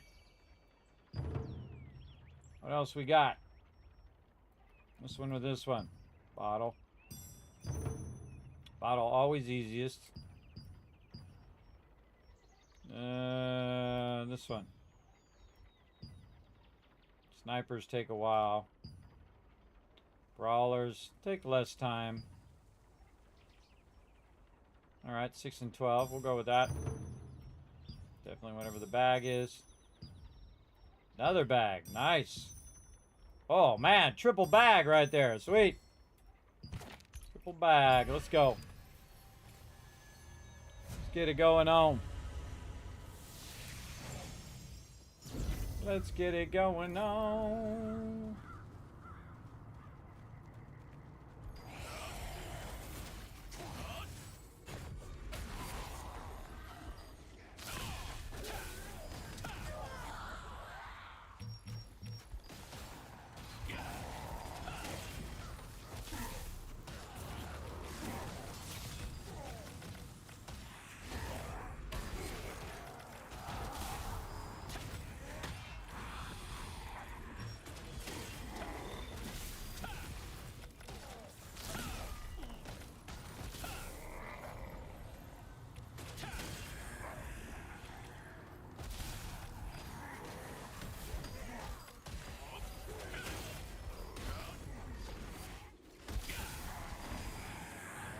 Now you done it.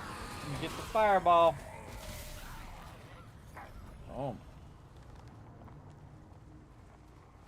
And I try to do the soldiers on this one because soldiers, again, low health.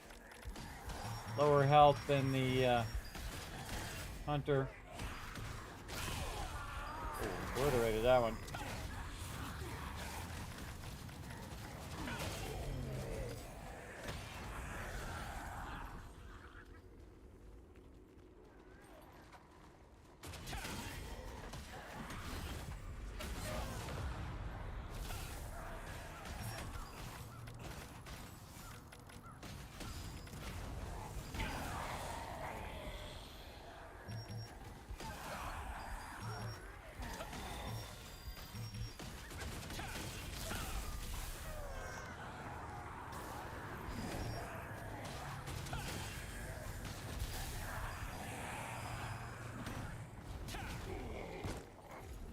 $26K right there. Jumping in this game is super awkward. It'll do that whole like glitching back stuff. I gotta get a bunch of assassins here. I know where to go for that.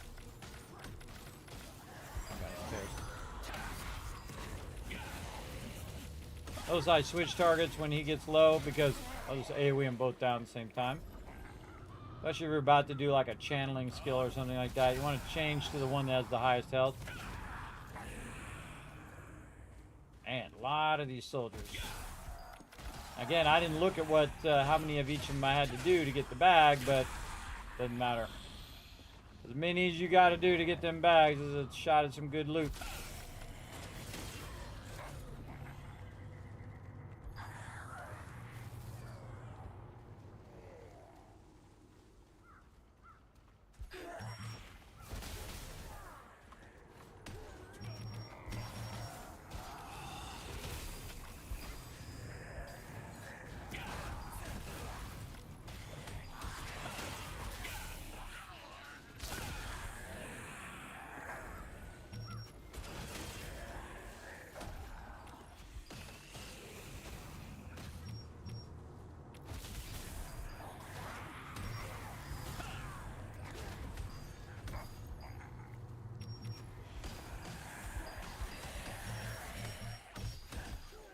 Far for that one.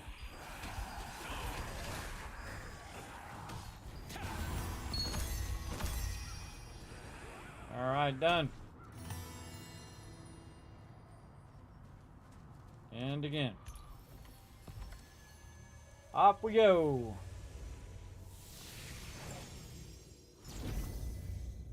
Puts me in the front. Like, oh, you want to go to the back? Oh, okay, let me put you in the front of the castle.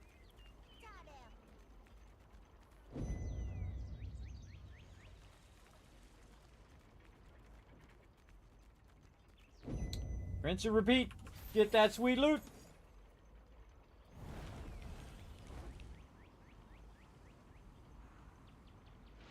Yeah, all of these moments equals the moments of doing guild raids and Nebula Island and all those other moments. See, this hard work leads to that fun. That's how everything is. You got to put the hard work in a lot of times to get to the fun part.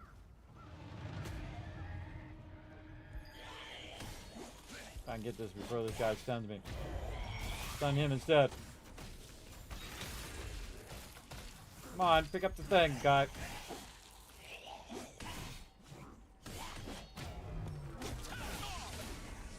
Ah.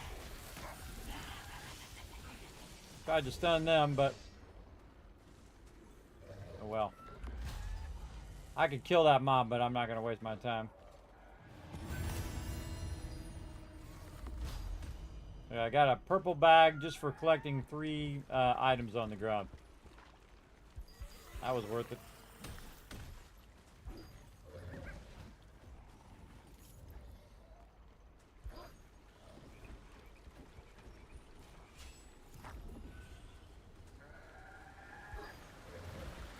Okay. Nice. And Black Anvil Forge again. Away we go. Just keep rinsing and repeating. Ugh. Ugh. Man, time sure does fly by when you're having fun. Holy mackerel, 5 hours in. Let's go. On top of the how much ever time I spent earlier, 4 or 5 hours, so 10 hours in on this one. This is part 2 of a 2-parter here. Wanted to get in and work a bit on this alt. Get all my other stuff done. You know, when I've done all my dimensional contracts and I've done all my tokens on both characters, you know I'm working hard. Working on it big time. Almost a little try-hardy, but then again, I'm not in a hurry, so that eliminates that.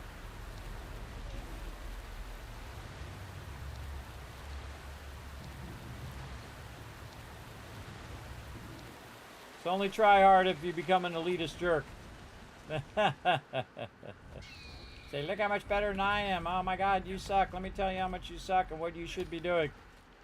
It always goes wrong when you do that, everybody. You're like, oh man, you should be a better tank and you should be clicking the thing and stuff and the stuff, whatever. Telling the tank what his job is. Not good. Telling the healer what the healer's job is, what the DPS job is. They don't want to listen. They don't care. They don't care what you got to say because it's the way you're saying it. That's why they don't care.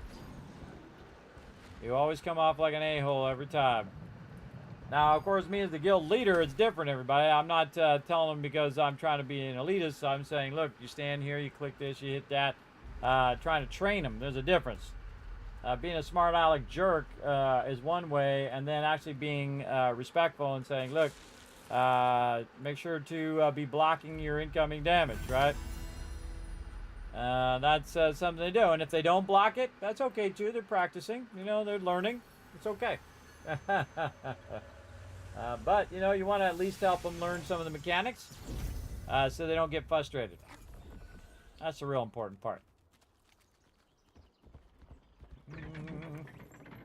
Don't think I'm going to get the Crimson Manor in time. I was hoping to get these contracts done and then pop over there and burn all my tokens. We'll work on that later.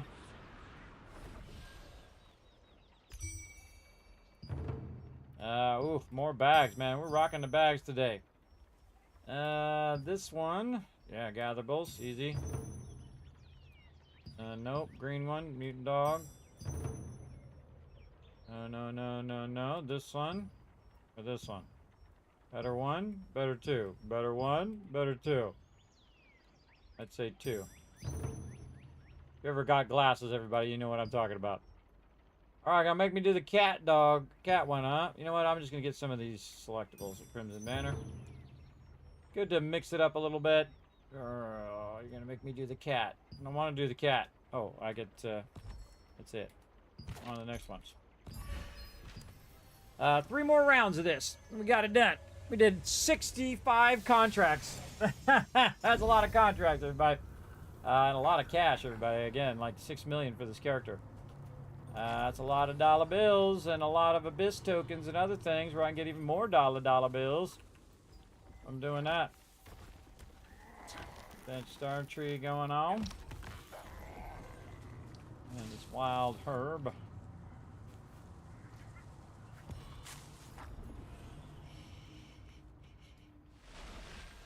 One of these ones down here because these are super easy. And then I'm going to be a little lazy.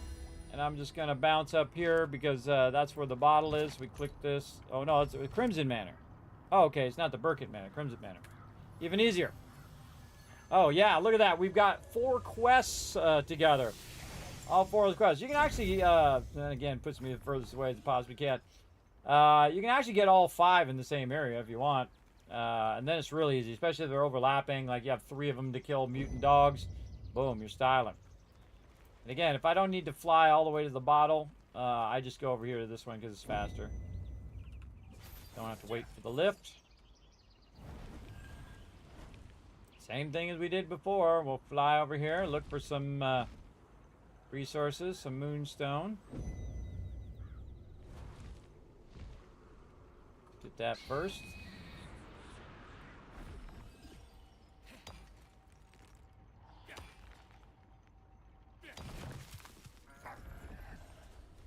Bunch of mutant guards and stuff over here. Fine, we'll get it going on. Doggies. Oh, okay.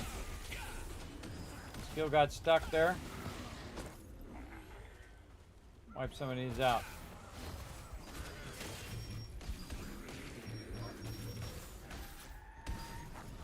Another guard up there.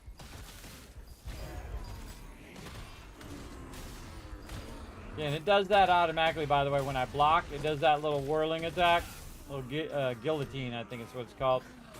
It's awesome. Alright, let's go down here and wipe out some mobs. How about this guy with a fireball out of nowhere?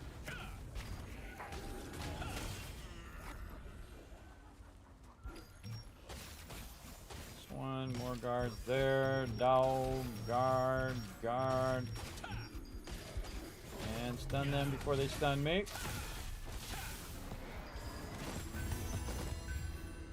Wow, look at that. 2 done at the same time. Alright, another gatherable over here. Right here, mushroom. 1 more is up above.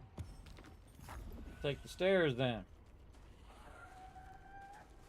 Take the stairs. Find it on the way up. Excuse me, puppy dog. I gotta get this star tree.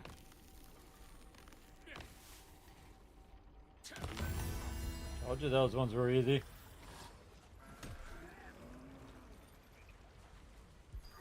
Just in those 4 right there, 400,000 I just made. Roughly. 400,000 gold. Easy. Next.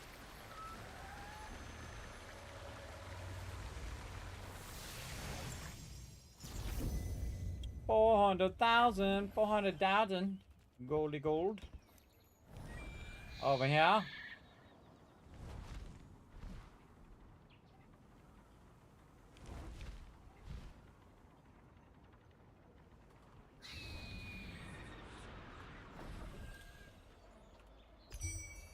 And let's see what we got. Yeah, let's not do the cat one. I'm burned out on the cat. Oh, look at that. 2 now, if you see 2 of them, everybody, you want to grab both of them.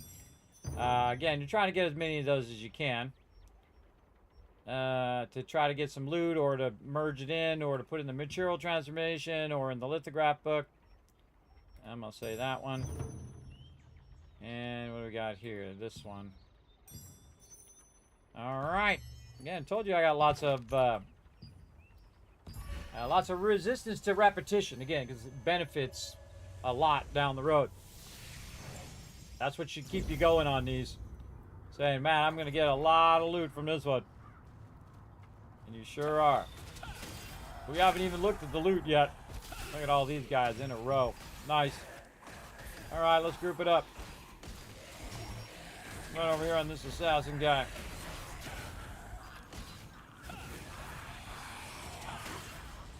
Imagine this guy was, like, geared out. How incredibly OP he would be right now. He would be crazy OP. We'll get there. Little by little.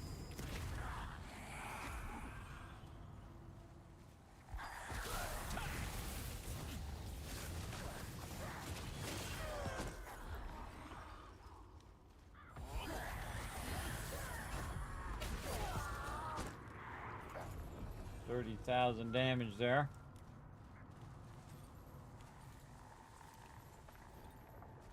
I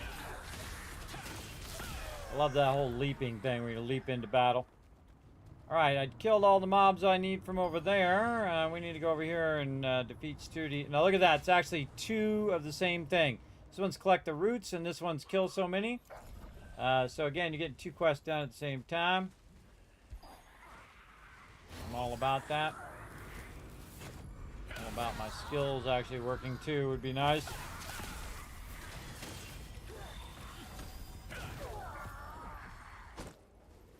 The guy over on this side, so we'll go over here so we're not up in his business. His business. Oh. Faster, faster! Kill them all faster! While we're out here. Get this contract done, get ourselves some sweet loot, and then we'll be able to do it better next time.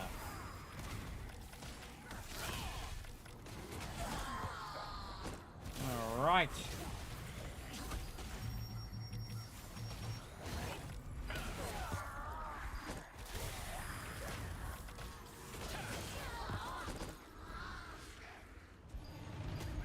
Look at that respawn. Do you hear that noise? That's the boss. He's over there. More like a mini boss. Oh, one more. Hopefully. Really? Didn't get the drop. This one.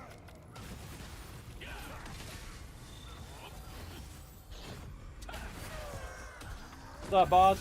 Get stunned. That was fun. You jumped on me, I switched to him, and I stunned him, and I ran away. Just to mess with him. Alright, more mutant doggies. This one will go over here because it's easier. Oh, who's aggro on me? Hunters and archers after me. I just go out of their distance. That's a little awkward trying to teleport. Remember, it costs like 7,000 to teleport, but remember, you're getting 94,000 every time you do one of these contracts. So I don't feel like it's that big of a deal to spend that 7 grand to get things rocking and rolling. Gonna make it go faster. I'm all about that faster.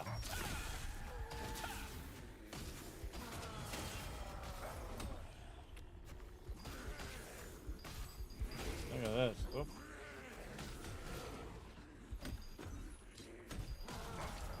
Let's really have some fun.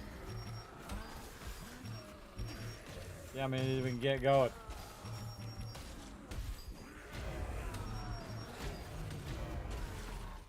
I'll get that dog too. There we go. All right, now we're having some fun. Let's go.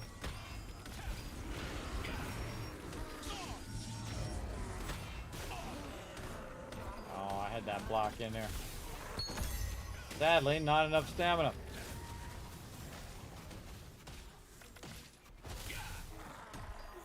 They've been shooting me in the back the whole time. Now you get the big boy.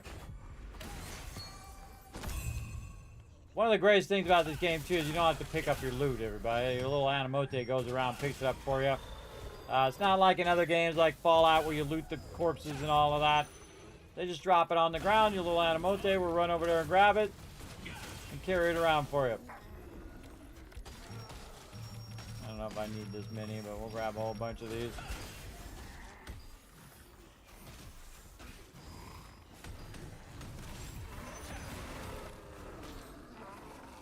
One more mutant gardener over here.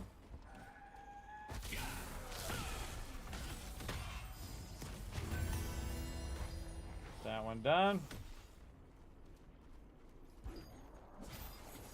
Resistance document, where I know right where it is, over this way. Always got no stamina. No reason to stay up in the air if you don't have any stamina. Faster to fly down, wait a little bit for your stamina, and then just run for it.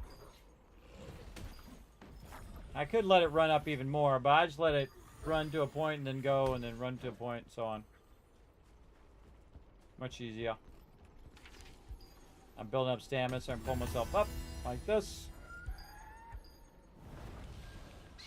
And then a whole lot of brawlers and snipers. Here we go. This one can take a while because if there's a bunch of people over here killing these mobs, it kind of sucks. But there's plenty of them all over the place. You don't have to kill them right here. This is just like the most convenient spot to do so. I'm going to first run over here and do this wanted poster. Of course, this guy's going the same exact spot where I'm going.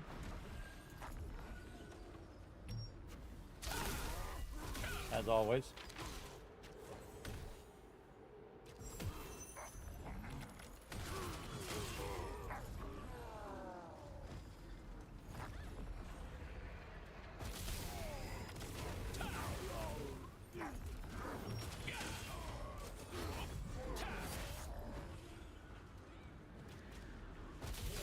Now, the cool thing is you can tag other people's mobs and get the benefit for it. It just doesn't give you the drops. If they're range mobs like this, I usually sit here and wait and kill them. And then if they're melees, I'll group them up first.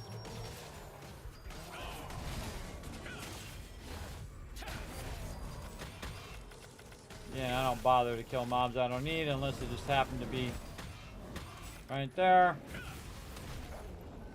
Die on his own. Oh, no buffs. I mean, we're almost done doing this, but we'll get our buffs on anyway. Just because I feel like it. Be right with you. Take a number. Brawler. Brawler. Get him in the center of these two other ones.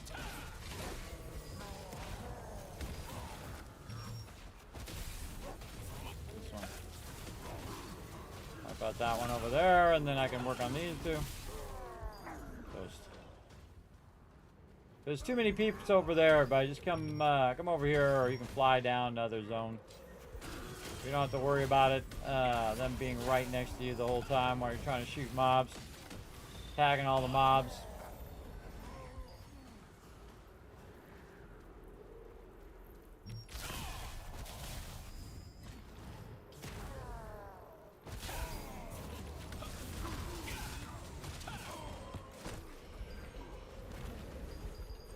He's got milk. I think that's kind of funny how they have milk on them. Now remember, this is brawlers or snipers, so I don't have to actually take a lot of snipers if I don't want. In fact, I don't kill any snipers if I don't want to. But good way to get this going. And then sniper here, brawler there. This sniper I'll jump on. Wipe him out. Another one here.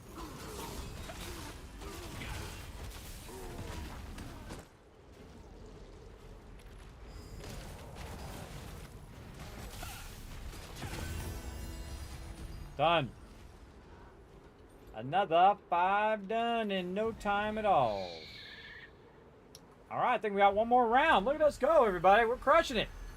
Finally catching up on this character who I've let gone. He probably missed out on hundreds of contracts so far, everybody, because I just left him unused. He would just log in and donate stuff to the guild as my alt. But I did get a level 55 at least and do a bit of that. But definitely want to catch up so we're not wasting our daily resets if we can help it. And what do we got? 5 more. We're going to go gatherable. All right. And assassins. Okay. Okay. Digging it, digging it. Definitely bottle. Easy. Bag for sure. Sometimes I miss the bag. I click on stuff and then I hit refresh when I don't mean to. And gatherable. Oh, wow. Those are super easy. All right. Those are a bunch of really easy ones. Yeah, because there's so many assassins out here that the assassin one is probably the easiest of the ones out here. If you know to turn around and go this way, and then it's over to the left. When you teleport in, turn around opposite direction, off to the left. Tons of assassins out here. I usually take care of all the gray stuff first. There's also a boss out here. Smoke that guy. Lightning that dude. Get this tree over here.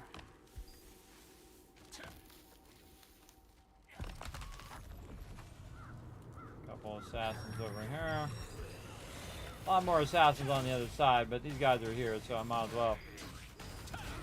Sometimes they take a while to get to you, too. See 2 items I need right there. Easy, they're all right next to each other. Don't make me kill you, bro. Do it again and you're dead.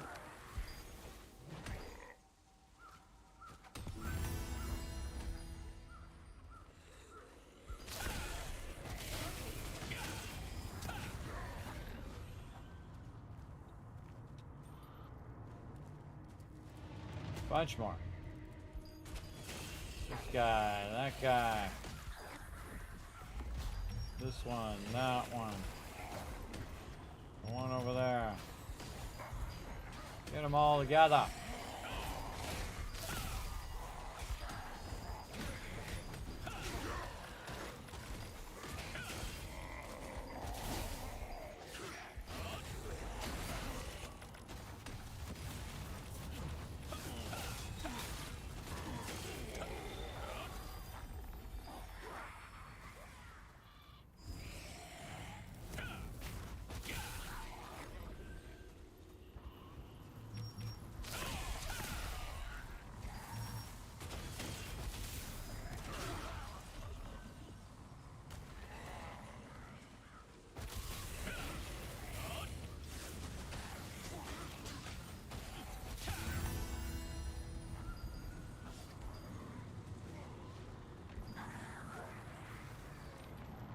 Alright, Crimson Manor.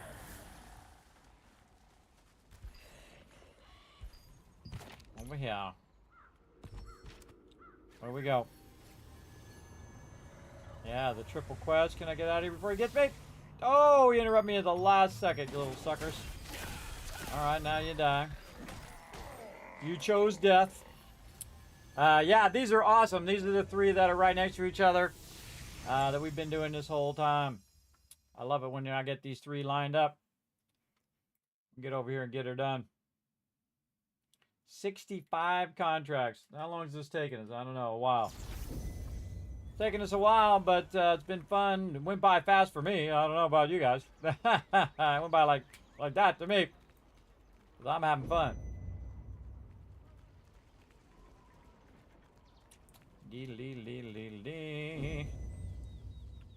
Hey-o. Oh, speaking of fishing, there's a fishing spot right there. Just popped up. What time is it? Yeah, around 11:30. In this thing right here, right? Yeah, I think it's in that thing. I'm looking for the collectibles first. Oh, and then 2 right by the fishing spot. Now would be a good time to hit that fishing spot up, get some loot. It's really not necessary when you're doing this event, though, because the event doesn't matter if you're doing the fishing spot or not. I would just do the easiest area. Look at all the peeps up here. All the fishers up there fishing. There's some whole entire guilds, by the way. They're just a fishing guild up there fishing. They go and do all of that. I'm busy doing my dailies. Doing my contracts. Gardeners. Blocking. Blocking again. Lots of blocking. Fireballs. Going down.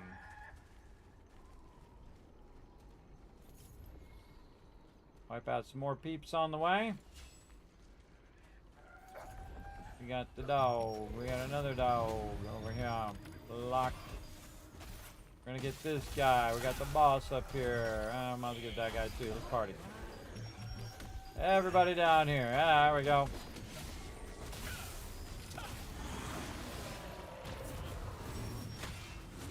And now I feel like killing this guy.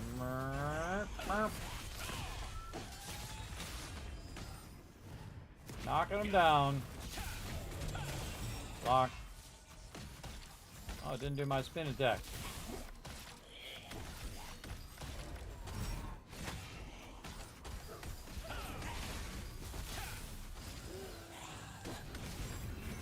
I do a lot of health, under 90,000. Toast. Alright. More of these gardeners. 4 more. Yeah. They're kind of tucked to the side there. We got to go this way anyway for the bottle. Get these guys up on the way.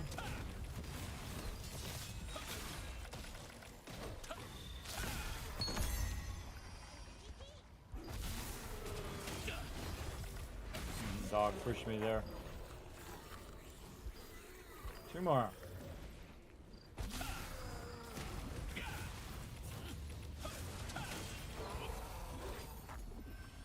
Love walking up on them and stunning them, knocking them down. Dog knocked me back. Another one done. And that is 65 contracts. No problem. We got her done. Easy. We out. Now's the fun time. We got 10,000 tokens back, considering we burned all of them earlier today. That's pretty good. Look at the Pure Light Tower. You can see it from here. Over there. Cool. It's actually really well made, everybody. Look at this beautiful, ginormous castle you got over here. Pretty cool. I see Ash down there. What's up? Now, I always double check that I actually did them all. And then this guy, I'll just let the contracts build back up again. Yep, 0. And we'll run over here and drop off some sweet loot. Because we got a bunch of it over here. And then you just do this. Auto deposit, quick deposit. Boom. If it's already in your inventory, it'll automatically put it in there. 21 bags out of that. Wow. That was a good run. That means about almost a quarter of all the ones we did turned out to be bags. This one, we're going to go one does he have the most of? Yeah, rare rune leather on this guy. Then 21 bags of loot. Let's open that, see what we get. Yeah, we got a couple epic level 2s. Very nice. We'll check that out later. We also did our dimensional things. We'll get that out. Right here. Okay, anything I can actually use. I did make a link in my spreadsheet for PvE Staff Greatsword on questlog.gg right here. It's actually very hard to find, by the way. Somebody who's doing both Staff and Greatsword. So I found one there. You can check it out. I'll put the link in the chat. You can check out the spreadsheet. You can copy paste it in your own spreadsheet. You can't modify mine, but you can check it out. And I forget what I was looking for here. Let's see. Chosen Vanquisher boots? No, Forgotten Lotus boots. That's what I'm looking for. Oh, these are Vanguard plate boots here. Those are really nice. Let's go see how much those are. Vanguard. What are we doing? Boots. Shoes. Whoa! Hey-oh! That's 1,100 right there. We are so selling those. All right, we got to go in here. And we're going to take those, and we're going to say we want to make them into a lithograph. And it says, oh, you need 2 blank lithographs for armor. So we need to go ahead and go somewhere that doesn't suck. Because this place sucks when you're running back and forth between the armor and the bank and all of that back and forth. So we're going to bounce over here. And then we're going to run to the armorer over this way. And because we've been buying our ink, we have a bunch of ink that we can use. And I usually have it on favorite, unless I forgot in this case. Right here. Oh, this is because this is my other character. So I'll favorite it so I don't see all that other stuff. I just see this. Again, you can see he's got 320 enchanted ink. Now, the coolest thing is if I sell this on the auction off for like 1,100, everybody, I can take that lucid, put it in my lucid bank, and then go to my other character and use it on my other character. I don't have to use it on this character. Which is cool. Now I've got to make 2 of those. It's going to cost about $500,000 and a bunch of ink. Totally worth it. Because that's some serious dollar bills there. Again, got lucky. And I got lucky on those bags that we've been working on the whole time. So we're going to go ahead. Wait, let's really see if that's 1,200. Yeah, the lithograph itself was 1,200. Boots. What was it? Vanguard. Yeah, Vanguard, Auric plate boots, 1,100 for the lithograph. Okay, just double check it before I burn my sweet lithograph stuff. All right, lithograph. Let's do it. Boom. So it takes the item, converts it into a lithograph. Now, it might have been worth more. I forgot to look. Hold on. Let's go to all. Vanguard. What's the name of these boots? Auric Vanguard's plate boots.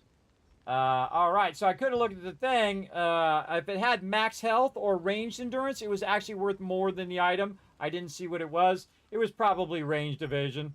But it could have been worth more than actually selling it in there. But I don't care. I'm just going to sell it as is. Now, again, it tells you the price right here. The lowest current price, 1,100. I'm going to go ahead and go 1,098, right? So they saved 2 whole lucid on that, and that's saving a whole lot of money, everybody. At least in somebody's brain it is. And boom, I'm going to put it up there.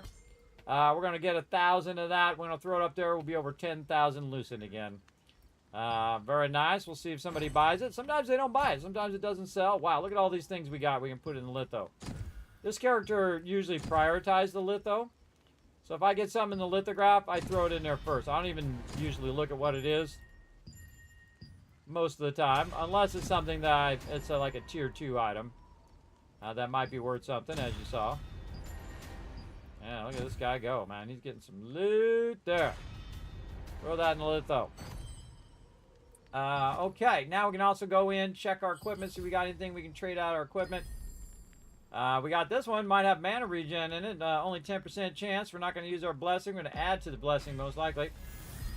Yep. Anything else on there? No, the other one's already maxed. This one, no. Again, you just click on it. It'll show you something.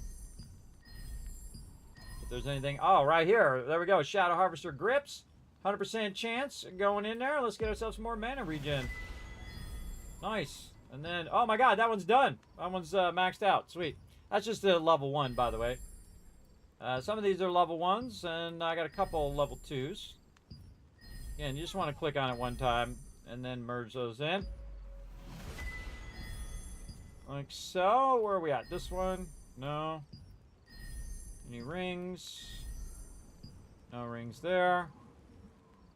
And I got rid of that other ring, because I'm going to do something else with my gear. I don't need this Chosen Vanquisher boots at all. So now we're going to transmute. We're going to do all of this. Go. Goes on my inventory. This character's not saving stuff in his inventory. You can see keeping that inventory nice and clear. Let's get rid of all of these things. Keeping Burkent. My Burkent ones. Make sure I don't accidentally do. Oh, they're already up here. They're already locked. I try to backlog them until I have a whole bunch of them, and then I'll go in and do that. We're going to the bank. Run all the way back to the bank now. Again, pretty sweet when you get a lucky drop like that. Most of the time you just get junk. But sometimes you get some sweet stuff. Now, I could have used that on this character, but I don't need it that bad. Don't really care. As well. Oh, and we forgot to go. Did we do our paste thing? We got to go do our paste thing. Where's our paste guy? He's over here. At Castleton. Another fishing area over there at Castleton, too. I might do this guy's fishing just to get his stuff. Where's this paste guy? So you buy it from the vendor, a bunch of this fishing bait, and then you can convert it over here. Oh, I should have got 10 more. All right, I forget who it is. I think it might be the Sundries, or it could be the Contract Merchant. Which one is it? Contract Merchant. Contract Coin Merchant right here. Yes, sold out. So we already got all of that. Another place you can get that from is it's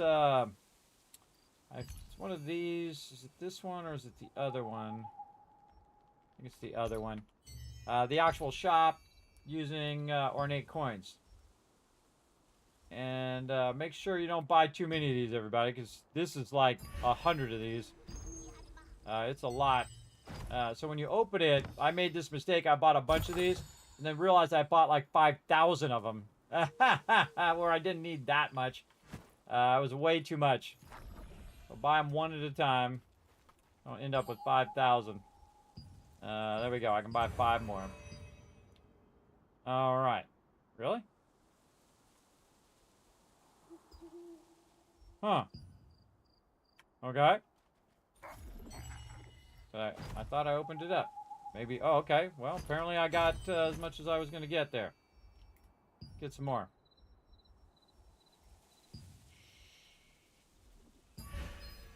I accidentally put a bunch of ornate coins on this guy too, so might as well use it up. Use it up. Buy 5. Oh, it's 10 per. That's right. Okay, fine. Battle shop. Ornate coins. One more. I think that's pretty cheap for how much stuff you're going to get, though. You're going to spend a lot of time doing this fishing. It's a lot of fishing. But I'll probably, again, do that off stream. All right, so what do we got? We got some time until Burkent opens again. Best thing to do is just park ourselves over here at Burkent. It is a Sunday, so probably a good amount of people over here are going to be doing Burkent when the day comes up. I think it's Sunday, right? Today's Sunday? Confirm, chat. Again, all the days run together for me. They run together. So what I'm gonna do is run over here, and what right now though it's all PvP, so you don't want to be running in there right now. I'll show you by running in there. War zone. So instead of being in there in the war zone, I'll just stand right there.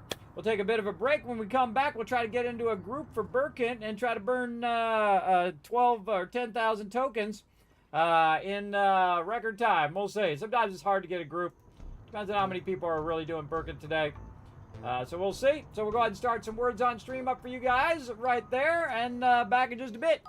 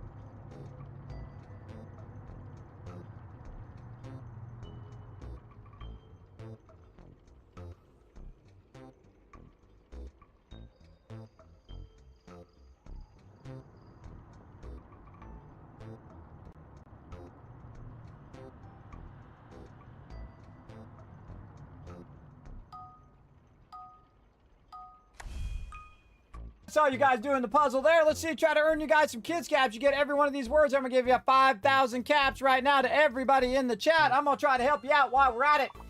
What do we got? Deal. Let's make a deal right there. Let's get it going. Now remember, I can only do so many because it's gonna lock me, so I need your guys' help. What do we got? Doesn't matter who gets it, long as we get it. Oh, paddle. Good one, Mighty Warfarge. We got pedal. Good one. Pal, just regular. There we go, without the D. All right, what else we got? Peel, P-E-A-L. Doesn't matter who gets it, everybody. Just get it on there. Let's try to get as many as we can. If you don't get it, I'm going to get it after I unlock. Peel, right there. Bam. What else? We got a 4-letter word that starts with a P over on that side. 5-letter word starts with a P.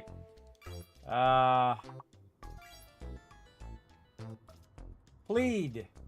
P-L-E-A-D. Ah, there it is. I had to get unlocked. Yeah, I got the big word. All right, now we just got to get the smaller words. Let's go.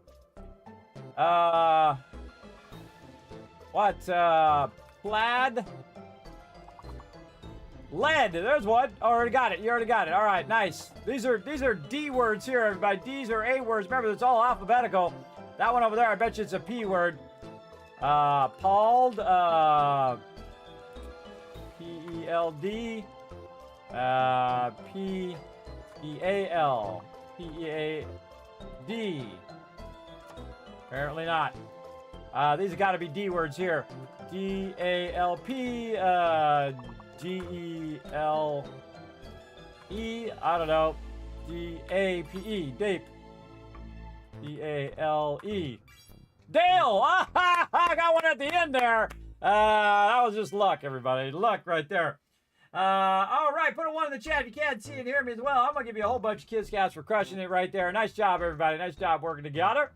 Let's get back to it. We're going to Birkin Estate just opened up. We're ready to rock and roll. Let's do it. Let's get back in game right over here. Now remember, everybody, it's a couple minutes before you want to run in there because it's still got it going on. I'm just going to assume I get a group here, so I'm just going to put on all my buffs for a minute. Like so. Those guys are all the PvPers. They ran out of there. Let's see if I can find me a group. Here we go. All right, PvP went off.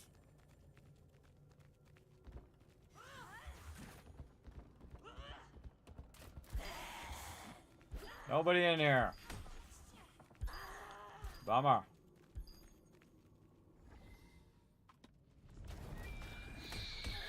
Over this way.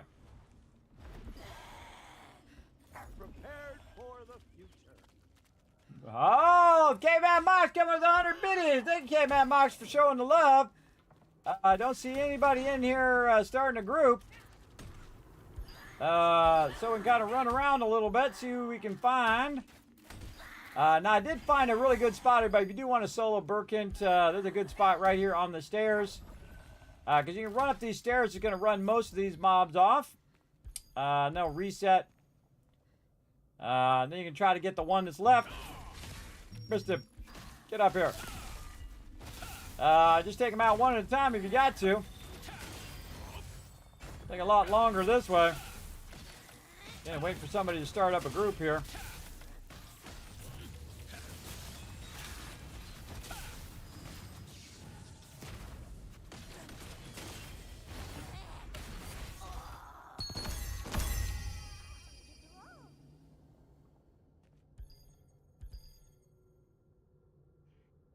Yeah, so nobody's there. Now, here's a great little trick, everybody. If you are looking for groups and you have a morph, you can go to your special morph here. Turn yourself into a little sheep. Run around, look for a group in there. Then I can also go like this. Go into the common thing like this, or general. Oh, it's /S. I got to remember that. Looking for group. Burkent. Right there. So you can just say it wherever you're at, and someone might hear it. Oops, didn't mean to do that. I meant to turn into my little morphy morph. Wonder if I can stay in my morph if they're hitting me. Yes, those guys will be aggro on me, but all the rest of them aren't. That's how you just run around looking for groups. Diddle-diddle-diddle-dee. Again, certain Murphs versus certain mobs, they won't bother you. So in this case, as long as I hold down shift and go running like I just did, I can just run around unbothered by mobs. I go look and see if there's anybody in here. Let's just go into the basement over that way. Let's run back. Veiled stalker there.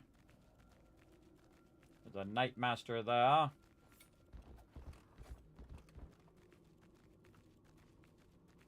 Just running along, checking it out. Actually, something up here, some boss or something I probably have to work on. Defeat the guard captain. Oh, the Lord Commander. I gotta defeat the Lord Commander and power up one of those things. Nobody in here. Sometimes it's stalled out because there's just nobody in here. No one's got in here because it's they're off doing other things. They might be doing the events right now. You can see that the events are going on, so they're doing those instead. And once the events are over. Now, again, I'm always looking for these pictures now because there's pictures on the wall that you can click that keep spawning mobs over and over again. Very, very useful.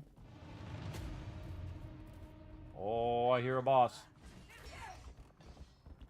Oh, I hear somebody fighting in the next room over.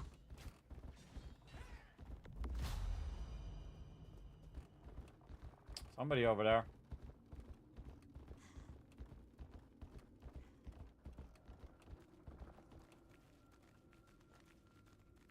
Go see if there's a group.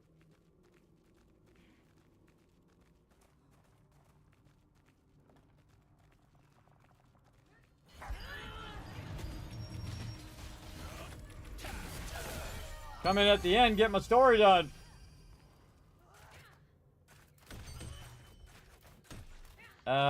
Dude's trying to get his thing done. I'm out of here.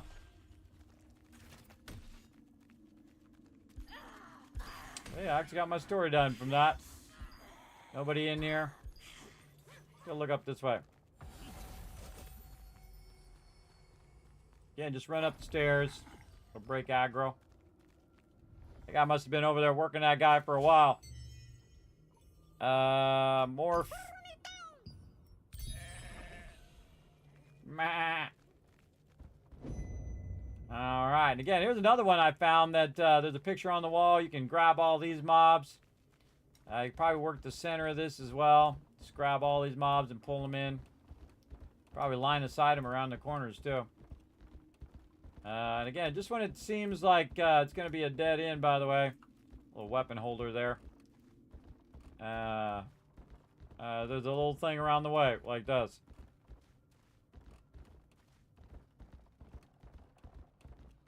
Lots of stuff in here. Sometimes you'll find groups.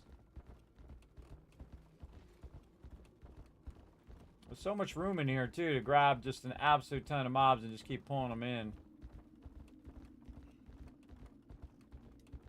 Look at this cool little coats of arms thing. And this works for all sorts of mobs, everybody. You have all sorts of morphs that you can do. Look at this guy, he's in the ground. Get out of the ground, guy. Looks like we're good here. Let's go in this other room.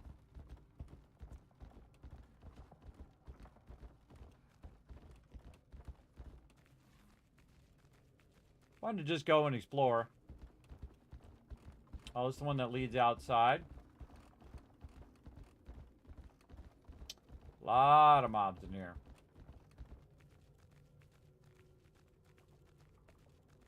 Over here in this big room, tons of mobs in here as well. So you can just work one side and then work the other side. So you work that room and then you run in here and you work the other room. Oh, there's a teleport point over here I didn't get on this guy. Go over here and check it out.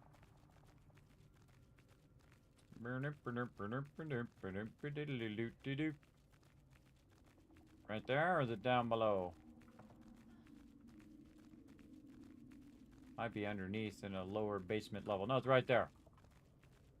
Oh, look at that. Something I haven't done. Now, the second I click on this thing, it's going to break me out of my stuff. There we go. I go back to basement. I go to basement 1. This is Bergenstade's second floor. I go down to basement 1, see if anybody's down there. Hoping to catch me a good group. Yeah, you can just run around in a circle here, killing all these mobs. Nobody down here. I think there's actually like a find a party thing here. Nebula, PvP. I don't think I've looked at this in forever. Crimson Burn, 6300 tank, 1206. Basement 3, need heals. What's this? 1206. Crimson, basically. B3. Yeah, looking for a healer. See, I could go be doing Crimson 3. Right there. Maybe I can get some people to come to Crimson level 1. I don't think I've ever used that once. I never even looked at it once.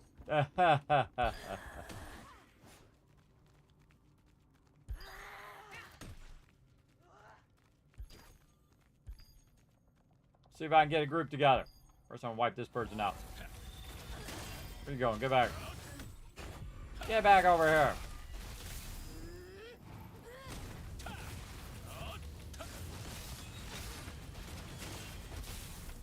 Get wrecked.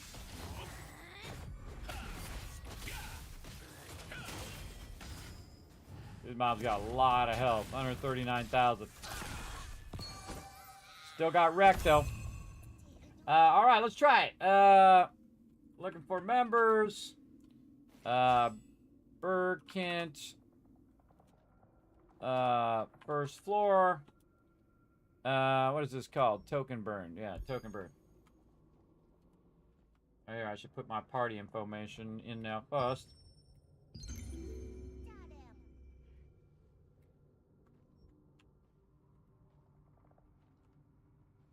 Token contracts.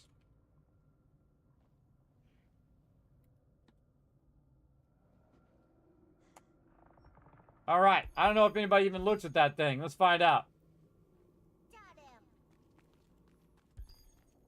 Let's go ahead and pull some of these peeps. Get warmed up.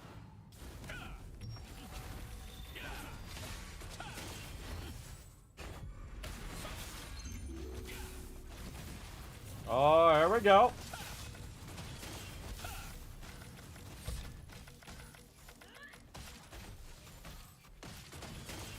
Oh, that party's going Burkett now. I'll go Burkett.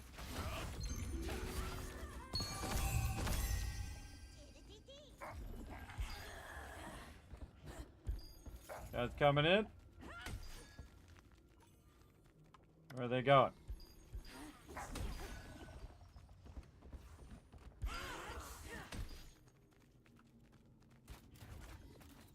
They're up.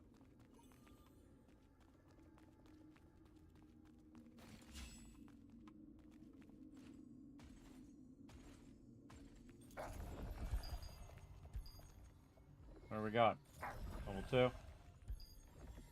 Where's everybody at? First floor. Oh, in the room next to the left.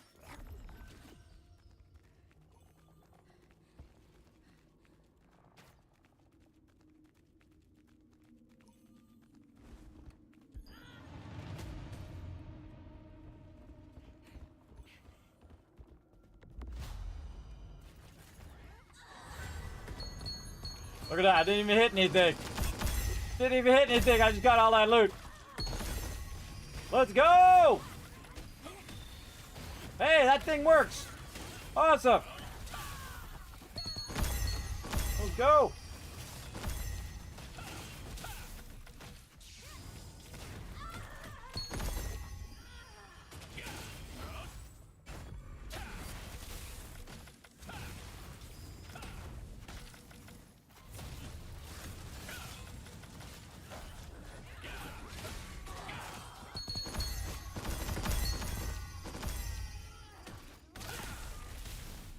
sure you got a lot of inventory space before you start this.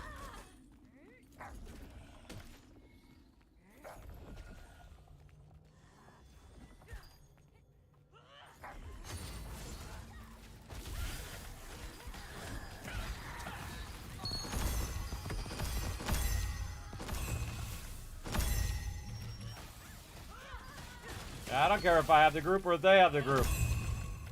Less responsibility for me if I don't have to manage the group.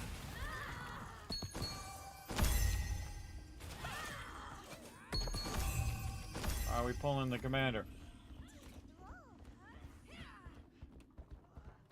Oh, they're gonna pull him to the center.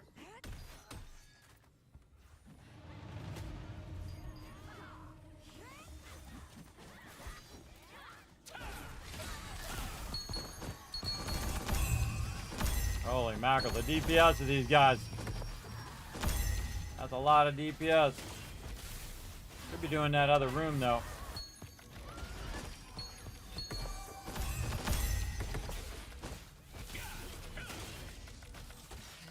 I actually need this guy.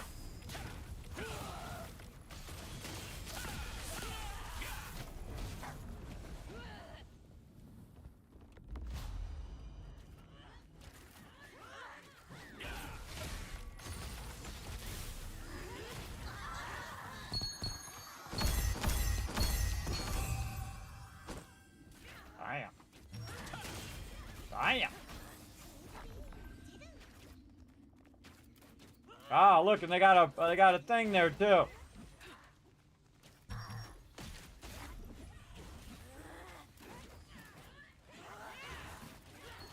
On the side it.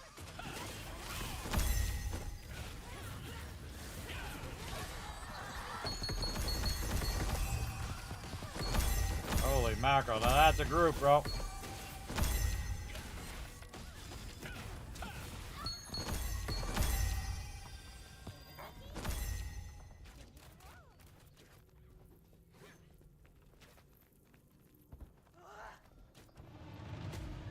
Simply is on it, bro.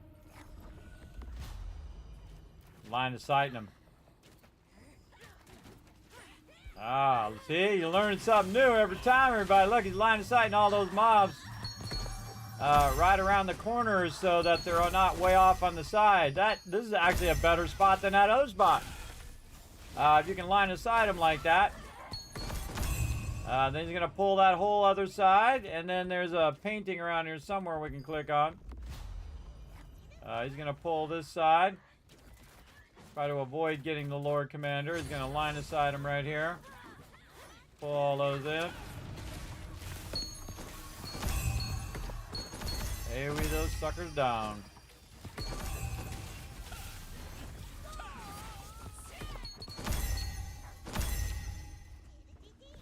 This is why I like to get into pugs, everybody, from time to time. I prefer to play with my team. But this is how you learn new stuff, right? Other people might have an idea, a way of doing this a little easier, or whatnot. And again, I don't pull until I need to. I won't really pull anything. I'll let them do all the work. Come in. Can craft a precious blank lithograph there. And there's the frame, one on the far side there. Gather all these up. They're going to line aside them around the corner there. Get them all in here. Wow, look at that.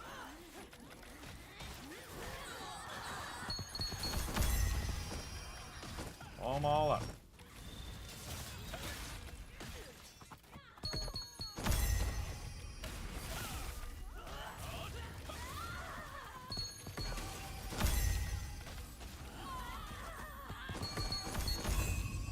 And then he just like gets as many as he can, and then the last few he just ignores.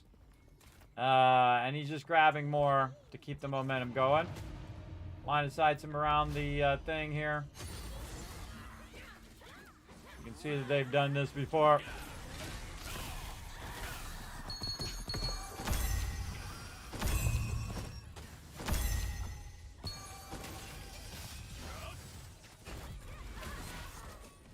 $26,000 damage right there. Just do that over and over until you run out of tokens.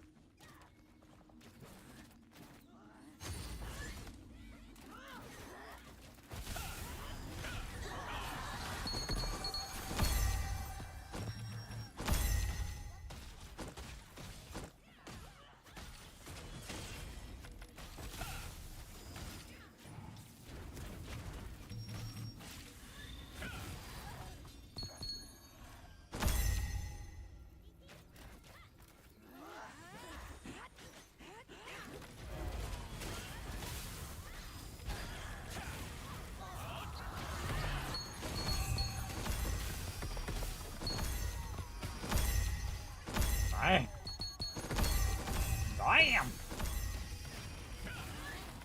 Their DPS is nuts, bro. That's some serious AoE. So glad I jumped in this group now. Again, that was just random. I started a group, they started a group. I saw the guy that was in my group dropped and went to that group, and I'm like, you know what? I'm gonna go to that group. Glad I did.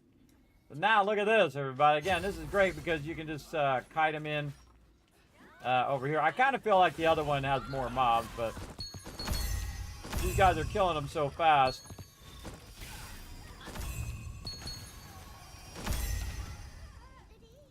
I kind of feel like you could have two people pulling too. One person pulling that side, one person pulling this side, and get way more mobs together. But that's just me.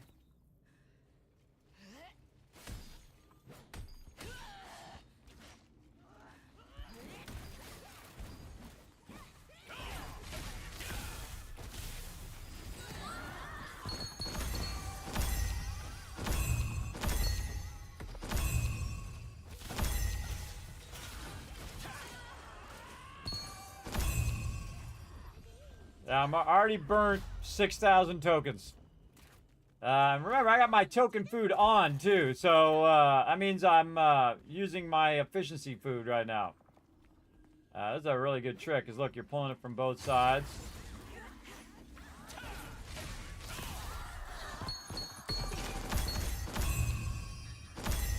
Look at that cash. Wow, I got 2,000 right there. Yeah, it's not worth sweating the small stuff.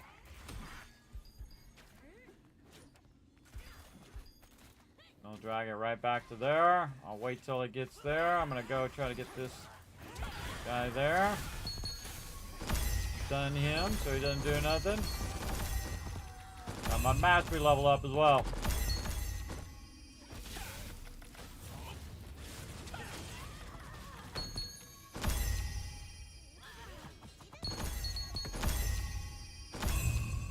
Compared to these guys, my DPS is nothing. These guys got some serious DPS, right? They're doing like insane damage.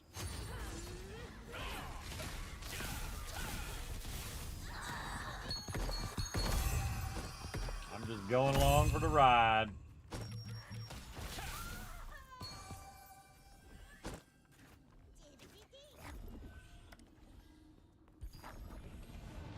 How long has this been? Not very long.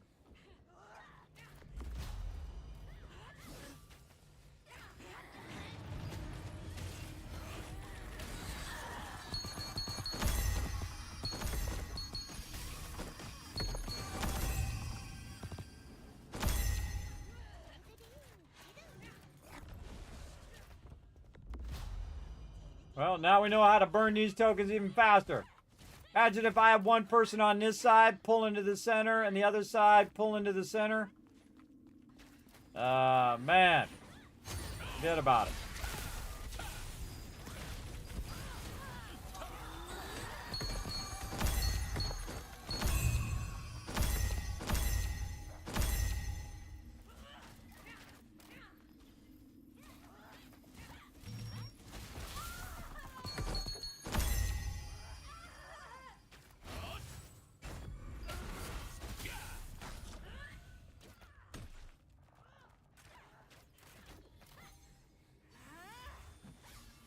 Okay.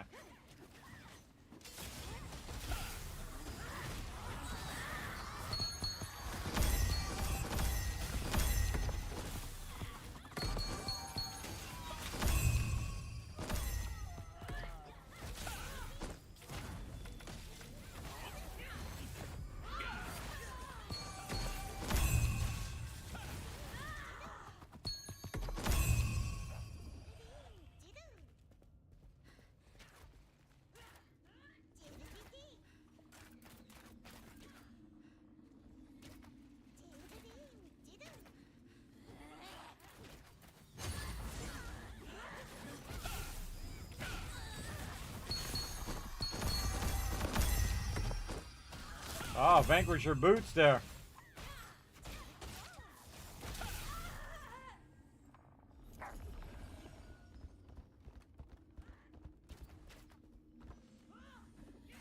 Just people are good at pulling everybody. Just let them do their job. Don't go and do their job for them. So let them do their job. They're going to pull it in.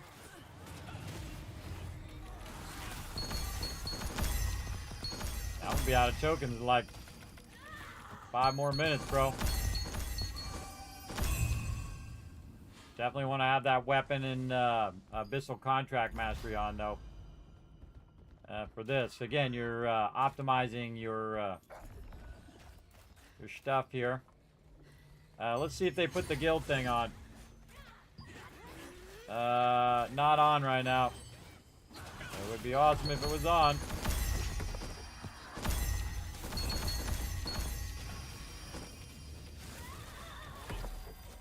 Can't turn it on this character because I gave up my my rank on this character so that I could give it to my team.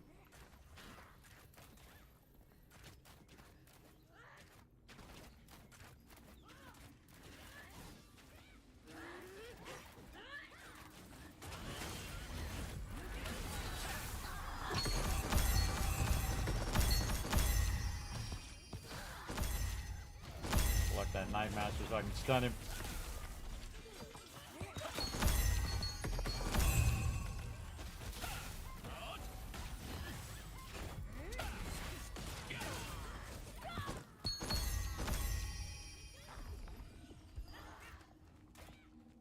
$600 tokens left. That was 10,000 I started with, everybody. We burned 9,400 tokens. And I don't know, I'm out of time. 15 minutes. Boss coming up in 30 minutes.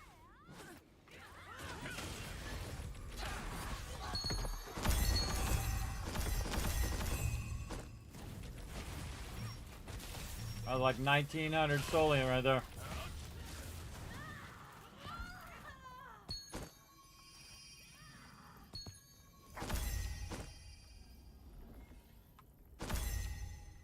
Loot.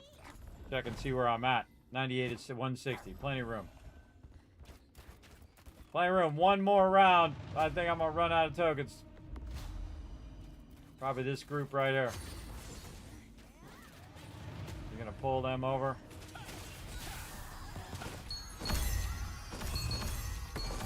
There it is, bro.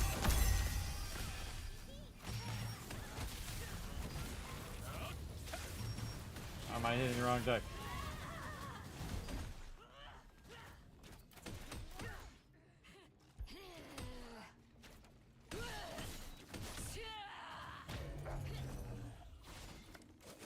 All right.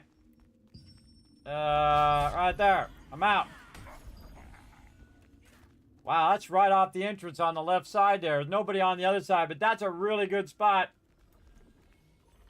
And there we go, 10,000 tokens done before my buffs ran off. So definitely under 30 minutes because that's how long those buffs are. But dang, that was fast, bro. That was very fast. Mutton lamb chops. There you go. Happy Sunday, kids in chat. Thanks again, K-Man Mike. Thanks for the biddies. Appreciate that. Remember, that's going to our Vault Van Life. We got 30 minutes and then a world boss is going to be up. I actually need this world boss for my primary character for him to drop me some loot, but I seriously doubt it. He never does. Okay, so not only did we got a bunch of stuff, but we also got some more weapon mastery points here, which I'm just going to randomly throw in here. And then staff. Definitely going to put that up there, into there, which my max damage increases based on my mana. Look at all my runes getting leveled up. My other runes are getting almost to 80. These are in their 40s and 50s, which isn't too bad. I don't play this character all that much. I just kind of roll over them so I don't have to look at them. Always, we did our, look at that, 120,000 contact tokens. We got that done. Animote rewards, fishing, that kind of fishing and stuff. We'll do that offline. But now we know how to find a quick group there, everybody. And we only got one of these, which is a bummer. But I take those and I sell those to the vendor. Usually I get about 10 of them if I'm doing the full amount of tokens. But one of them's worth 400 grand, so we'll take that. Got 23 million. Again, I was also getting a bonus. If you could get your tokens going, your abyssal contract efficiency, and your Solient going at the same time, you just walk out of there with crazy tons of loot. Absolutely. So we're going to go ahead and melt down these worms. I don't keep those. I destroy those.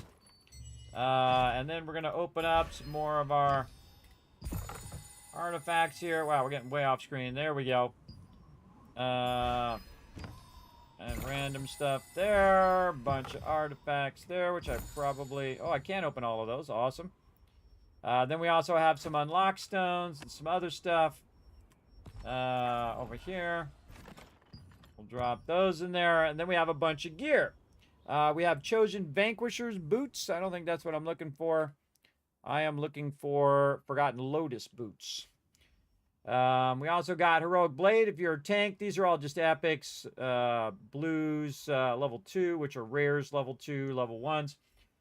So then we do a weapon run. And that's our item run, where I run through and see if any of these items have can be going to these. Now, again, you only got to click it once. I have a bad habit of clicking all the things when it's unnecessary. It'll let you know if anything can go into any of those traits. Like right there, see it did the bottom trait. So I got this one right here, Magic Evasion. So working on a bit of evasion of this guy. Again, 440 blessing, 10% chance. Here we go. All right, so added 40 blessing there. Very nice. Now, again, I would double check this to make sure there's not another one that goes to that one. None on that one. None, none, none, none. All right. Then if there's nothing there, I go ahead and go to Material Transmutation. I go to Equipment, and I just click all the buttons. There we go, Transmutation. Let's go ahead and try some... I'd love to get a staff. What's my chance? What's my staff chance here? What am I going to get weapon-wise?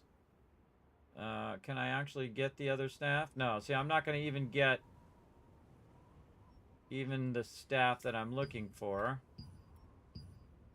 Even if I do transmute it. Yeah, what if I go armor? What do I get there? What kind of armor am I looking for? Void and Forgotten.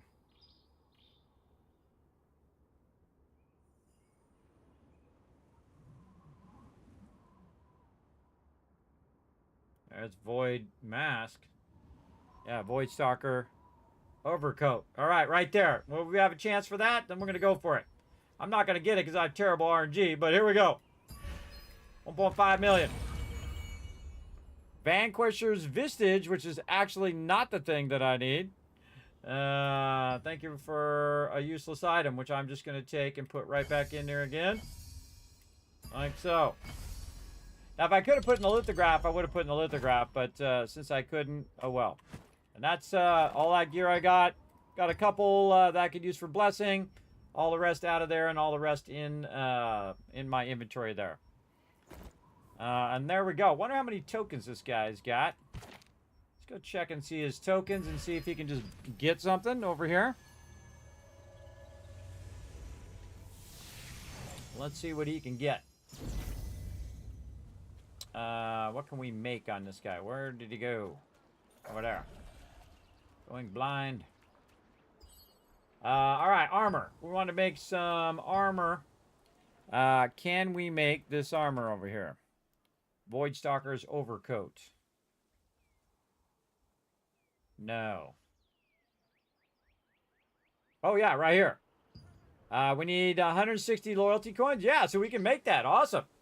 So we can make that and then add that to his thing. Now, what I'm looking at, everybody, is I found this Sentinel thing with the different staffs and the different items. And what I do is I kind of look at it, see if it's what I want to do. And then I usually modify it. But that's 6,512 combat power right there, everybody. So if you got all of that, plus all of your mastery stuff, plus all of your skills and equipment and all of that stuff, put in all your runes and whatnot, that's a lot of mastery, everybody. That's a massive amount of combat points. So I'll try it, see if I like it. And again, this character is not that big a deal, so I just keep getting his loyalty coins. I think I burned a bunch of them on getting these things here. I know I still have these. Oh, okay. So I still have my fighting spirit ones, so which I can use for the trade unlock stones when I go ahead and use these loyalty coins to do it. Now, I haven't been doing dungeons on this guy as much as I've been doing it on my other character, so that I can get those tokens. So I'll try to do that now, let my tokens build up, try to work on him each week. Then he'll have enough to get his own gear, and then we'll start working on his gear. And then he'll get stronger and stronger exponentially over time. All right, what else can we do on this guy? I think we're pretty done. We could do secret dungeons, I guess. I haven't done secret dungeons on this guy. You know what? Let's do it. Get him a few extra tokens. It's pretty easy on my other character, so we'll see how it goes on this one. You know what? We'll put our buffs back on as well, just for funsies. Let's see how fast this goes. This is like healing myself and movement speed, attack speed. Basically, attack speed is like your animation speed. All right, let's go ahead and go vampirism and stamina. First thing we're gonna do is jump in, see if we can stun this guy. Nope, immune to stun. Good to know. Now I'm just gonna try to kill him as quick as possible and dodge any mechanics he's gonna try to hit me with. Dodge roll. Big hit. Dodge roll. Fireball. Channeling skill, and then I can do my other skills while that one's channeling. Dodge. And keep on smacking him. Yeah, this guy definitely does less damage than my other character. This is when you really see it right here, when you're doing sustained DPS.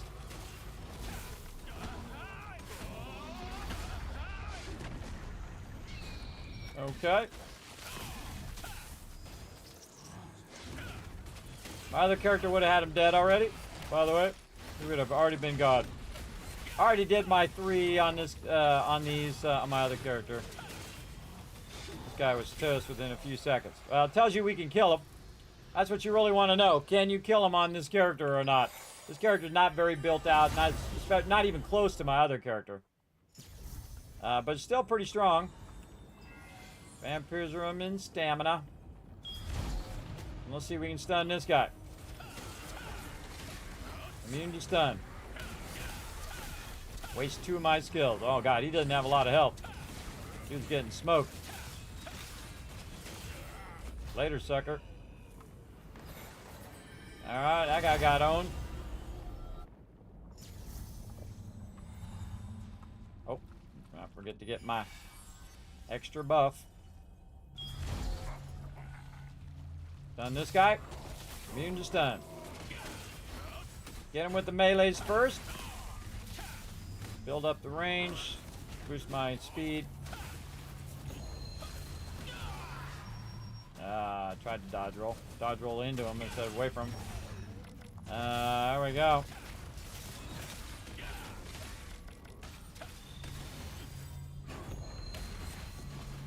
There we go.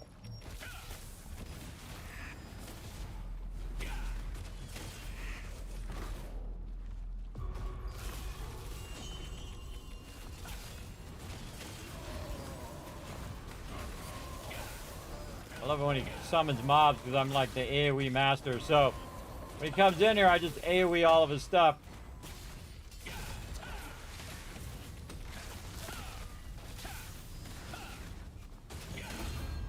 Toast. All right, remember that's the easy level. Or you could just take all 3 at the same time. I actually did get a bulwark there. I actually got a drop. Then you got to close your Hall of Illusion thing so that you can go ahead and do another one. It's a good thing to do until the world boss. Now I can do the hard mode if I want because I do have enough combat power. To do the top one, you have to have 5,700, which I can almost do on my main, but I still won't do it because it takes too long. It's boring. I don't want to do it. Sometimes you just don't want to do it. Hey, Brandon, what's up? Hope you're doing well, my friend. I am doing well. We just did a whole lot of stuff, man. We're just kicking butt in this game. Both characters now just absolutely kicking butt as well. Let me go ahead and get that stamina. I always prefer stamina. This way you can block more, dodge more, all that kind of stuff. Here we go. Again, these are like, you know, challenge bosses. Got to get all my skills in before he does his dodge. And then big attack. There we go. Fireball. Oh, dodge. Then this. Then our channeling skills. There is some sort of mechanic with these flowers and stuff. I'm not going to bother to do it. There we go. Gonna wait a second till we get our stuff here. Then we're gonna do our fireball. Get that in between. Dodge. Hit this. Hit this. Hit this. Go with the channeling. Whatever. I just fly back down, keep wailing on them. Now remember, the harder this is, the more mechanics you have to deal with. The more mechanics you have to deal with this guy. I'm not going to bother. I'm just going to kill him at this level just for the tokens. So at least I'm not, you know, at least I'm not getting no tokens for it. So at least I'm getting some tokens for his gear. Again, it's very repetitive, same thing over and over. Once you know you can do it, everybody, that's it. You're unstoppable. Unstoppable.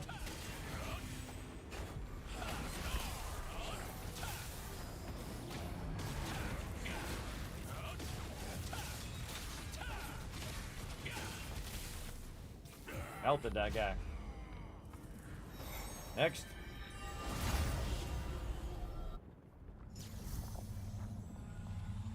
Oh, forgot the thing.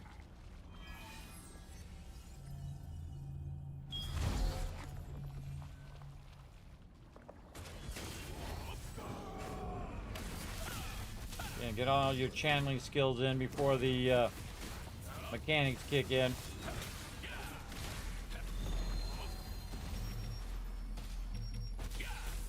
Doesn't have the range of my other character. I also find it's easier to do dodging and blocking in these instances like this because they're not as laggy as the ones where you're running with other peeps. I find it works a lot better. Oh, dude's just jumping all over the place.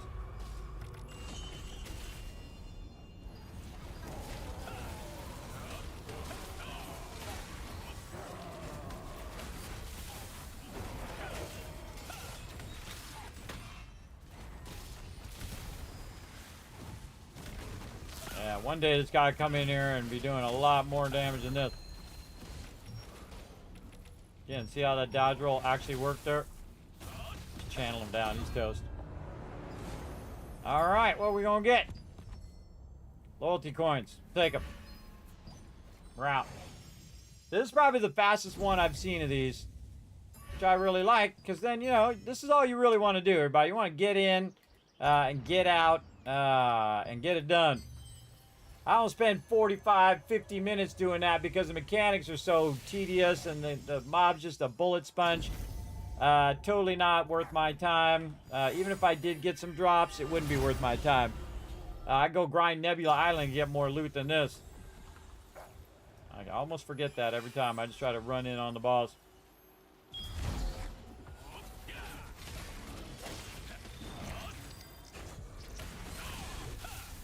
Get all these things in before he starts doing the dodge thing.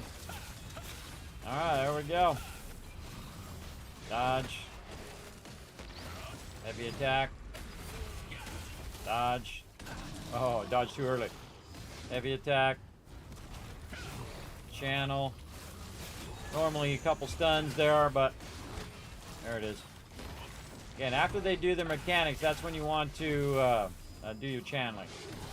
So it doesn't catch you in the middle of your stuff.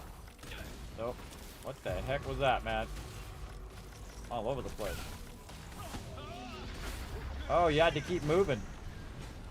Oh, I see. You run that off. You can just run that off when he goes to do that. I don't care. I just did it anyway. Got that dodge roll in that time. A lot of these mobs, their mechanics are way too fast. It's way too fast.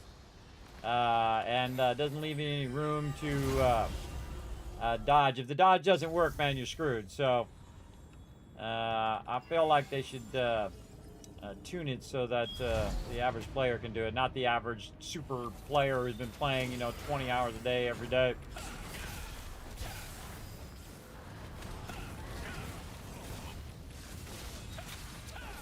I just burn everything to burn them down as quick as possible. There we go. You do 3 of these a week.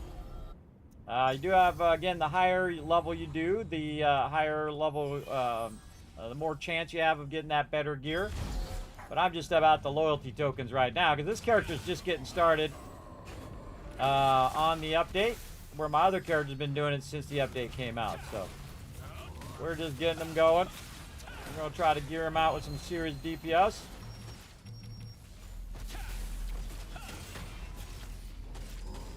Channeling. More channeling.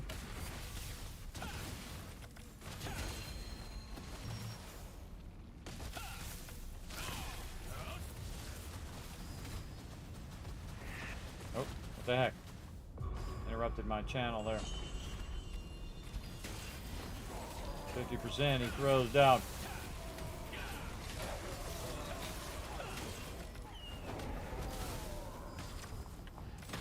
Had to stop my channeling to block.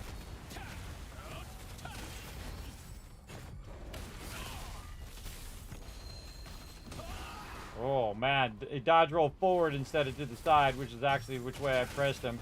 He went forward like that. I was pressing him to the right. It happens.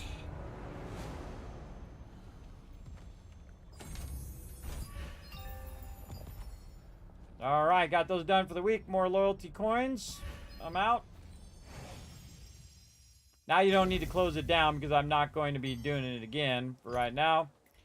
Then we also did challenge the Hall of Illusions, so we got that one, which helps us with our battle pass. We got some stuff we can throw in the litho, the bulwark of invulnerability. I'm sure I could sell that in the auction hall, but you know what I'm gonna do? Let's stick it right in there because I don't care, and I can't transfer to my other characters, so best just to get rid of it.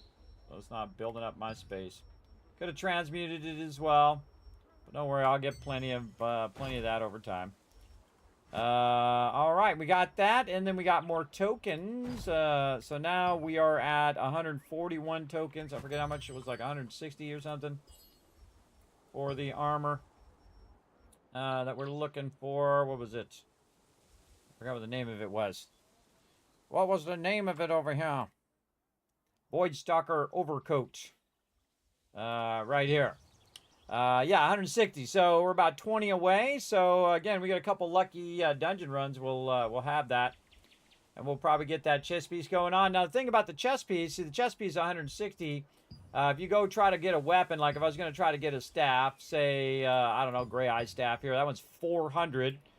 This one's 200. That one's 160. So these are kind of like, you know, progression. I get a lot of these as drops too. I've put a lot of those into the thing. These ones right here have an extra bonus damage with that thing. And probably the best thing for this character to do is to go to Nebula Island and try to get that other staff that's over there, whatever the name of that staff is called now. Well, let's get our weekly done so we get some more of our unlock stones.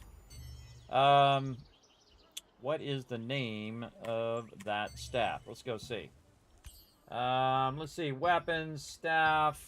Right here, Abyssal Renaissance Folky. Now, I actually got one of those on my other character. I didn't realize it was the best DPS one. But you can see over here at Nebula Island, we have a chance of getting that as a drop, either on the PvP side or the PvE side. Probably I'll go over there and do some Nebula Island at some point. And see what I can find. But probably not today, because today I got to rest up, come back and do some Oblivion if I can muster it. Oh, auto deposit, quick deposit. There we go. Sort that stuff. A lot of good loot in there. And see, this character, again, not saving any of that stuff. Now, I've got some seals right there. Now would be a good time to go craft those up since I got a minute. Wait about 10 minutes here for the world boss. I'm going to switch my other character and give that a shot. Where's my scroll lady over here? Ooh. Skills researcher? No, the sundries lady over here. There she is. So the only one I really do now is Birkin Estate, so I'm going to favorite that one. And see, I used to do Celius Abyss. That's why I have it in there. But now I burn them all down, and now I have 32 for Birkin Estate. Now, I could have done those 32. You saw me doing that with the 10,000 tokens. I could have done those 32 in that time that we did those, that we were doing that room. Easily, had I had those ready, and I could have made them probably this whole time. But that's okay. I'll save them up for when I get more tokens later. And that's pretty much it on the character. You could work on gear. You could work on trying to trade stuff out if I had enough gear stuff. Nothing really else I could do. I mean, I have a bunch of Teetle Towers in here. I think I got like 60 of them. Yeah, 60 Teetle Towers to do. Not going to do those for right now. And then the smart thing for me to do is to take my character and just park him over here for when the dailies reset around 4 a.m. Sunday into Monday morning. And I sometimes just log in during the day, do my dailies, and let all this stuff backlogged so I can just do it at the end of the week. Same thing with this, you know, buy all your contract stuff for the week and all of that. Doing all of that. So I just leave him right here. So when he logs in, he'll be right here. And we did a ton of contracts. So now I've got 7,000 contract coins. And that'll last me a while, everybody. Even if I stop doing contracts, it'll last me weeks for that much. 21 million. So if I do want to level up that armor and get that armor going, I could. And there's probably a bunch of other gear in there that I could make. I would start with the gear that you can use your loyalty coins on, right? You get that gear and you do it. Now, in this character, instead of like building it up and getting all the traits on there, I'll just straight swap it right away, which you really shouldn't do. You should really max out your epic level gear before you do it because you'll have more blessing.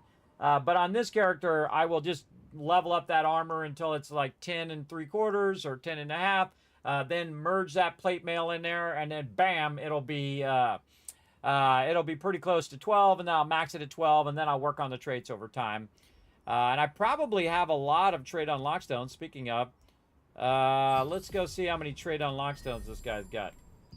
Oh, actually, he's out. We used it on the weapon, I think. Yeah, we used it to get all of these open. So yeah, he's got a lot of trait conversion stones, which I could take stuff and convert it. I'll be looking out for that. But he needs about 4 more unlocks. Now I have all of those tokens that you saw, 2,000 Liberty tokens or whatever they're called, not loyalty tokens, but the Liberty ones or Alliance ones that I can convert into trade unlock stones, which I will do. I'll just convert all those into trade unlock stones, get that chess piece, and then try to get the set piece for that chess piece as well. Actually, which ones could we get as a set first? That might be an idea. Hold on, we'll go back over here. We got 6 minutes. We got time. Let's go back over here and see which 2 I could get that would be a set. And again, I'm not going to write any of these down, but I'm just going to use this thing as a guide over here. So we got that. What about the helmet? Can we get the helmet? What's the name of the helmet here? The name of the I've gotten this one as a drop before. First Light's Halo. So we can't make First Light's Halo. We got to get that from a drop. Also, I'm just not seeing it. What's the other thing? Forgotten Lotus Gloves. I didn't see those in there. Yeah, those are not in there. And boots. Again, you just want to look at these ones. These are all level 1s, so I can craft those. None there. But the cloak. Steadfast Commanders. Oh, okay, we can do the cloak. Cloak's going to be 320, though. So we can get the chest piece. Get the cloak. How about the pants? What pants are we looking for? First Light pants. Nope. Okay, these are a lot of drops. How about our accessories? Death Note Garnet. Yeah, I've gotten that drop as many times, too. That's 320 tokens there. And Death Note Garnets. What do we got? Primal Golden Cuffs. Again, I'm looking over here on questlog.gg. This build somebody made. Again, I don't always do it exactly what they say, because sometimes I'll just choose one that's a bit easier. Primal Gauntlets. What's the other one? Ruined Band of the Black Anvil. Ooh, that's a tough one. That's gonna be that boss. Ring of Eternal Flames. That one we got right here. We can do that one. Exclusive nip coil. So that one we can make too. So I would just do all the ones you can make first, especially the cheaper ones like the armor. I think the only armor in here I can do is this chest armor, and that's going to be the cheapest of all the armor. So I'll probably do that one first, whatever it was called. I've already forgotten the name again. Void Stalker. Void Stalker overcoat. Right? Let's favorite that. All right, let's favorite some stuff that we want to make in here. So we want to do that. We want to do exclusive nymph. We want to do Ring of Flames. This is a great way of doing this, everybody. It's like you're favoriting all the stuff you want to do. Death Knoll Gornets. Right here. Yeah, I got so many of those on my other character. And this guy will probably get some too. And that's about it. He's also got Naru's Frozen Great Blade. Let's go see how much that is. Oh, we got 3 minutes. How much is that in the auction hall? Probably pretty expensive, I would imagine. Naru's. All. Yes, 19,000 lucent, and just the extracts themselves are thousands of lucent. That's from that boss that we can't seem to kill. We can't seem to kill that boss. But time to switch. Let's go to my main. See what we can get done over here.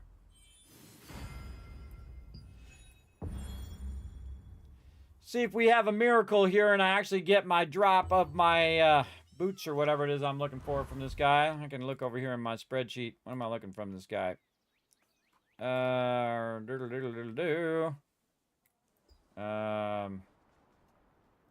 my shoes. All right, let's go to the Manicus guy here, over here, and then we'll do, we're going to do this here in a second. We'll teleport first. And see if anybody wants to do the world boss.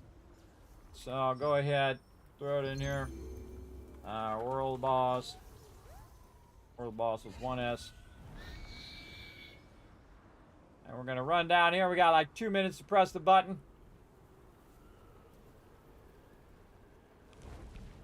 Everybody else got the Phoenix too. The Phoenix looks awesome. Of course, my Phoenix looks the best. I'm just a bit partial. Look, see, I got so much more stamina than everybody.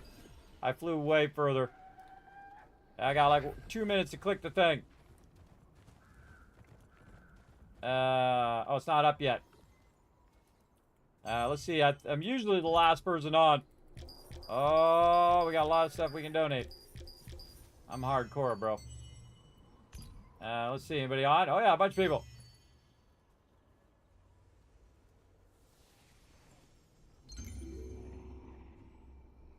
Jay's all about it. Jay's all about it.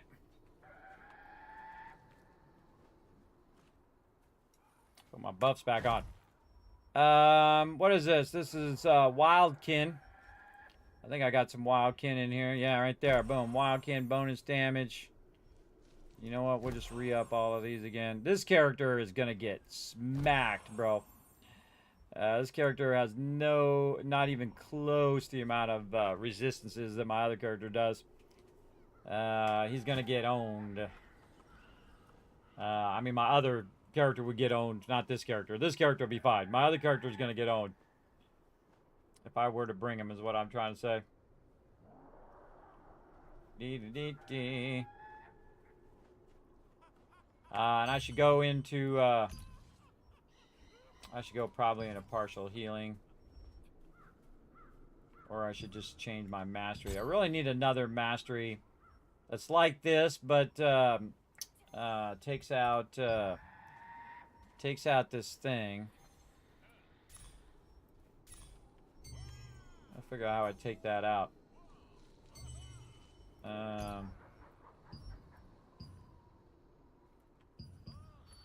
Yeah, not sure how to take that out. I think it's one of these. Yeah. There we go.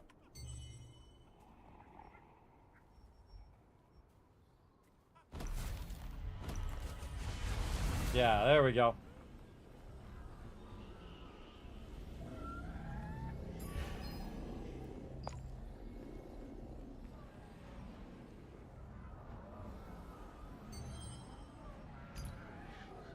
Yeah, donate to the guild.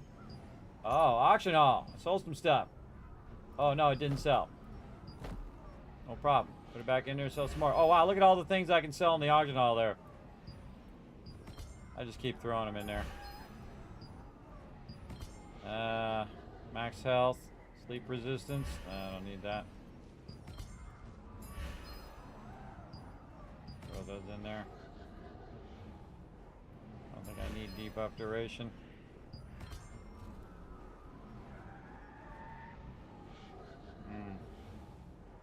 I don't know, I'll hang on to those for now. Let's see. Where do I want to put these points, though? Because I just took some points out of there. How about some healing? Alright, so what I did is I turned this one off, which changed my swift healing and clay salvation to DPS. And that allowed me to stay alive while I'm doing that. So I got boss hit, I got all that stuff. Oh, somebody was off fishing. He's got his fishing mastery on. I'll be doing some fishing later. Later in the weekend, not right now. I'm gonna do this boss and try to see if miracles happen. Alright, I'm gonna invite some randos too if no one's gonna join us. Right here.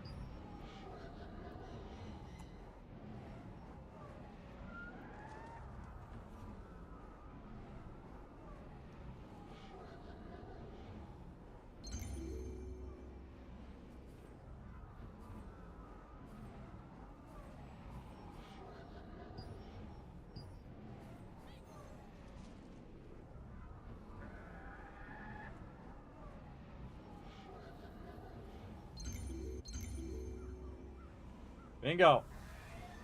Yeah, actually, I think that person, Aaron, I think is in our guild. I just dawned on me. I put it in the guild thing. Yeah, Aaron.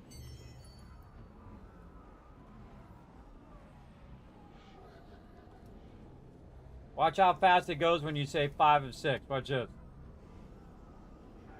Boom. Say 5 of 6. Yeah, that was, oh, look at the last spot. Oh, then somebody dropped.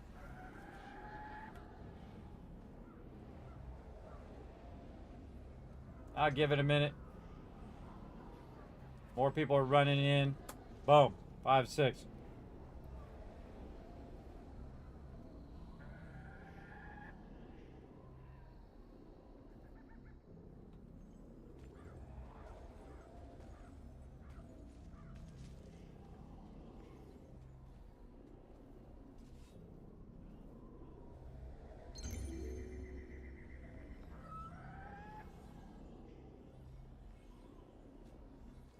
All right, we maxed out.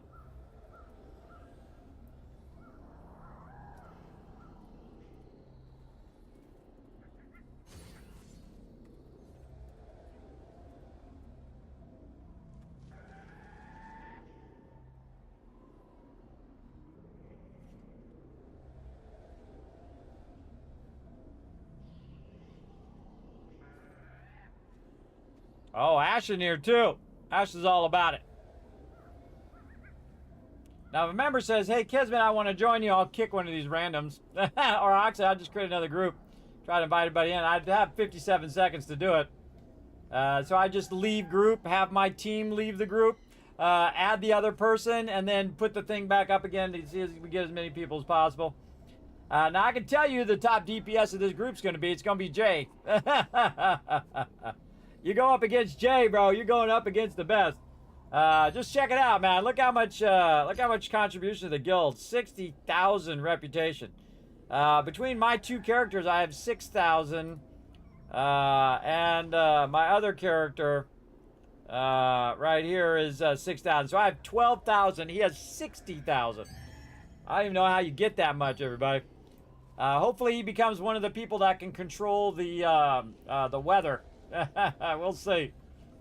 That will be cool. It can cause an eclipse or make it rain or whatever the other one is, the wind one. There we go.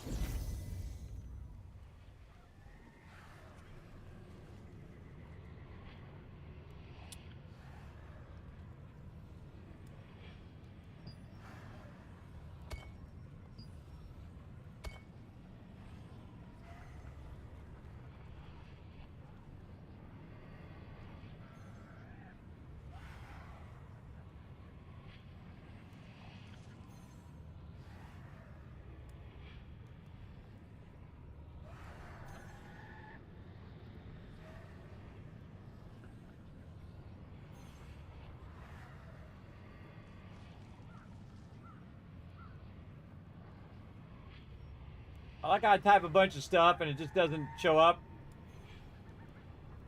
It just absolutely doesn't show.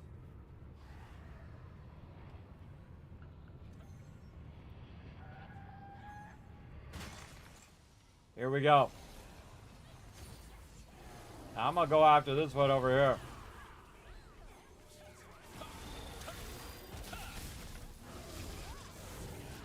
Just gonna start channeling right now, even though my stuff's not set. Already lost some peeps. Try to heal who I can. You don't stand in the stuff, bro. Ain't no healer gonna heal ya if you're standing in the stuff. Now, I don't know which one of these I need, but I'm going after the easy one. Those dodge rolls in. I'll heal who I can. Just don't stand in the stuff. Channeling. Oh, remedy. Oh, I should have done my remedy when I had my skills up, but whatever. It'll still last. Again, I also got all my food buffs on. Trying to heal when my big heal comes up, but if it don't come up, I'm not in really full healing. Heal myself. Heal the peeps. Keep them going as best I can. Dodge roll. Wow, everybody just like paused there for a second. Big fireball coming up. Whoa! Okay, didn't like that. Didn't like that. Healing. Hit the guy in the center. 35. Hey, I got a polished crystal. Look at me go. Look at me go.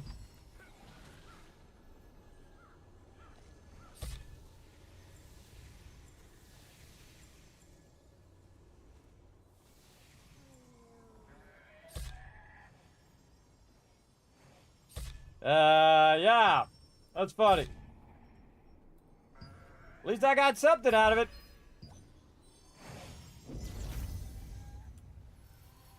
And I'm out. And you also get like a consolation, you lost box right here. You got nothing, you suck box.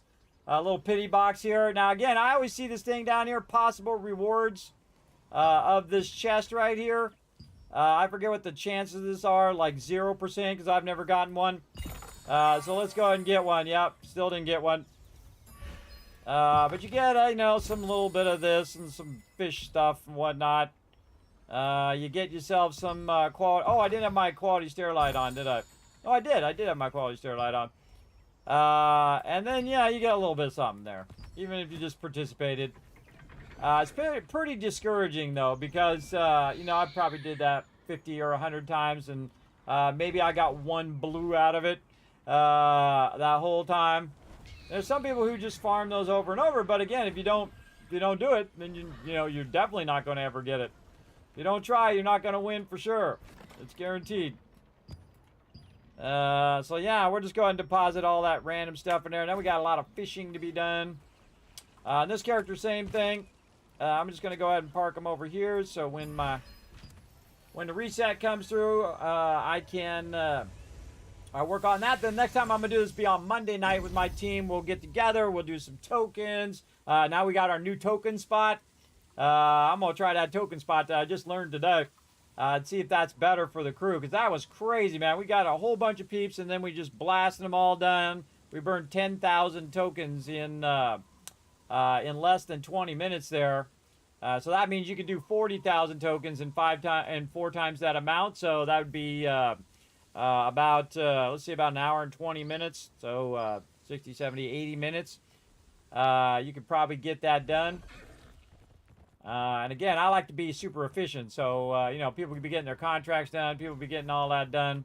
And on this character now, too, I do the same thing. I just keep the Birkin Estate ones. Oh, I should go see if I can make some more for Monday while I'm thinking about it. There's always one more thing to do in games. You ever notice that? There's always one more. That's why you end up playing this for 12 hours. I'm going 7 hours plus the, how many ever hours earlier? 5 hours earlier. It's the Sundries lady. Right here, Birkin Estate. I can make 4 more. All right, let's do it. Nice. And now I've got 6 of them. And that's because I've burned hundreds of them now. Hundreds of those suckers. Look at this, everybody. 78, 73, 78. They're getting up there. Again, max is 80.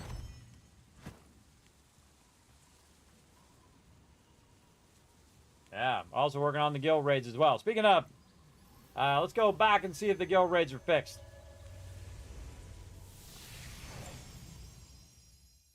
Let's see if it's still stuck on Diagod.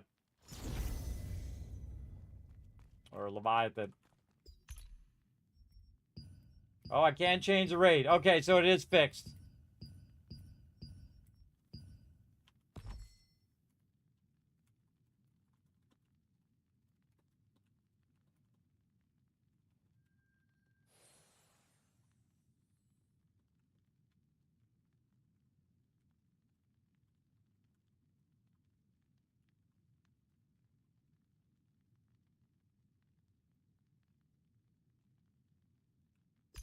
So yeah, we tried Queen Bellendir, but it's ridiculous, everybody. It's way beyond 10 people even.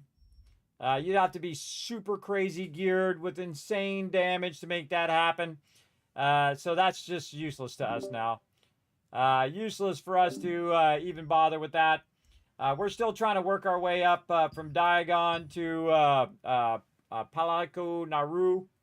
But he's got this hammer stance that he does. You can't block, you can't get away from. So once he enrages, man, bam, everybody's just instantly dead. I can't heal him through that enrages. We might be better off trying to kill these guys and moving up to them and see what we can do. But we tried to do some damage to them, and man, their damage was like we didn't even get them to even close to being dead. But we'll keep working on this guy because this guy's got that sword that peeps want. I don't think he's got anything for me. I think there was something that he had, but I think I got it as a drop. What was it I was looking for from this guy? Oh, there's that rune band of the Black Anvil. I honestly can't remember. Oh, there it is. Sacred Report's Garb, which is the chest piece. But I decided not to do that chest piece. I decided to do the other chest piece. And just have the 4 pieces. There's no reason to have 5 pieces of gear, especially if that piece of gear doesn't have the traits that you want, right? Or the things in there. It has wisdom, hit chance, max health, and stamina regen. But I kind of like the one. I like this right here, Thorny Thorbit. Little turtle. I like the turtle. All right, so we still got a bunch of those we can do. We need 3 more of those. So we'll probably end up, if we have enough people, we'll try the Palo Alto again. If we don't have enough people, then we'll probably do some more Diagon or Leviathan. We'll see what the team wants to do. We'll see. All right, so let's go ahead and again head out of here. Such a cool transition every time. Somebody really had some fun doing that. Then over here, for the next time I log in, I'm going to be doing my my dailies.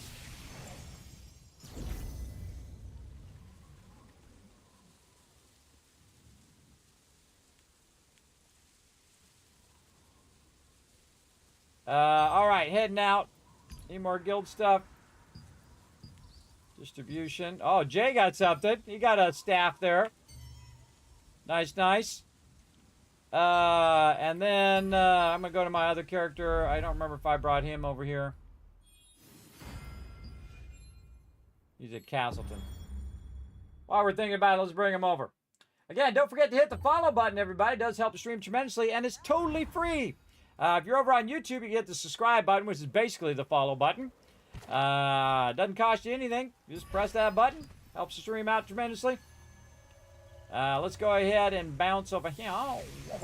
Now we know what we want to get because we favorited all the things that we want to get there. Look at the little dog. Oh, wrong side. This side. What's up, little doggy? And then right over here. There we go. All right, we're out. Let's go.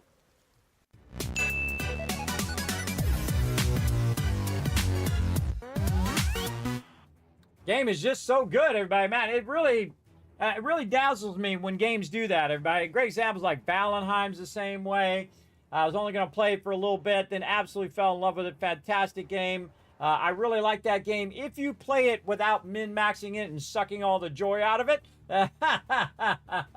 I feel like that's the mistake of a lot of people are doing in MMOs in general, not just this game, but all MMOs. It's kind of like when you played World of Warcraft when it first came out. You went over the hill and you're like, oh, what's over that mountain? What's on the top of that mountain? Oh, there's an airport up there. Oh, wow, what's that thing? Oh, look at that. There's a dock over there. What's over in that thing? What's that city? Let's go over there and check out that city. Oh, I got a quest over there. Okay, I'll go do a quest over there. And oh, God, here comes a guy. He's going to try to get me in PvP. Okay, we do skills. Okay, oh, I killed him. Hey, I did my first PvP win. Yay, da-da-da. That kind of thing when you're exploring, you're having those first moments. And then when it came back again, when they came out with Classic, everybody just wanted to rush to max level as fast as possible. They want to min-max the game. They want to get in there. They want to get their gear as fast as possible and get all geared up. And then all the magic that was the whole adventure was condensed down into just a tiny little bit. And that's what sucks the fun out of it, everybody. You got to leave the adventure in your adventure games. But that's just the crazy old man's idea. What do I know? I've only been gaming for 50 years. So there you go. Now, again, you guys can help out the stream tremendously. It's free. Go for it and do it right now, everybody. Pop on over to youtube.com/KismetBP. It's really easy. Just follow that link right there in the chat. And you can go over there, hit that subscribe button, hit the like button, leave me a comment. I appreciate it. Pop over to twitter.com/KismetBP. Hit that follow button. Check out the Discord. Check out the website. Especially check out patreon.com/Kismet. If you become a patron for 1 month, you get your name right down there in that little scrolling text there. At the end of every stream, every video. I appreciate it. Every full video anyway. And then, of course, thanks to all the peeps who got on the Kismet Love Train today, who subbed or resubbed or gifted subs, did cheers right there. Thank you so much. I appreciate everybody comes in, helps support the stream. Remember, every bit goes right back into the stream in the form of giveaways and other projects that we do, like our Vault Van Life project that we're trying to get off the ground. And I will keep at it until the end of time. It would be a life changer, everybody, if I could unlock that. It would literally change my life. It would allow me to move around and go places again. Instead of being disabled as much as I am. I've really been fighting back so I can go out and do more stuff in the world. Once my kids are about to hit 18, one more year left. Once they're 18, everybody, it's time for Kismet to get back out in the world, do some things, instead of being stuck inside. But I'm going to take you guys on the adventure with me. I'll set up cameras. We'll, set up. We'll do gaming on the road, all that kind of killer stuff. It's going to be super fun. I just have all these dreams, everybody. All these dreams that you try to do, and you got to try to chase them down, everybody. And I know it's a big ask. That's a lot of money, everybody. That's a big, big ask. But, again, I'll just keep working at it. Little by little, I never give up. I'm relentless. That's why I'm still alive to this day. Some of you know. You've been here the whole time. You've been here since the beginning when I was really struggling. You think it's bad now? Holy mackerel. And I appreciate you being here. And that's why I'm going to give you a whole bunch of Kiz Caps right now for hanging out all the way in the stream. In fact, I'm going to give you a bunch extra. Here you go. A bunch extra, everybody, for hanging out all the way into the stream. We did a lot of grinding. We got a lot of stuff done. Both characters locked and ready to rock. I love it when you get to that point because now you're like, okay, cool. Now I can just let my characters run until Monday and then all the way till Thursday. And then come back to them and then just do all that stuff again. But now we've built it down. It's kind of like cleaning out your garage, everybody. You go in there and say you clean out 50% of your garage or 75% of your garage. Well, now you only got that 25% left, and that's all you got to work on. You know that you've done the bulk of it, the bulk of the hard work, and now you just got whatever's left. So that's pretty good. Sometimes that's the hardest thing, everybody, is when you're at the end of a project and just to push yourself to finish that last 10 to 25%. Believe me, I'm a graphic designer. I know that all too well. Especially when I'm making videos, everybody. I was like, I don't know if I really like it. I think I could do this video better. That kind of thing. I suffer from trying to be too perfect. But such is the way it goes. I like to make good videos, everybody. I don't want them to be too long. I want them to be very precise and concise, and, you know, I got to have enough time to do all that as well. But we're working on them. So I'm going to see you guys again tonight, 10 p.m. Eastern Standard Time for some Oblivion Remastered. See you then. Bye, everybody.